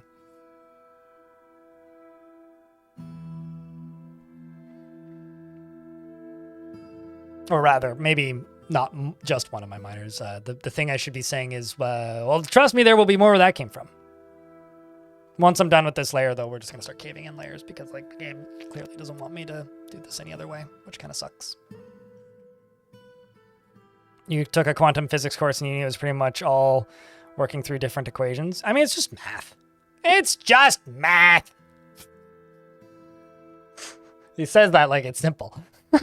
It's just math. What is it really? It's just numbers.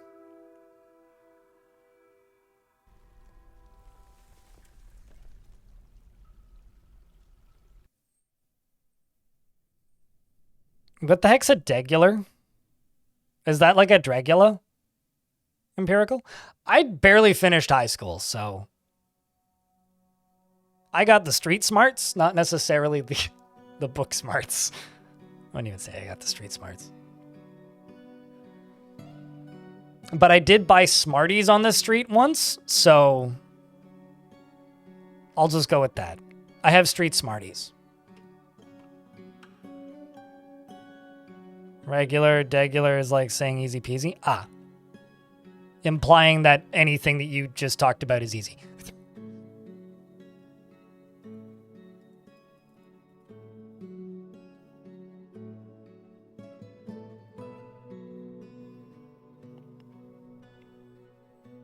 Quantum physicists would like to simplify this themselves, but they would go crazy. I mean, if they want to simplify quantum physics, they're in the wrong industry, I think. Because, like, simplifying quantum physics is, you know, doesn't that kind of defeats the point, I guess? Grumble. A vile horse of humans has arrived. I guess I'll let them in. Here's hoping they walk into the fortress quick enough. That's a weird flash outside my apartment. Must have just been the sun reflecting off of a vehicle, but it startled me. Oh, man.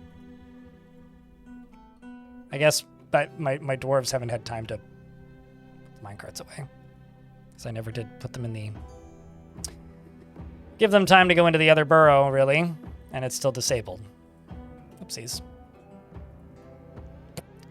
Oh, well. Instead, we'll just fire these at them. Which I haven't had the chance to fire yet. So that'll be fun. Have I ever been recognized IRL? Not in the last week. When I moved into this building back in February, somebody who lives in this building recognized me. And this is a small building. It doesn't have a lot of units in it. And now kind of all my neighbors know what my YouTube channel is, which is fun. So that's the Great Staircase of Vomit? Yeah, because enemies keep getting injured and then vomiting on the way out. My dwarves don't really use that staircase all that much. It's mostly just the humans getting injured.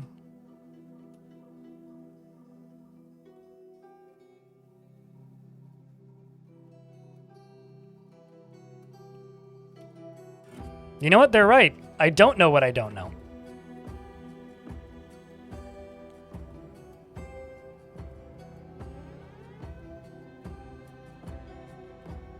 I mean, you don't need to mansplain the basic concept of science. I'm just being silly and don't really understand anything when it comes to quantum physics, but like listening to people talk about it. That's all. Like, I understand what the concept of science is.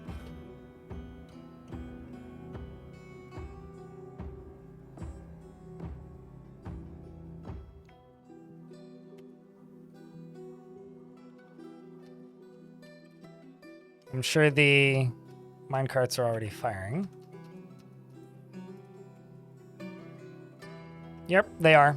And these ones are already jammed up, as they tend to be. Now we just need to wait for those humans to arrive and see if we smack them with lava carts. Why don't you have so much vomit in your path there? Tower, this seems like a you problem. Have you never met a dwarf? They drink a lot. Sheesh. Because this is primarily the exit and entrance that baddies use when I murder them. So the ones that do leave tend to leave while puking because they're, you know, half dead. And the ones that don't leave is caused by dwarves because this is a cavern fort where the dwarves spend about 98%, if not higher, of their time underground. So they're all cave adapted. So when they do leave out of that exit, they puke everywhere. If you've played this game at least once before, you might know that. It's kind of hard to avoid in a fort that's 99% underground. So most dwarven fortresses that aren't controlled by the player, Haklu. That's just, you know, lack of dwarven culture right there. Lack of knowledge. One can always be improved. If you travel to almost any fortress that isn't a player-made fortress and dwarf fortress in adventure mode, they're almost all filled with humans, goblins, elves, as citizens. Dwarves are very multicultural. Why are the humans attacking? You should ask them that in real life. Humans are the evilest faction. I maintain this. If you look at their ethics, like, as far as I'm concerned, they're far and away the evilest faction. Anyway, this guy's hopefully going to get hit by a glob of lava, or maybe not. Well, just missed. Heh! There's that miner that died. That's funny.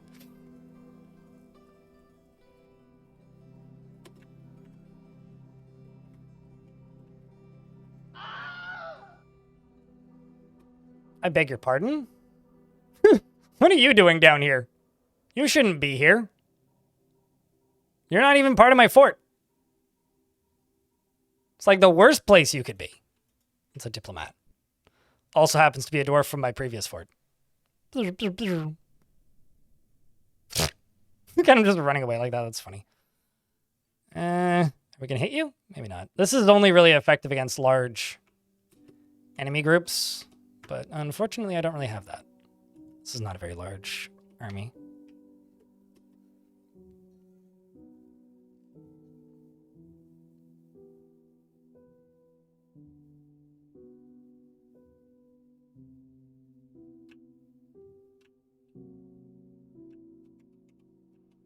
Why are they all so spread out is what I want to know. I mean, that makes this fight like uncharacteristically pathetically easy.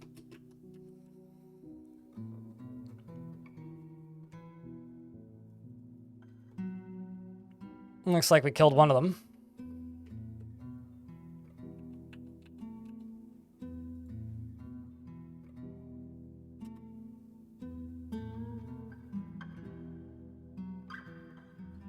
I did that very consistently until version 50 came out.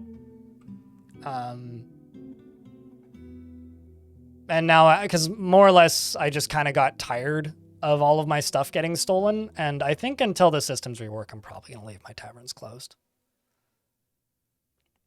But the only heretics in a dwarven fortress are people telling other people how their fortresses should or should not operate. That's the only heretics. Which means most of them are in my chat.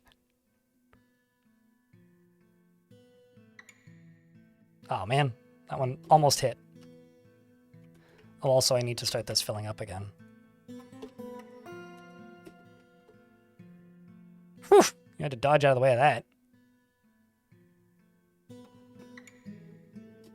What, the ridiculously overpowered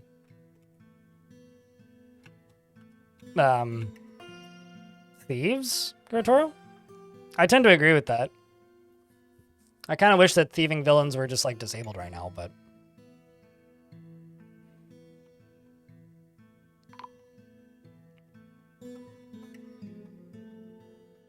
there was a goblin cult and they immediately killed you. Yeah, they can be pretty tough. What? Sharpshooter was elected to the position of Holy Silver. Did somebody die?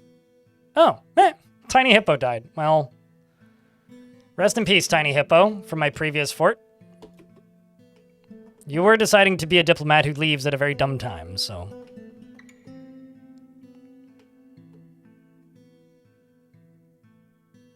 Almost all of the current theoretical research in physics evokes the same feeling in you as crypto scams, completely removed from anything out of itself. Oh, that's an interesting take.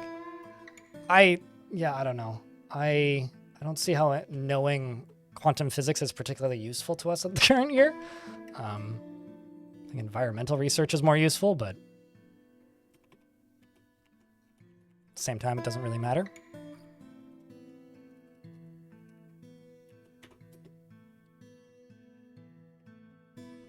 You also had a lot of visiting bards. Yeah, I mean, that's part of already firing bolts. Visiting bards is part of having an open tavern. To me, I think, like, at least in my opinion, the benefits of having an open tavern are not worth the drawbacks of having an open tavern.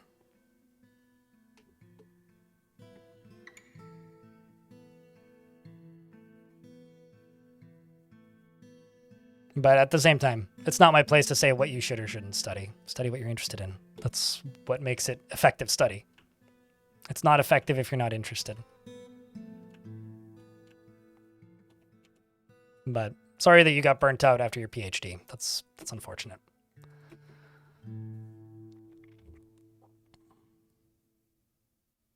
So you got the bullshit and the my shit? Oh, you got bullshit and Microsoft. Got it. Like in radio physics and electronics, and feel like you've jumped on a last steam train in the diesel era. I mean, that radio physics and electronics are fucking cool, though. Radio physics would have other uses, though, outside of, like, radio. It's also, like, a technology that's probably going to get used if the world collapses, which it seems to be going in that direction. The drawbacks are thieves and spies and randomly appearing werebeasts that shouldn't be there. Like, if you have an even remotely werebeast-infected world, putting a public tavern in is like putting a time bomb in your fort.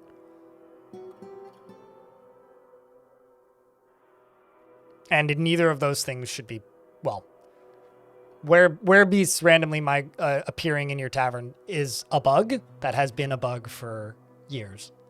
And it's gone away at times and then come back. Tarn has said this before. And villains should have to be aware of an artifact before they start sending thieves. And, like, I had an open tavern for a little bit in this fort. The only visitors we got were undead zombies who would periodically tantrum and murder my dwarves.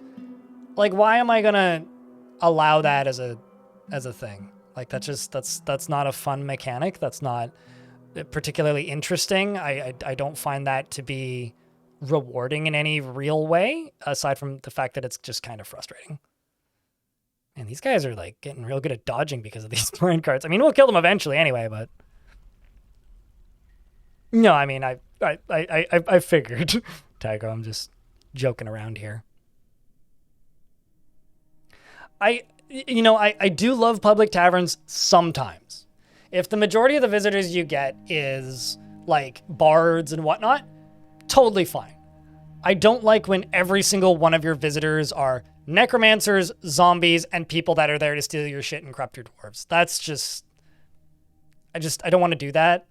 Like, I feel like I'm okay with that being a thing that happens some of the time. But right now it's just kind of either all that you get or most of what you get. And I don't like that. It just needs a rebalance for me to use that mechanic again. Shark Jumping Walrus, thanks for the 27th month of... I appreciate you. Also, I should probably check the daily minimum. Where are we at? Where are we at? According to this, I am $8 away from the daily minimum.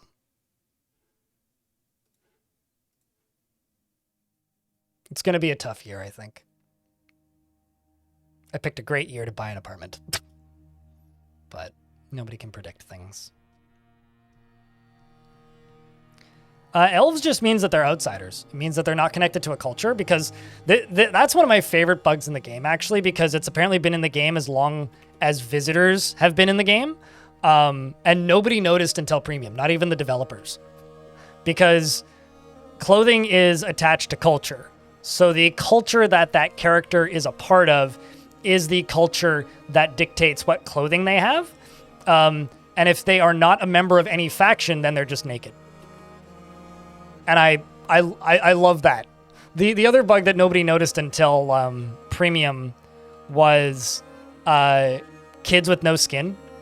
Like people that were born with no skin tone color. Because like it makes perfect sense when you look at it on paper. Because it's like, oh, well, obviously, like, somebody with no skin tone color is going to be registered as, like, invisible, right? Or rendered invisible. But because there was no skin to render, unless you just happen to read the description of Dwarf, you're just going to be like, oh, yeah, that's just a child. Not, oh, that's a child with no skin. But they fixed that one now, so. I timed somebody out for this earlier today, Mathlik, so I'm going to delete your message. You can choose to take that as a slap on the wrist, or you can choose to take that as what it is, which is kind of fucking rude. And that was the petty unfollow I had earlier today. I timed somebody out for 10 minutes for bringing that up, bringing it up again, and then yelling about nipples after I was like, come on, can we just, like, grow up for a minute? And they unfollowed me, so... That's not necessarily true. And also, I wouldn't do that in my apartment anyway. Fuck that. Have you ever tried to renovate a floor? I know I joke about this, and I do kind of mean it as a joke, but telling a streamer to do a hot tub stream as a joke or otherwise is the closest thing you can get to, like, it's like between that and like, oh, go start an OnlyFans. Is the closest thing that you can get to just direct sexual harassment without like sending pictures, you know? It's just take your clothes off and be naked. Fuck off. That would ruin this channel's community. Genuinely. It would be horrifically unpleasant for everybody, myself, and you guys. Grow up for 5 minutes and think about it.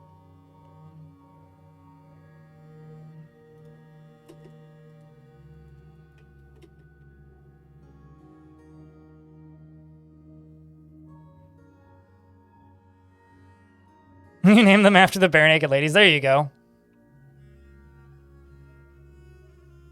I love watching these file into place at the end. It's cool. Where am I from? I grew up in the greater Vancouver area, British Columbia, Canada. I live in Victoria, BC these days. On Vancouver Island. No, it's all good. But it's pathetic to me that it's such a reoccurring joke. Like, genuinely. Makes me kind of ill, to be honest with you. I did answer it, but I will wait until the ad is done and then I will answer it again.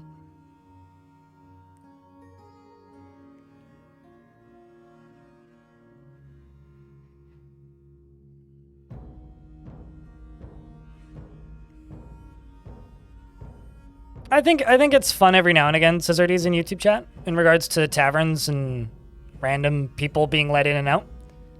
I think it's annoying most of the time.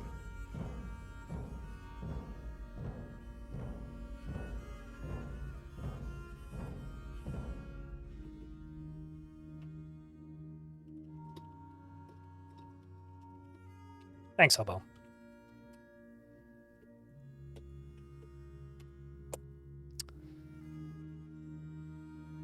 Alright, well, we can just get out here and collect all these minecarts now.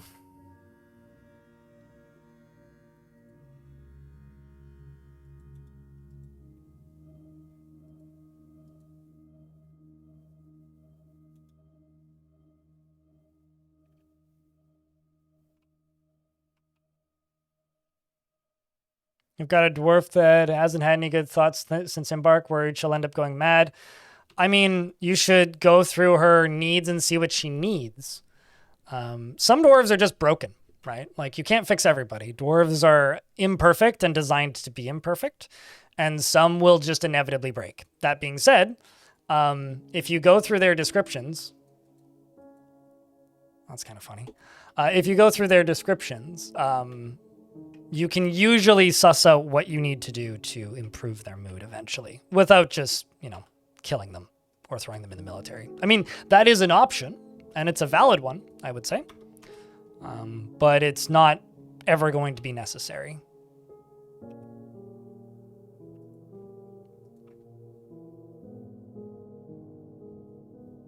Well, thanks for watching, Erotic Bananas.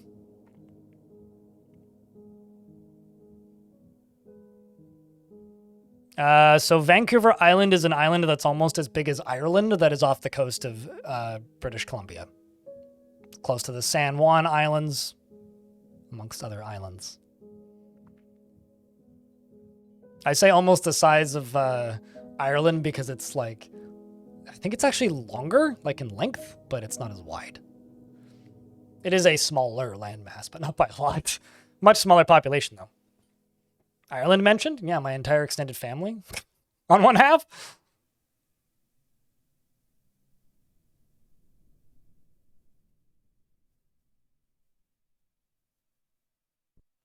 I'm going to go look it up now. I know I've fact-checked this before, but let me just be not wrong.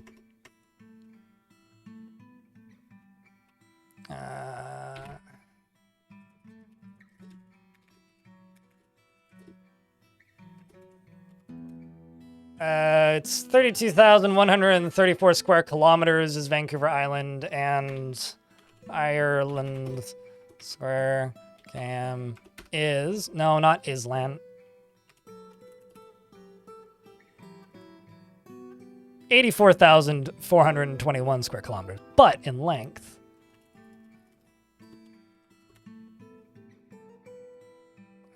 No, Google, you cannot know where I live.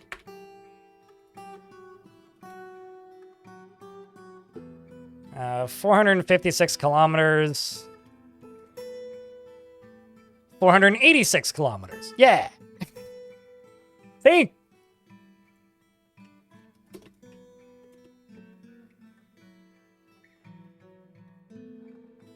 I swear I definitely don't know what I'm talking about.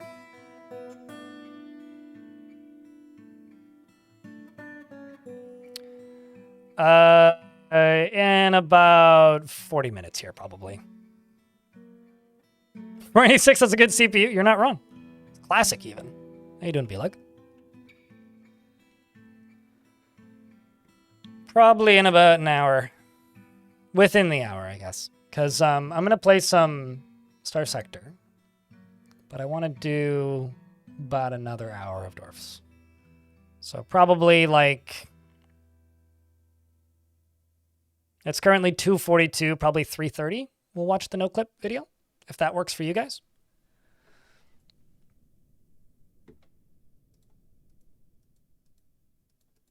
Unless nobody wants to watch Star Sector today, but for some reason I don't think that's the case.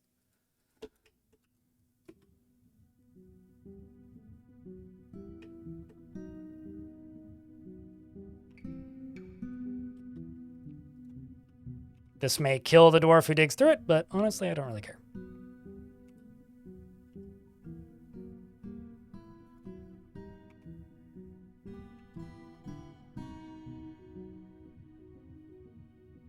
Workday was rough. I know the feel. B-Lug, I know the feel.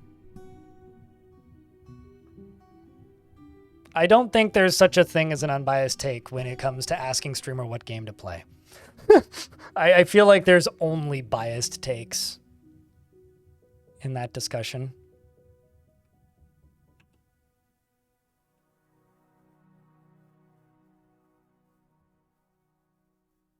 What a weird route to take there, Dwarf. What a bizarre route to take. Dwarf here keeps getting blocked, I think.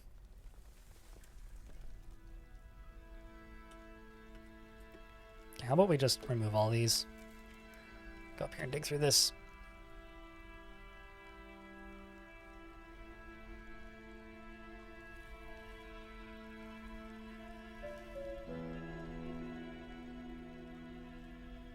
Well, it's either that or I watch it tomorrow morning. I don't know what would be better for you guys, but I mean, obviously I know it's better for some people, but I don't really want to break the VOD in half, and I'm not going to upload their video to YouTube because every single episode has gotten a portion of my VOD muted. So it's not really that good of an idea for me to do that. I've got a miner who's possessed who's going to go make an artifact.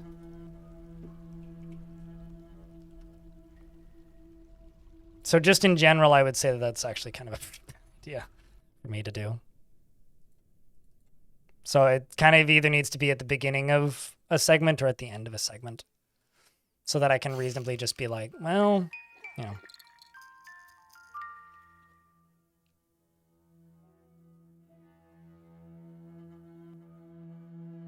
But thank you, Neezer, for tuning in today, and we'll see you when we see you.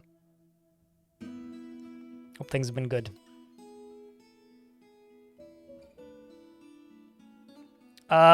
What kind of games I play outside of stream? Nothing even remotely tangentially related to Dwarf Fortress. I know this might sound weird, but like, playing video games is my job. I play almost no video games if I'm not streaming or making a video. Like, what do I do outside of streaming? I go grocery shopping. I draw. I repair audio gear. I play with electronics. I have a lot of hobbies. I do almost zero gameplay outside of streaming. Also, rip Aban and your body. It's kind of grim, actually.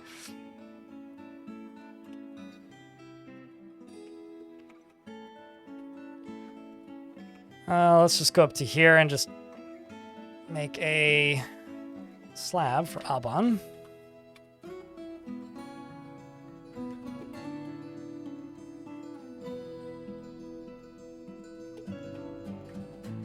It was shitty clothing anyway. The clothing's doing me a favor, if anything. I mean, like, look at that.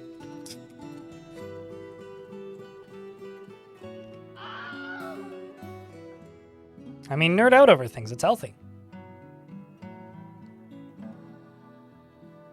But yeah, I don't know. One of the reasons I often recommend people don't stream is because, you know, you don't really want your hobby to become your job. And I know that there's that saying of, you know, if you like what you do, you'll never work a day in your life. That's the biggest fucking lie in human history. Maybe not the biggest, but one of. Certainly one of the biggest about work-life balance. A job's a job, no matter how much you like the thing that you do. So yeah, I don't really play games outside of stream. I play a little bit of some racing games. There's an early access snowboarding game I play sometimes off stream called Tricky Madness. And by that I mean I will do 2 runs of the course and try and beat my highest score in freestyle and then press escape and exit because there's only 2 tracks currently. It just feels like SSX, and I really miss SSX as a franchise. And I've been playing a little bit, and only a couple hours, of Tokyo Extreme Racer off stream. I haven't played Tetris in about 3 years. I did play quite a bit of Tetris Effect, though, when that came out on PC. But it's on the Epic Store, and I don't own it on Steam, and haven't really cared to go download it again. I do not play Plants vs. Zombies, no.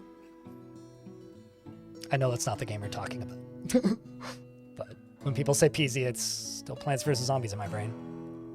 I do not play Project Zomboid. I find that game insufferably boring. I've thought about playing that new patch to see if I would like it more, and then I watched some people play it and went, nah, I'm good. Still looks boring.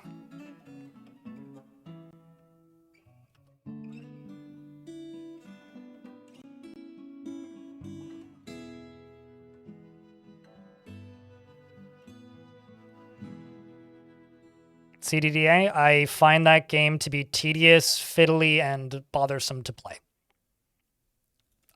generally, if the game that you're asking me about is a open world survival crafting game, the answer is going to be no, I hate it. Please stop bringing it up. And I don't know, you can keep bringing it up because it's a popular game, but no, I'm good. Hard pass, thanks. I don't like open world survival crafting games. It doesn't matter what the movement mechanics are like, even if it visually or aesthetically looks like other games I like.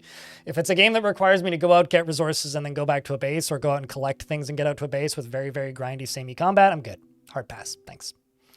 Games that are test of your own patience and ability to do the same task over and over and over again with slightly meaningless differences is never going to be something that particularly entertains me unless you can surround it in mechanics that I actually find interesting. And no, I don't find CDDA to be particularly interesting. You got a wheel for race games? Why the fuck would I have a wheel for arcadey racing games? I had a wheel at one point because I thought I might want a wheel and very quickly went, no, I don't want a wheel, and then I sold it. And bought weed. Shit, you're not. It was a pandemic thing, and I hadn't had weed in a while because I was broke, so I sold the wheel and bought weed.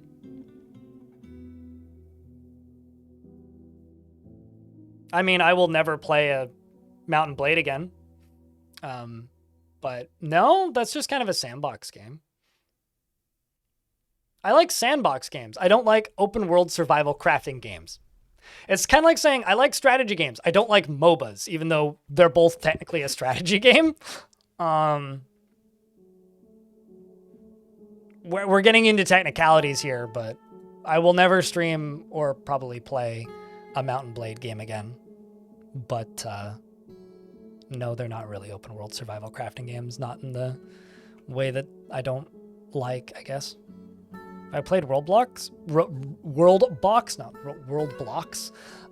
No, I haven't. I've watched plenty of videos of it. I don't really get it. I've had people request I play it, and it's on the list of things that I would play. I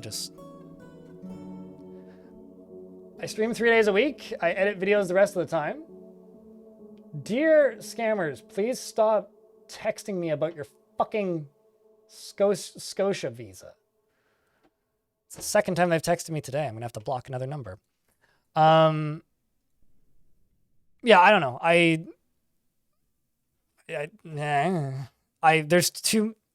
Here's the thing. There's probably a lot of games out there I would like. I've been playing Star Sector. That's a game that I could play for the next 4,000 hours and probably still find new things to do. And I've been playing Dwarf Fortress, and that's a game that I've played for probably 15,000 hours, and I'm still not bored of. Believe it or not, I'm not bored of this game. Although I do not like digging too deeply and greedily mechanics these days, but I'm still not bored of it. Why do I need to go play another game that I could play for 1,000 hours? Like, who cares? There's lots of games that are fun, Shy Pandemonium. But I need footage for videos. And in order to get footage for videos, I need to play Dwarf Fortress, because that's where I get footage for videos. You almost died there. Stoneworkers Workshop? What do you need?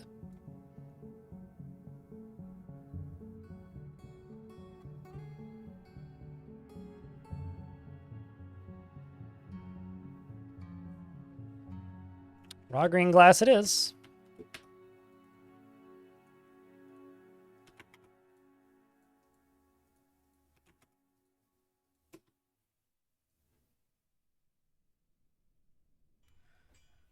Oh. Dwarves need to all go back to training.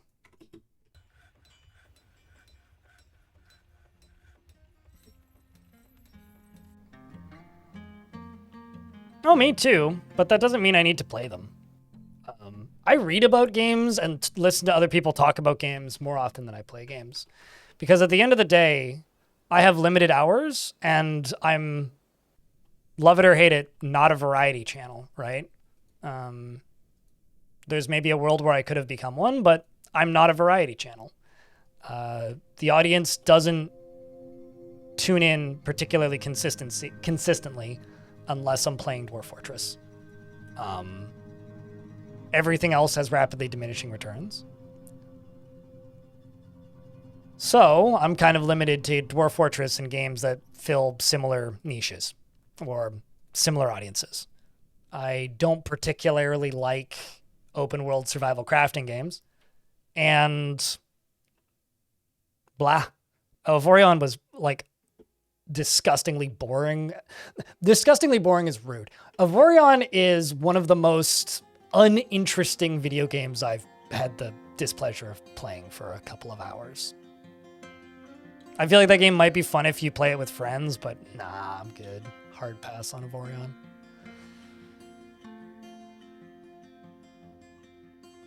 That are more fun to read about than actually play, like EVE Online. Yeah, people, that's the second time EVE Online's come up in the last 2 minutes.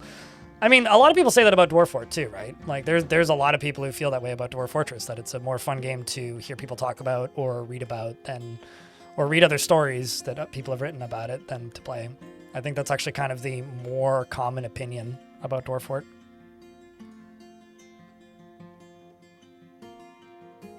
I would rather puke in the corner, chop my feet off, and uninstall. I would rather puke in the corner, chop my feet off, remove my hands, and then smack my forehead repeatedly against the wall than play a game that would require me to reinstall Windows.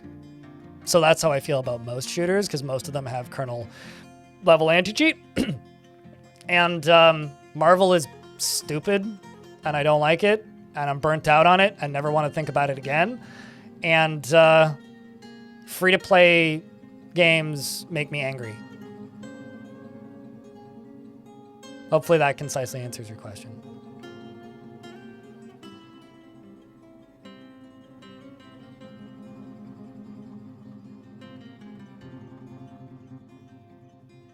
Curse to dig for eternity. Hey, there's worse curses I could have. I could be ugly. So...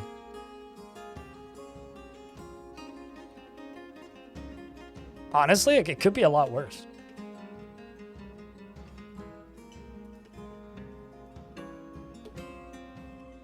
I am on Linux, yes. You could tell by my mouse. It's very strange for somebody to be using a mouse pointer like this. Not on a Linux PC. I don't like games that other people occupy. And I know that might sound weird on its surface, but like, I like being around people outside in public spaces. I often don't like the people that I'm forced to be around in multiplayer video games. I used to play them because that was how I interacted with my friends that I had at the time.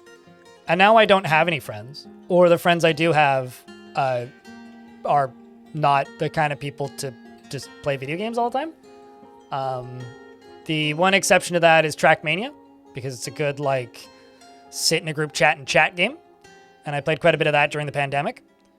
But, like, I don't like playing competitive multiplayer games. It's not an experience that I enjoy. I'm also on Mint, but my laptop has Fedora on it. But this desktop is on Mint.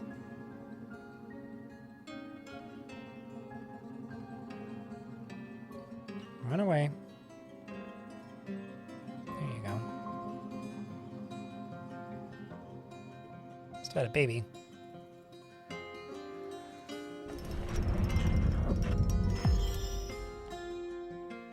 I'll be honest with you.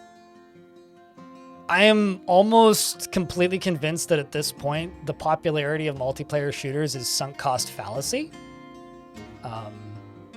You know, at the end of the day, like, I do this as a job, and like I said, this is my job, so I try to not do it as a hobby and for fun. But the two main takeaway emotions that I had from the era of my life where I did play a lot of free-to-play multiplayer stuff, because I did, was FOMO, pointless competitiveness, and hatred of the game that I was playing. Like, I played Heroes of Newerth, League of Legends, Dota. I guess Counter-Strike kind of counts as a free-to-play game, but I played it when it wasn't free-to-play. And, like,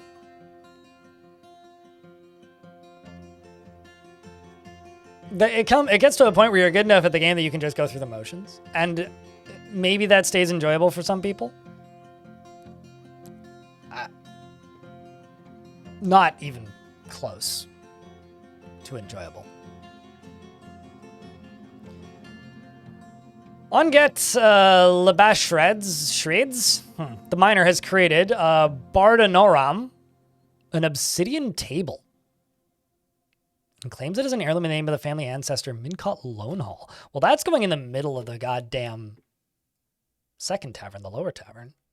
It's an obsidian table. Our craft store ship is of the highest quality. It is encrusted with cushioned obsidian cabochons and oval cut pyrites and octagon cut black diamonds. It is studded with bronze, and this object is adorned with hanging rings of green glass and yak leather, and menaces with spikes of bronze and star sapphire. On the item is an image of Urvad, Andre, the dwarf, and llama wool. The dwarf is raising a llama wool. On the item is an image of Andre and a llama wool toga in obsidian. Andre is raising the llama wool toga. The artwork relates to the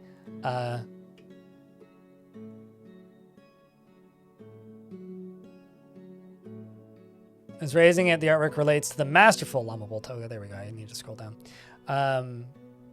Created by the dwarf Andre in the head cave of Clobbering and Headpunch in 382 before he passed away. It was almost 10 years ago.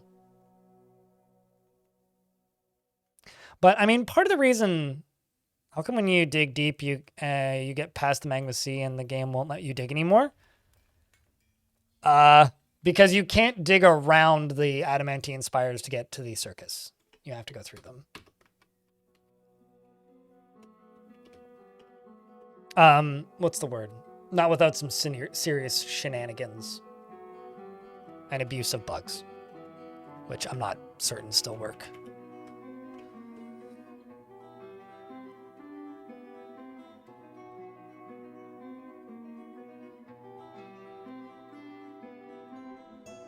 And yeah, my VODs go up on the extras channel. You can type in !VODs or just go to the YouTube channel at Blind Extras. I'm not entirely positive who asked that question. I just saw it answered, so I just clarify, I guess.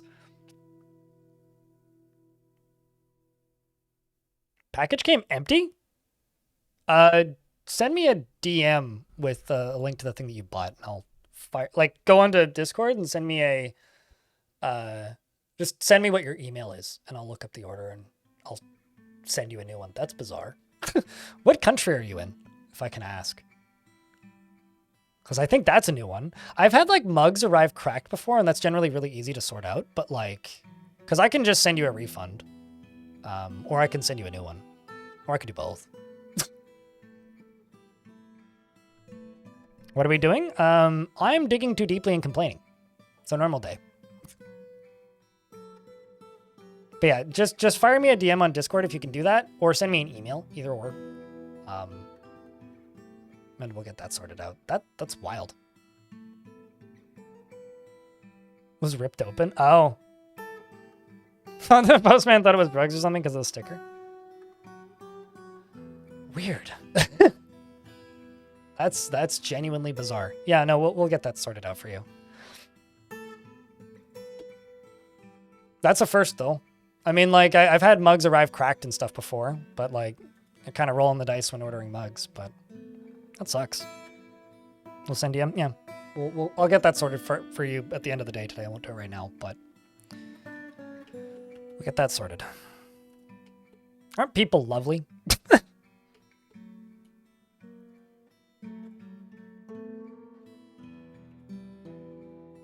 All the things you think you'd be able to buy. You'd think you'd be able to, buy a piece of internet merch and... What's one of the limited offer invisible bugs? Now you're onto something? We should do that. Happens a lot here in the US. It's whack to me. I think in my entire life, I've had one package get stolen once, and it was delivered and had a note on it that said, "Sorry, I misread the unit number." And it was the person directly above me, because my old unit number was 120, and then it was 220. Grabbed it, thought it was theirs, opened it, goes, "Oh, shit." And then the next day it appeared from my house. I can't even remember what it was. I want to say it was dish soap or something. It was back when everybody was ordering everything on Amazon during the pandemic. basically every day. Yeah, it's kind of is like it's been like a non-thing in most of my life.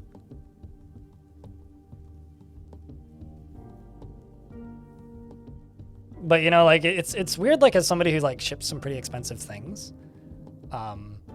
It's like historically Russia, China, and Poland are like the countries that you probably shouldn't buy a record from if you're going to import a record from another country, because those are the ones that like the odds of it going missing are pretty high. But like I've never really heard about that happening in the US. But yeah, that sucks.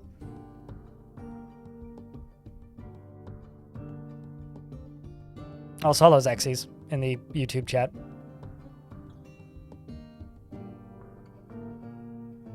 Also, as far as Kenshi goes in the YouTube chat, I will play Kenshi 2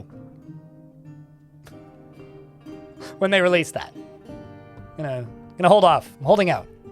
Hopefully my first impressions of it are good when it finally releases. I'm actually not joking though. I will play Kenshi 2.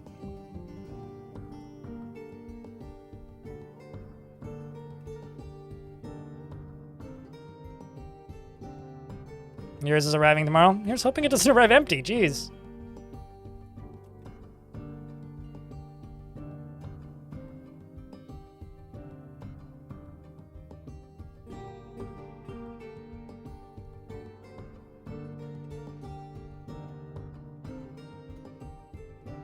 You've knocked on doors and been, hi, I'm 219. This was delivered to me instead of you. And hey, I'm on Madison. You're on Jefferson Avenue. This is yours, yeah. Well, at least you're a honest enough person, Elmiran, to do that, right? Kenshi 2 in like another 10 years. You know, from rumblings I've heard from behind the scenes, I think it'll be sooner than you think. But it's still a couple years out, yeah. I look forward to playing it in 2028, which is actually like not unreasonable from everything I've. Phone call from the same suspected scam caller. What the fuck is happening today?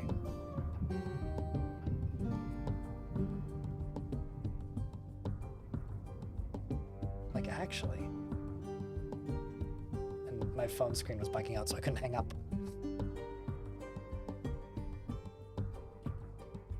It is sus, yes.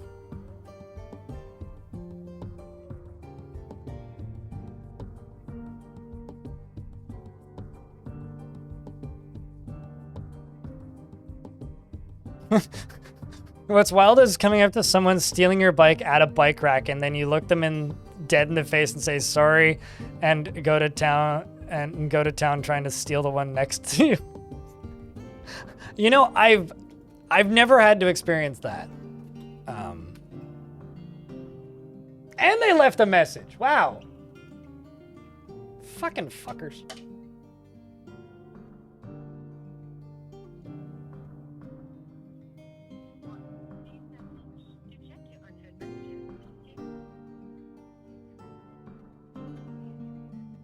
And a text.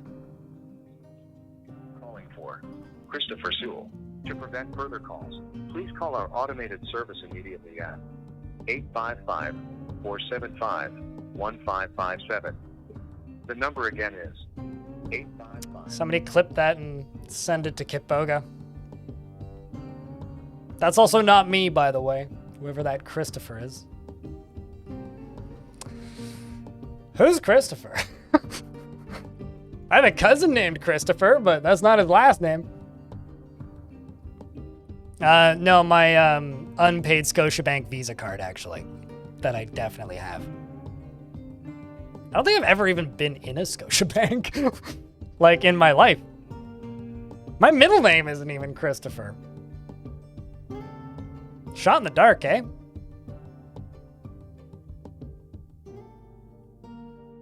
Oh, no, I get what you're saying, James Bishop. I gather that it's a joke, saying that Kenshi will be out in 10 years. Because, like, Kenshi and Dwarf Fortress are, like, the two games where, like, yeah, no, it's fair, you can joke about that. Because, like, you know, it could take close to that long, maybe.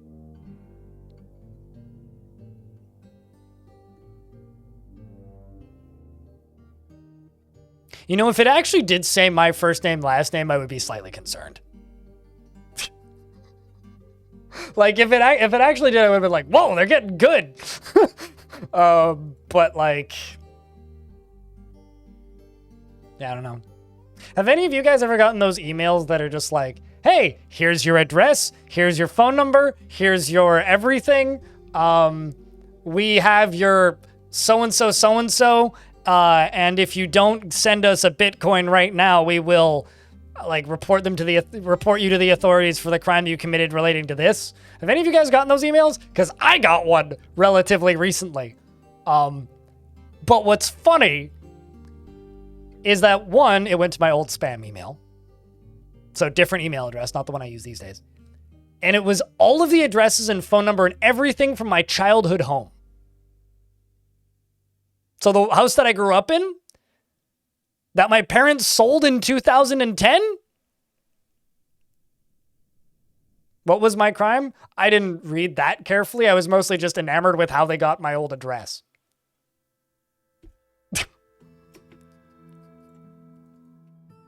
Including like the old phone number and everything. And then I went and looked it up, and there was a story written about me when I was a little kid because of a contest that I won in the local fair.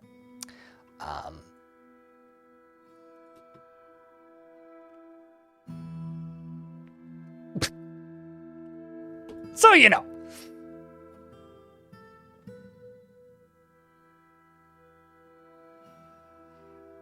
Because there was a time a couple of years ago where your fucking bank sold the name and phone info to someone. Oh, that's lovely.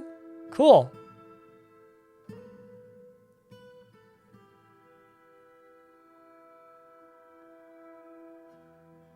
How about you send me a Bitcoin and I stop looking for you?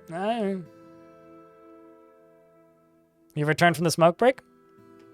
How was your smoko? Did they leave you alone? There's too many tasks. I'm just like sitting here watching dwarves do nothing because everything is so far away. Okay, so what I think I'm going to do...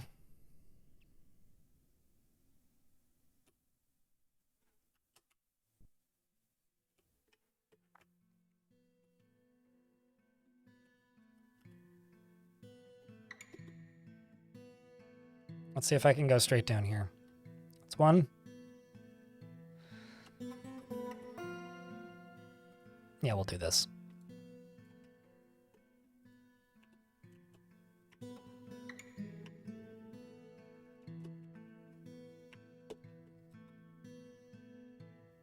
You saw chats live not long ago. Yay, somebody gets it.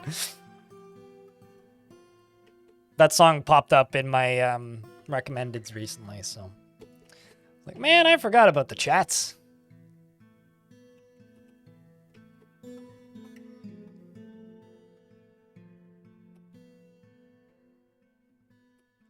Not the best band to come from Australia, but they're fun.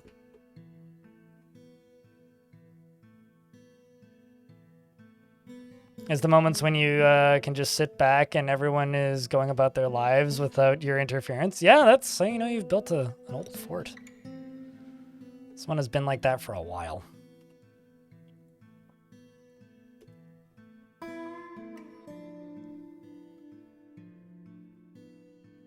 fact, I should probably give the dwarves some time off soon.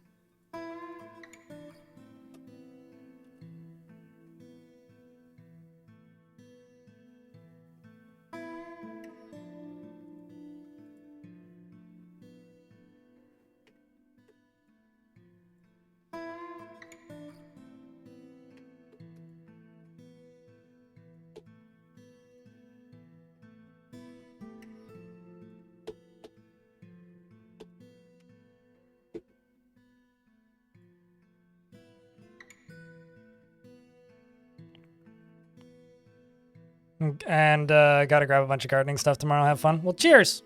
And best of luck with tomatoes. If you want to see my garden updates in my Discord server, there's a room called Planting Things and Gardening. And in that room, I try to keep people up to date on, you know, what I'm growing.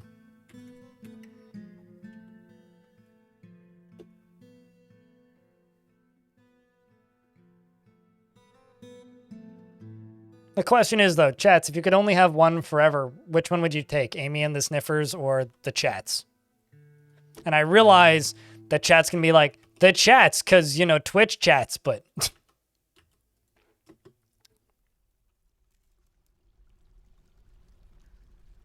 I said one or the other. Can't have both. Defeats the whole purpose of the question.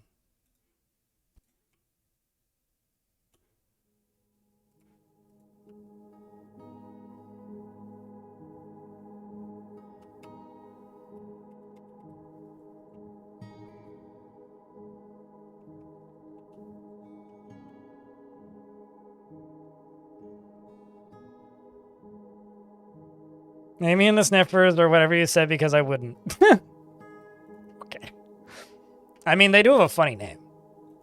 I'll tell you that. If you're not familiar with that band, chat, they're basically just like angry girl punk rock. Angry girl scream loudly with Australian accent, the band. They're fun. I'd probably take Amy and the Sniffers, actually.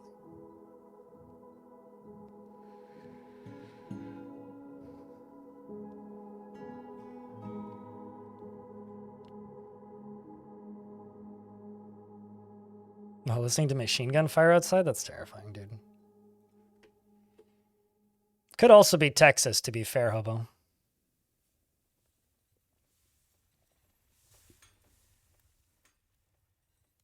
And started fishing in the well.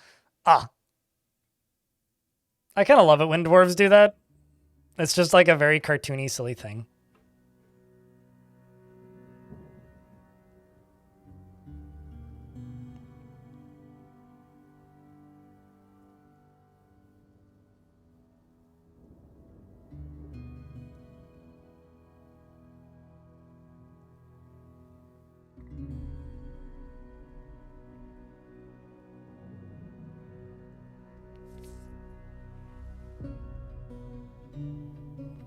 Yeah, also, what's with all the with the machine gun fire in California, Hobo?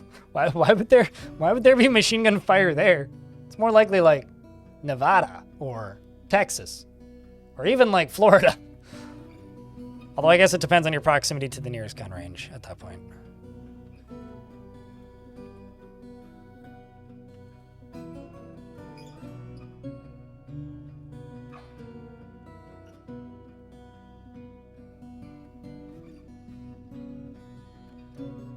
Now you want to make a well full of fish? I have had wells that they've successfully fished out of. It just needs to be connected to a larger water source that has fish in it. So if you can get them into a larger water, if you can get a well that's connected to a larger water source that has fish in it, you can absolutely get them to successfully fish in a well.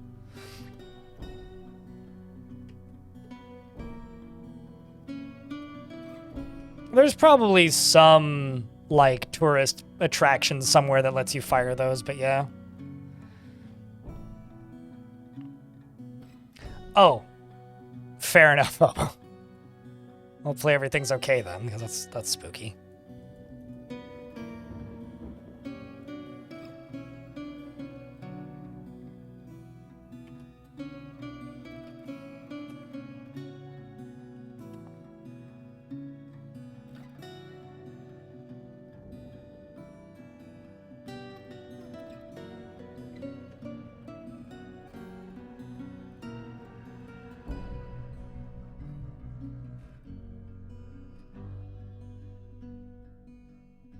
You got a world that didn't get rejected. Sometimes I feel like our world should have been rejected.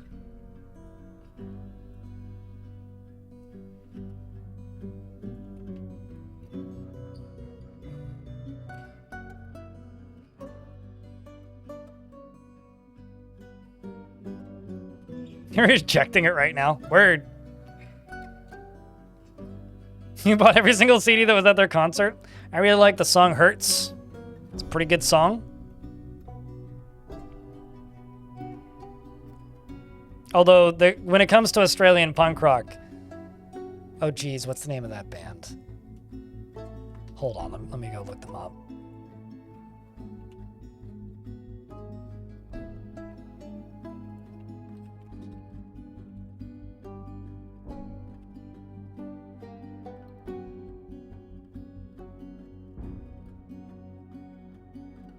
Now I can't find... Oh, there it is.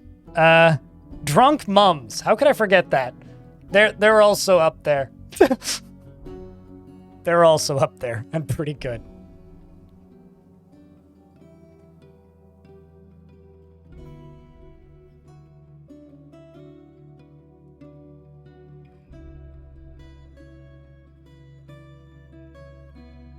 Just saying.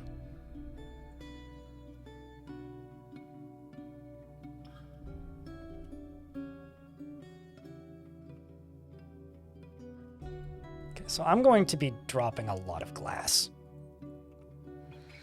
I didn't really want to do concussive digging, but, you know, here we are, I guess.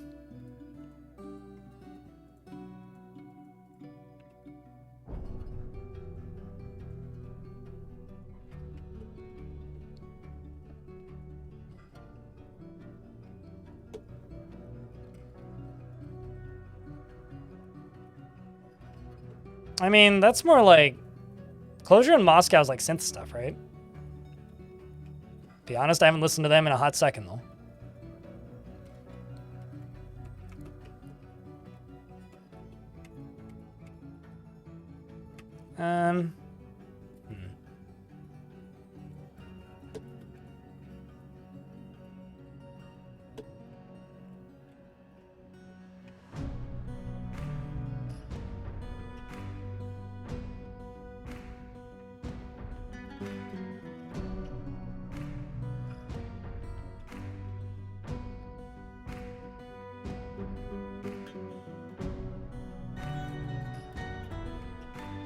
I'll be fine. It's really good, little Tibby. Guided by Angels is pretty good too. I didn't like their first album at all, Armitage, but the Hurts is what sold me on them as a band. I was like, this is not really my shtick with that first album, but second one sold me. Whew, that was a sudden batch of lag. Turning that off, letting all of the pathing recalculate. Jesus.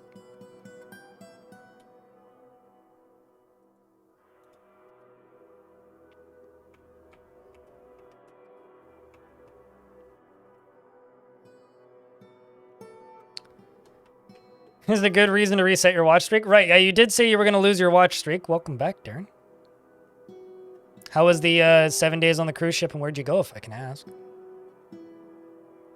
I've always kind of wanted to go on a cruise, but I'm not entirely positive I would actually like it, so...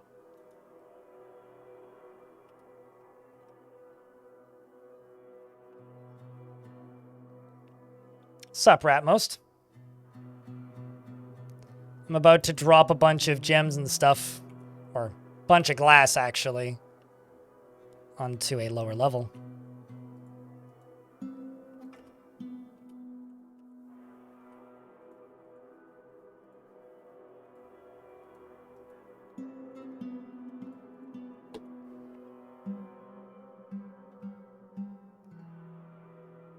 You wish Dalbu would release the tab?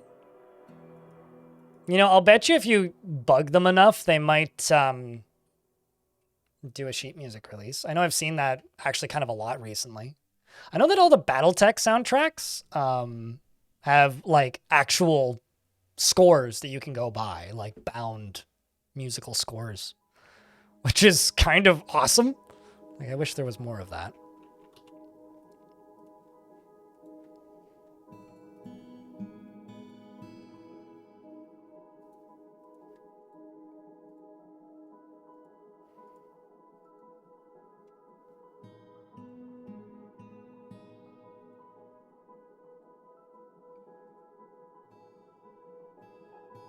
Frame rate's only 25 right now. This is some of the worst frames I've had since I started today. I read that as Grand Canyon, and I was like, how the fuck did you take a cruise ship to the Grand Canyon? I was like, what? Cool. Sounds like fun.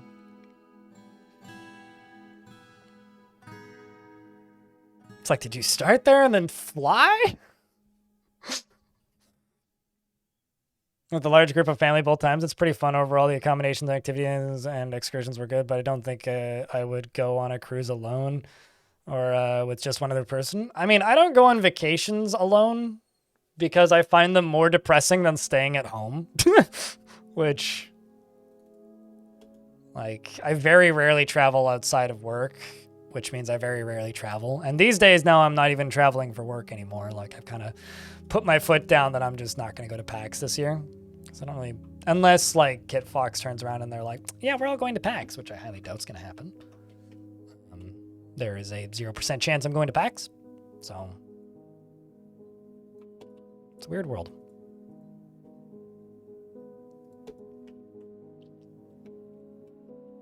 Probably not big enough for a cruise ship though.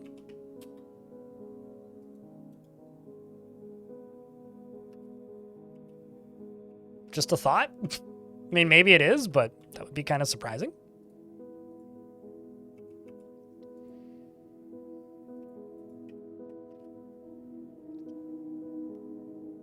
I should do some advanced quick tutorials. Do you want me to explain why I don't think that's a good idea? Or are you just going to accept that I don't think that that's a good idea?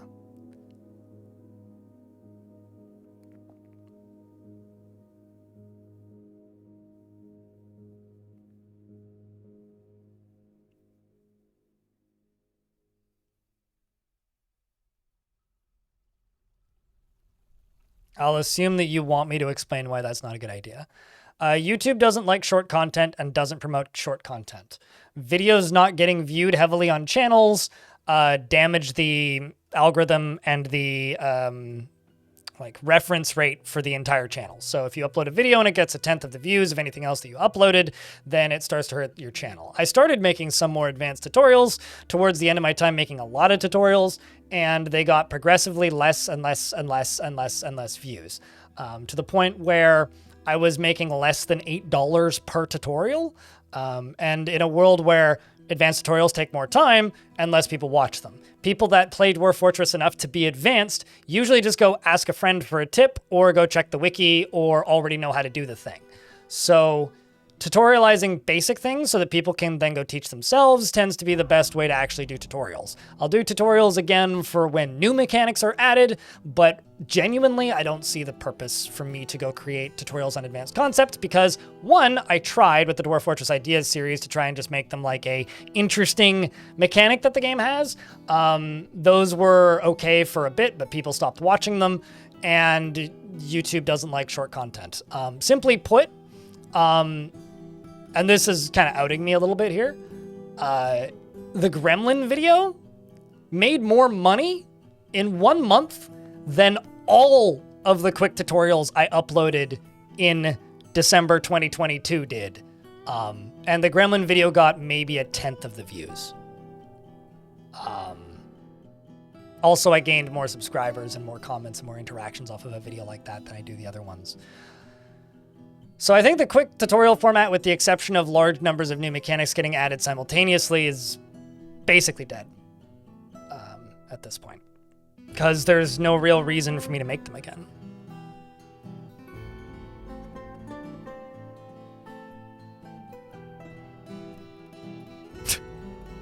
I feel like getting that meta is just kind of painful, but okay.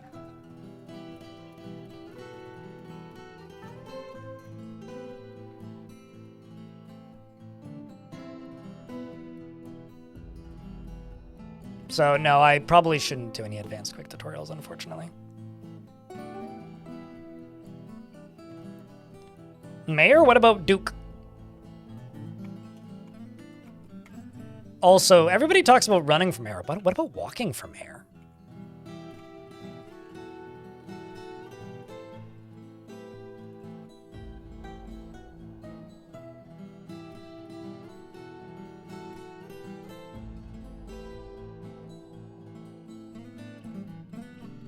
Basically, like, for video game, there's, okay. I'm not a super big fan. Okay, I'm actually not going to mention the person's name. There are lots of YouTube channels out there, several that I know of off the top of my head, which I could name drop, but I'm just not going to. And the way their content works is a game comes out that's pretty complicated.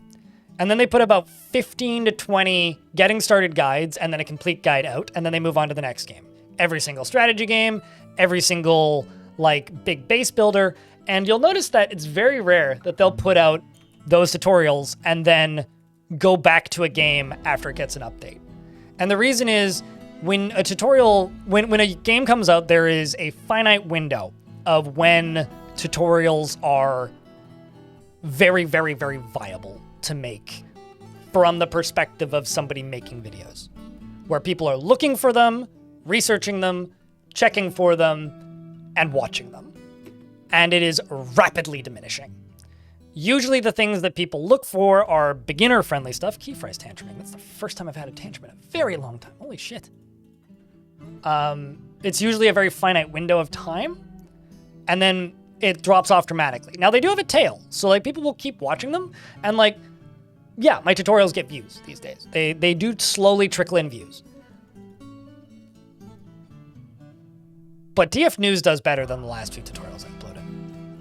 And the adventure mode, like guide that I put up, did okay.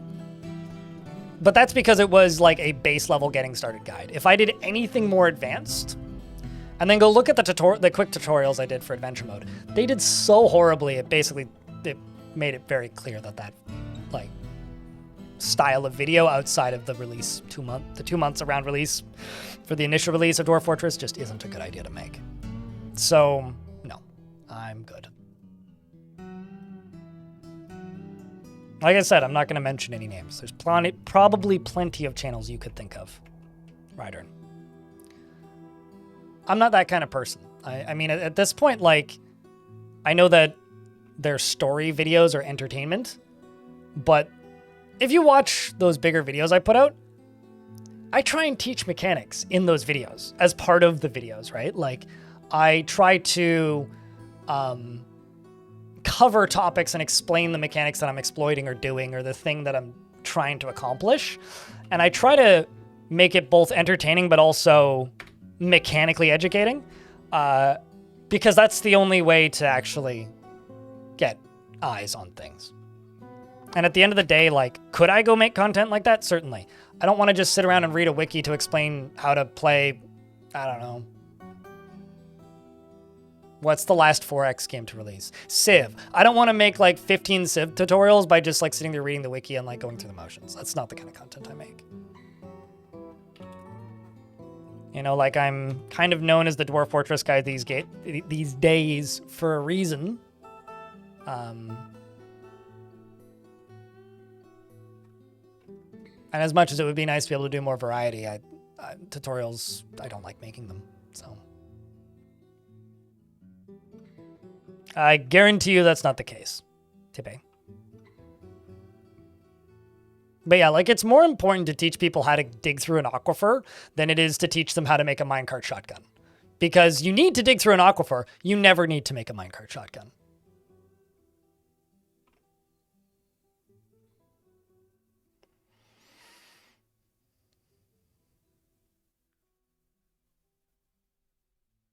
I will tell you this, Ransom Bot. I really enjoy making the videos I make, and part of the reason I push back on tutorials and come up with logical or not reasons to not make tutorials is I don't like making tutorials. Like, me making the quick tutorials and all that tutorial content was a time and place opportunistic move. It was not because I like making tutorials. I made them because I could do it and I had the knowledge and it was an opportunity that was handed to me. Not because I like making tutorials. I've never enjoyed making tutorials. I enjoy making the videos I make now.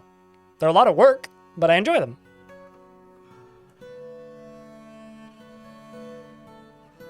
And thwarting invaders that you've used/discovered. What do you mean used/discovered? Do you mean like cavern invaders? You go to the difficulty settings and you turn them off.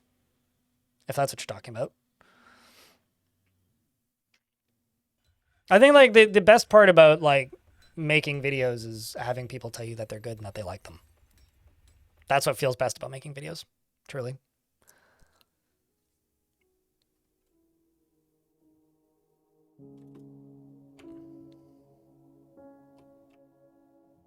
I mean, sure. I could see why you would say that.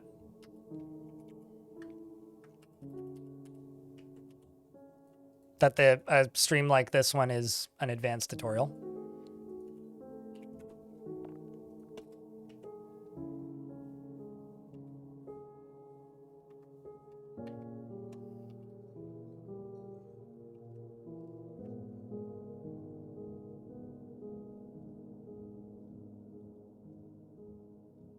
I mean, lava is a solution to just about everything. Packs of goblins? Pointy sticks. Or Mark's dwarves. Is, I guess, my response.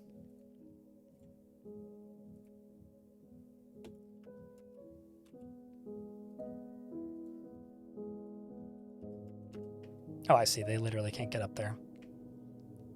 I was thinking that would be kind of cool, but then I'd have to give them a way up there, and I don't really want to do that. So instead, I'll just go over to this spot over here.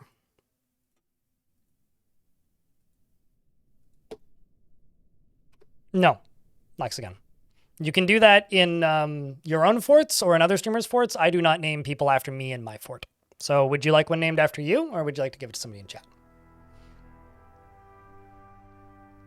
Also, ads are about to start, so if they start, I will wait until they are done.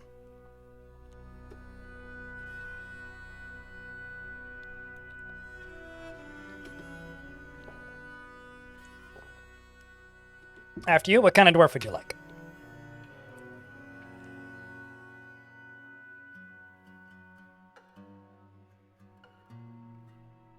Oh no, I know it wasn't a dig at me.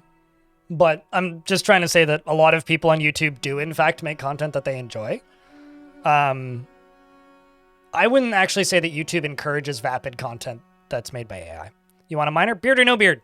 Male or female dwarf? Lex again. And I'll read it when you when the ads are done. What you're about to run. Okay, we'll find somebody who's happy then. Like this one. Excuse me. I mean, thankfully, there's not a lot of that stuff in the Dwarf Fortress like parts of YouTube, right? I mean, I think V tier is the only AI slop like dwarf tuber that I can think of.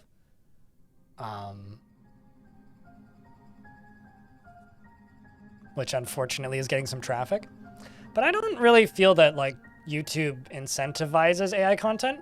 What's kind of weird about a lot of the rabbit holes of like AI generated true crime, which I think is maybe one of the worst ones, is it's a lot of very clearly AI nonsense with a lot of very clearly bot comments on them, to the point where I'm kind of almost in favor of the conspiracy theory that it's people using bots to watch AI content.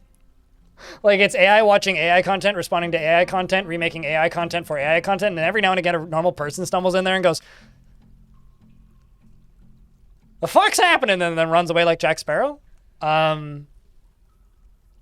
What actually worries me about that sort of stuff isn't like it existing. Like, to me, like, whatever. They certainly show up in shorts, I think, more so than videos. What worries me is kids. Like, I don't have kids, but like, if you go to the YouTube kids section, there's a lot of AI slop in there. That's the stuff that really bugs me. And what worries me is like the number of like kind of absentee parents that just like put the TV on with YouTube and just let it autoplay. You think that Krug Smash is protecting you from AI? I don't think so. I don't think anybody's like...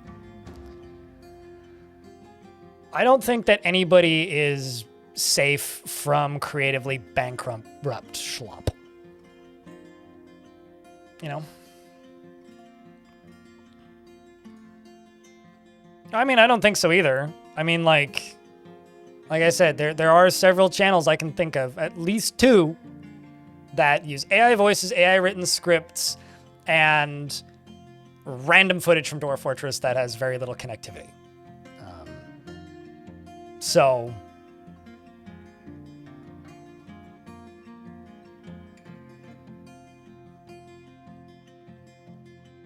I don't even write scripts, so they're doing more work than me as far as I'm concerned.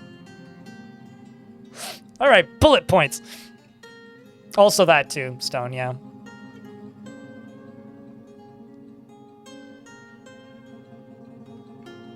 Well, I mean, here's the thing, right? The thing that you need to remember about the tutorial videos, Tippy, is look when they were uploaded. Most of them were uploaded within 3 to 4 months of the game releasing. This was when the vast majority of the player base of Dwarf Fortress had fucking zero clue how to play this game, or hadn't played in years, or was relearning the game. 640 KB, thank you very much for the Prime. Appreciate you. So at the time, it was okay, so I'm just repeatedly explaining the same thing in the stream, so I'm just going to explain it after the stream, like take a list, record like 5 videos, and then upload it.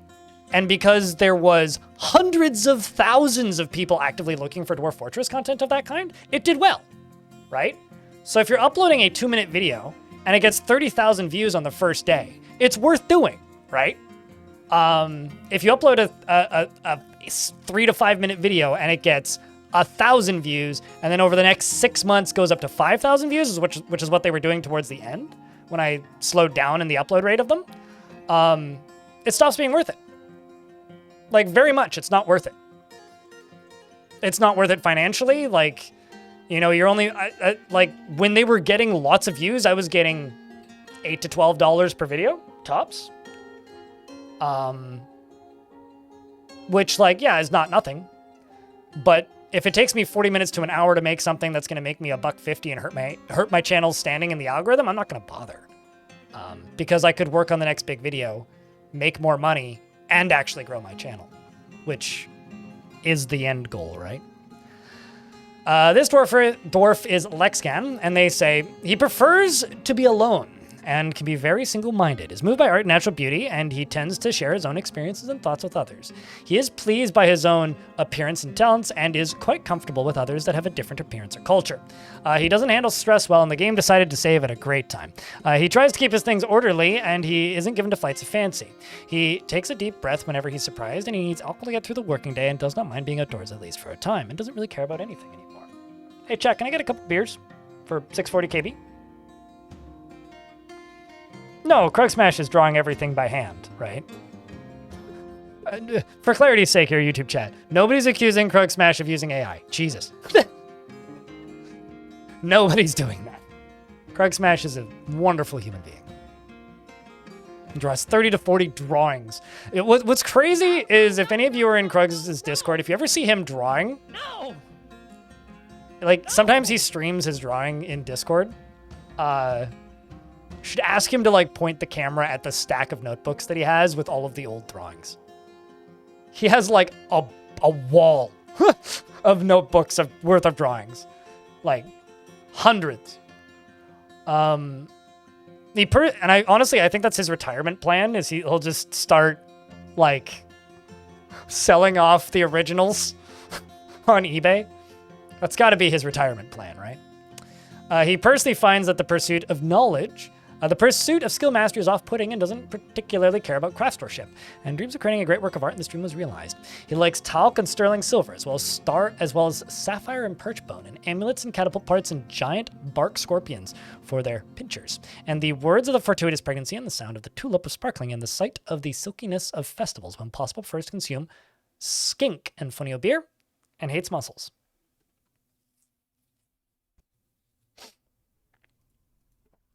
But no, the channel I was referring to is V Tier, who I don't know if that's all that they do, but the only videos I've ever seen from theirs are just shoddily assembled AI nonsense. All right, you've got 3 friends in the fortress. You're a member of the sect of Amethyst, and you feel content after putting on a superior item, and you're currently putting away an old glove. Welcome to the fort. And seriously, thanks for that sub, 640 KB. And thank you for helping keep the channel funded. Have we hit the minimum yet? Let's see. Should be getting close. Fingers crossed.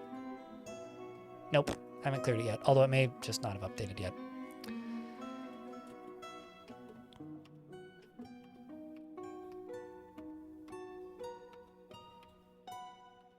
It's going to be a long summer.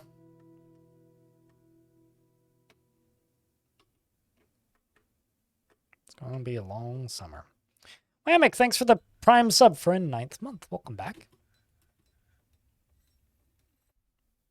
I like that that ghost feels empathy.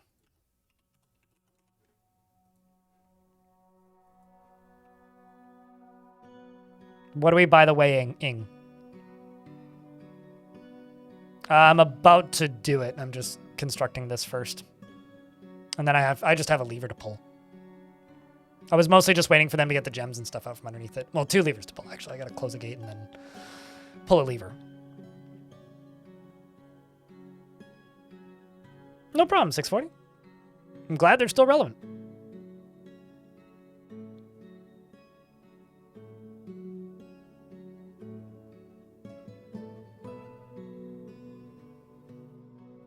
What are we fighting with?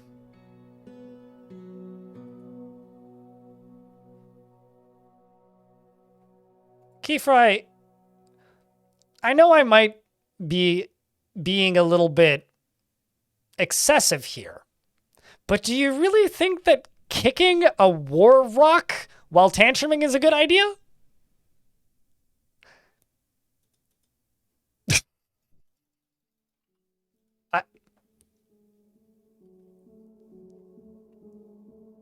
I know it's tied up, but like, that seems unwise.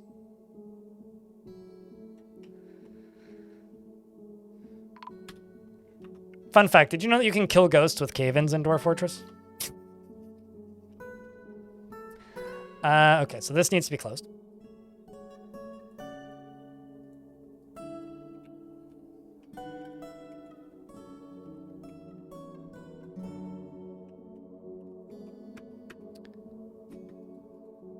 And I'm just going to go back here and just forbid everything.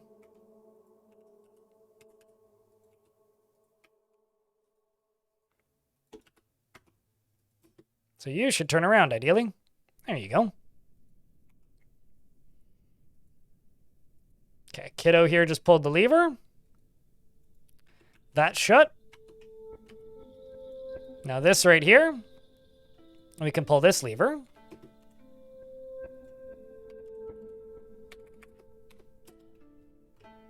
Ghosts can die, don't worry about it. I mean, my favorite thing is that ghosts can die of old age. Like if a dwarf dies of unnatural causes, like they get stabbed to death or something, and then they hit the natural death age, which is 171, the ghost just disappears and goes away. Which, I love that. Like the ghost just gets bored and goes to the afterlife.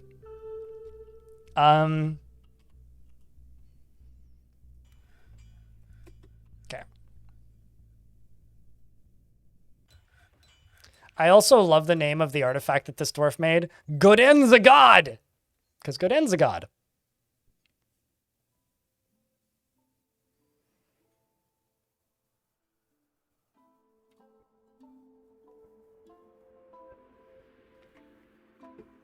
All right, so we're about to do that cave-in. If you want to see stuff collapse, you may want to look up. Because things may get spicy in a mo.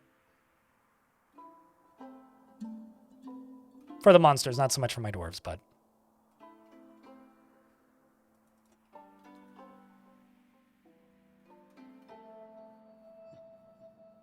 And down we go.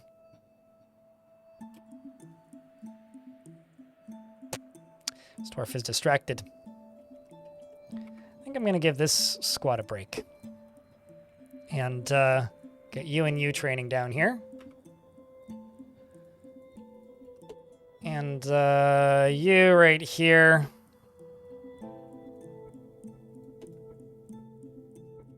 Go do something else. Yep. Deep within this place, we've uncovered what must be a treasure of the gods. Something evil is also emerging from the newly exposed pocket, and we've discovered a echo of forgotten divine retribution.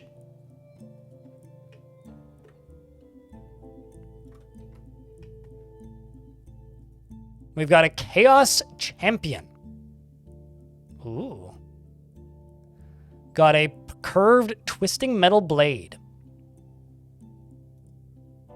Which is, you know, currently getting knocked into oblivion.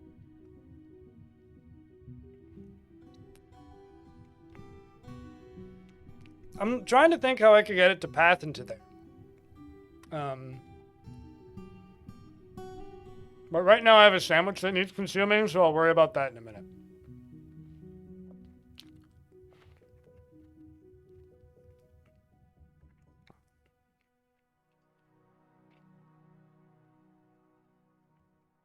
I miss your dwarf every stream, Sergeant Donut.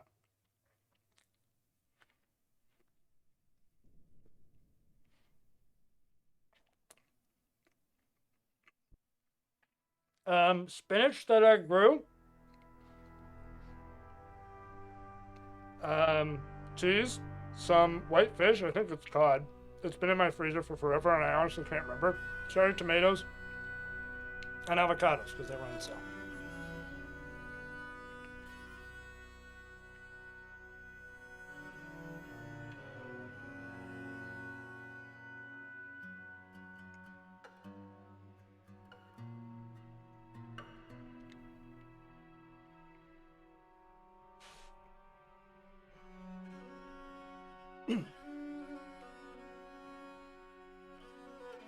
Also, because we were talking about AI stuff earlier, can I say that at this point, to me, somebody saying that something looks like it's AI is kind of just an insult and saying it looks bad? Because a lot of AI, the vast majority of AI art just looks janky and shit. At least to me it does.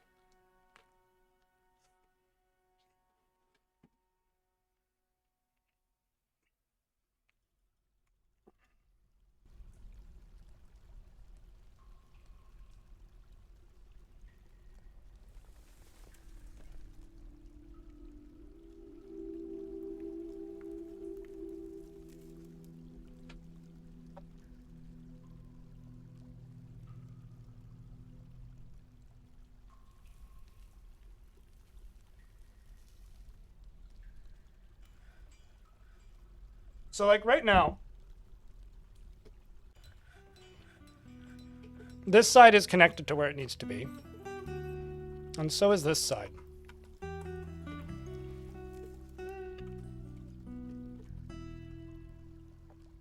So I could try and trap it over here. And then try and trap a Forgotten Beast over here. I could try for it. We can see what we can do. Set it up and see if we can do the first of many blood battles. And see if we can get an initial champion. I'm gonna need some goats. Well, actually just a goat.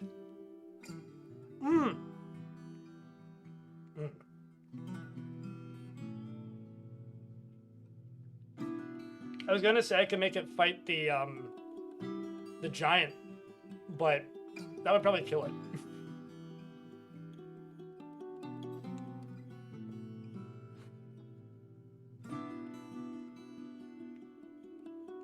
Yeah, they will, but underworld creatures won't. Right? So it's kind of a waste to make them fight each other.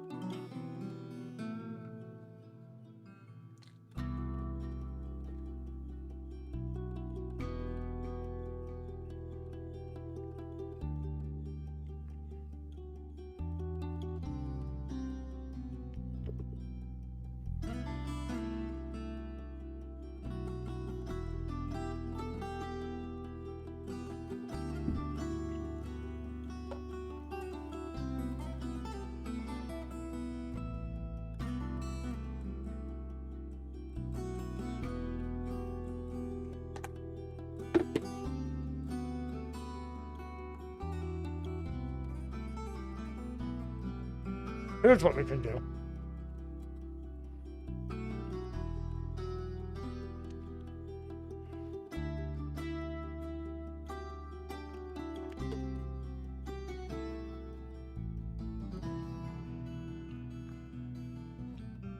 If you guys want to start a fight,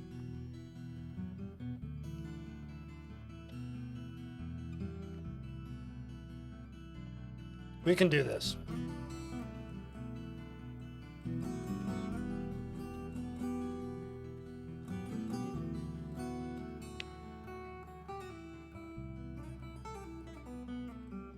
We can make that demon fight the things that we have been saving up for a while.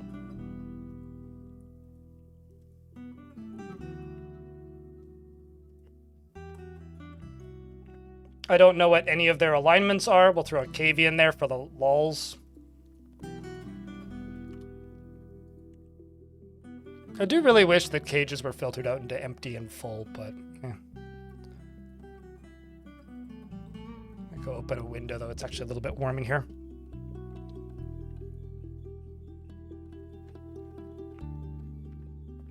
Could also just throw a rhino in here. For a little bit of variety, you know?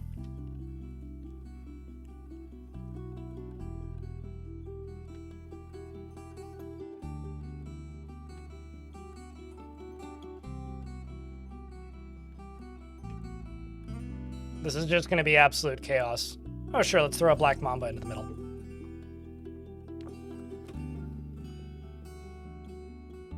You heading out, Ryder? We'll see you later, dude.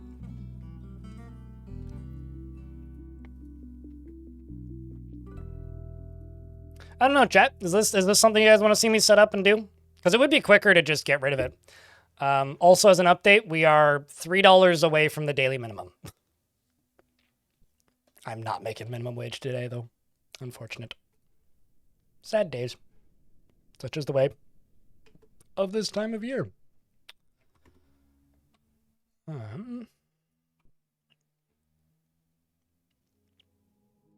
I may actually just...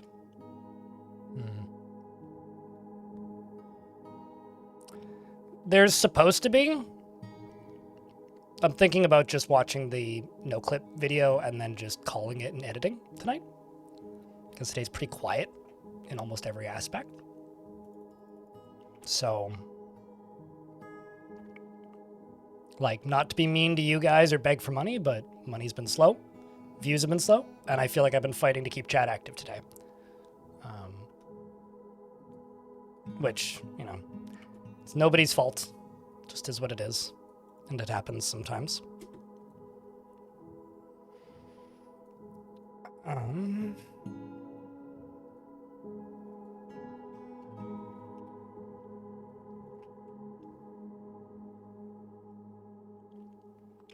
Yes, that has been the whole point of this entire fortress, is to make forgotten beasts fight demons. So that's what I mean when I say underworld creatures.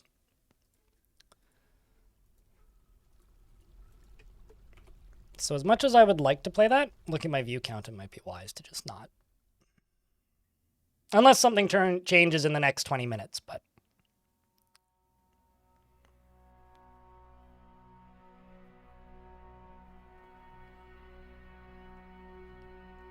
They just fly around? You have no idea how that happened? Sometimes archangels are neutral. It's weird. They're not supposed to be, but it happens sometimes.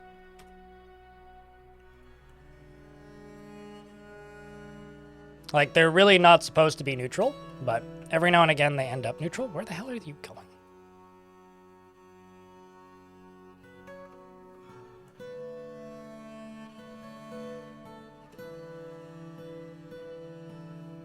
Oh, I see what you're doing. Okay.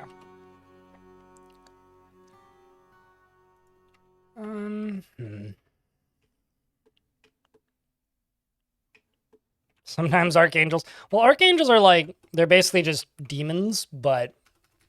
Like, the overlords that run the dwarven factions, but... Angels. Instead of, you know, demons.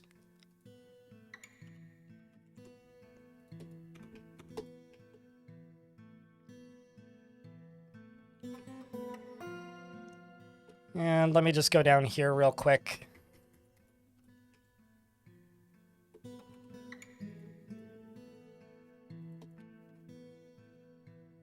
And go all the way down to here. That's what I need to have removed. Access to door.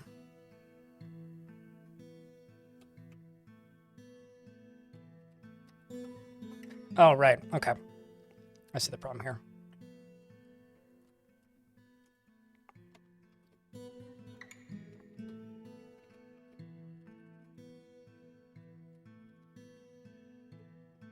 Well, we're waiting on them to build that. I need to dig through this. That's what I need to do.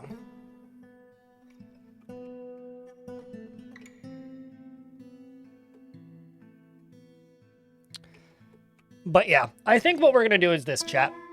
I know that this might be kind of anticlimactic for some of you tuning in today, but today's been really slow. So I think I'm going to cut my losses, and we're going to cliffhanger this. I will build this arena. Well, finish filling up this arena. Hook all of these cages up to mechanisms tomorrow, and we will begin the fights. But unfortunately, I feel like I must have done a bad job today, or today's just one of those weird days where less people watch. So I'm going to call it, I guess, the incentivizing of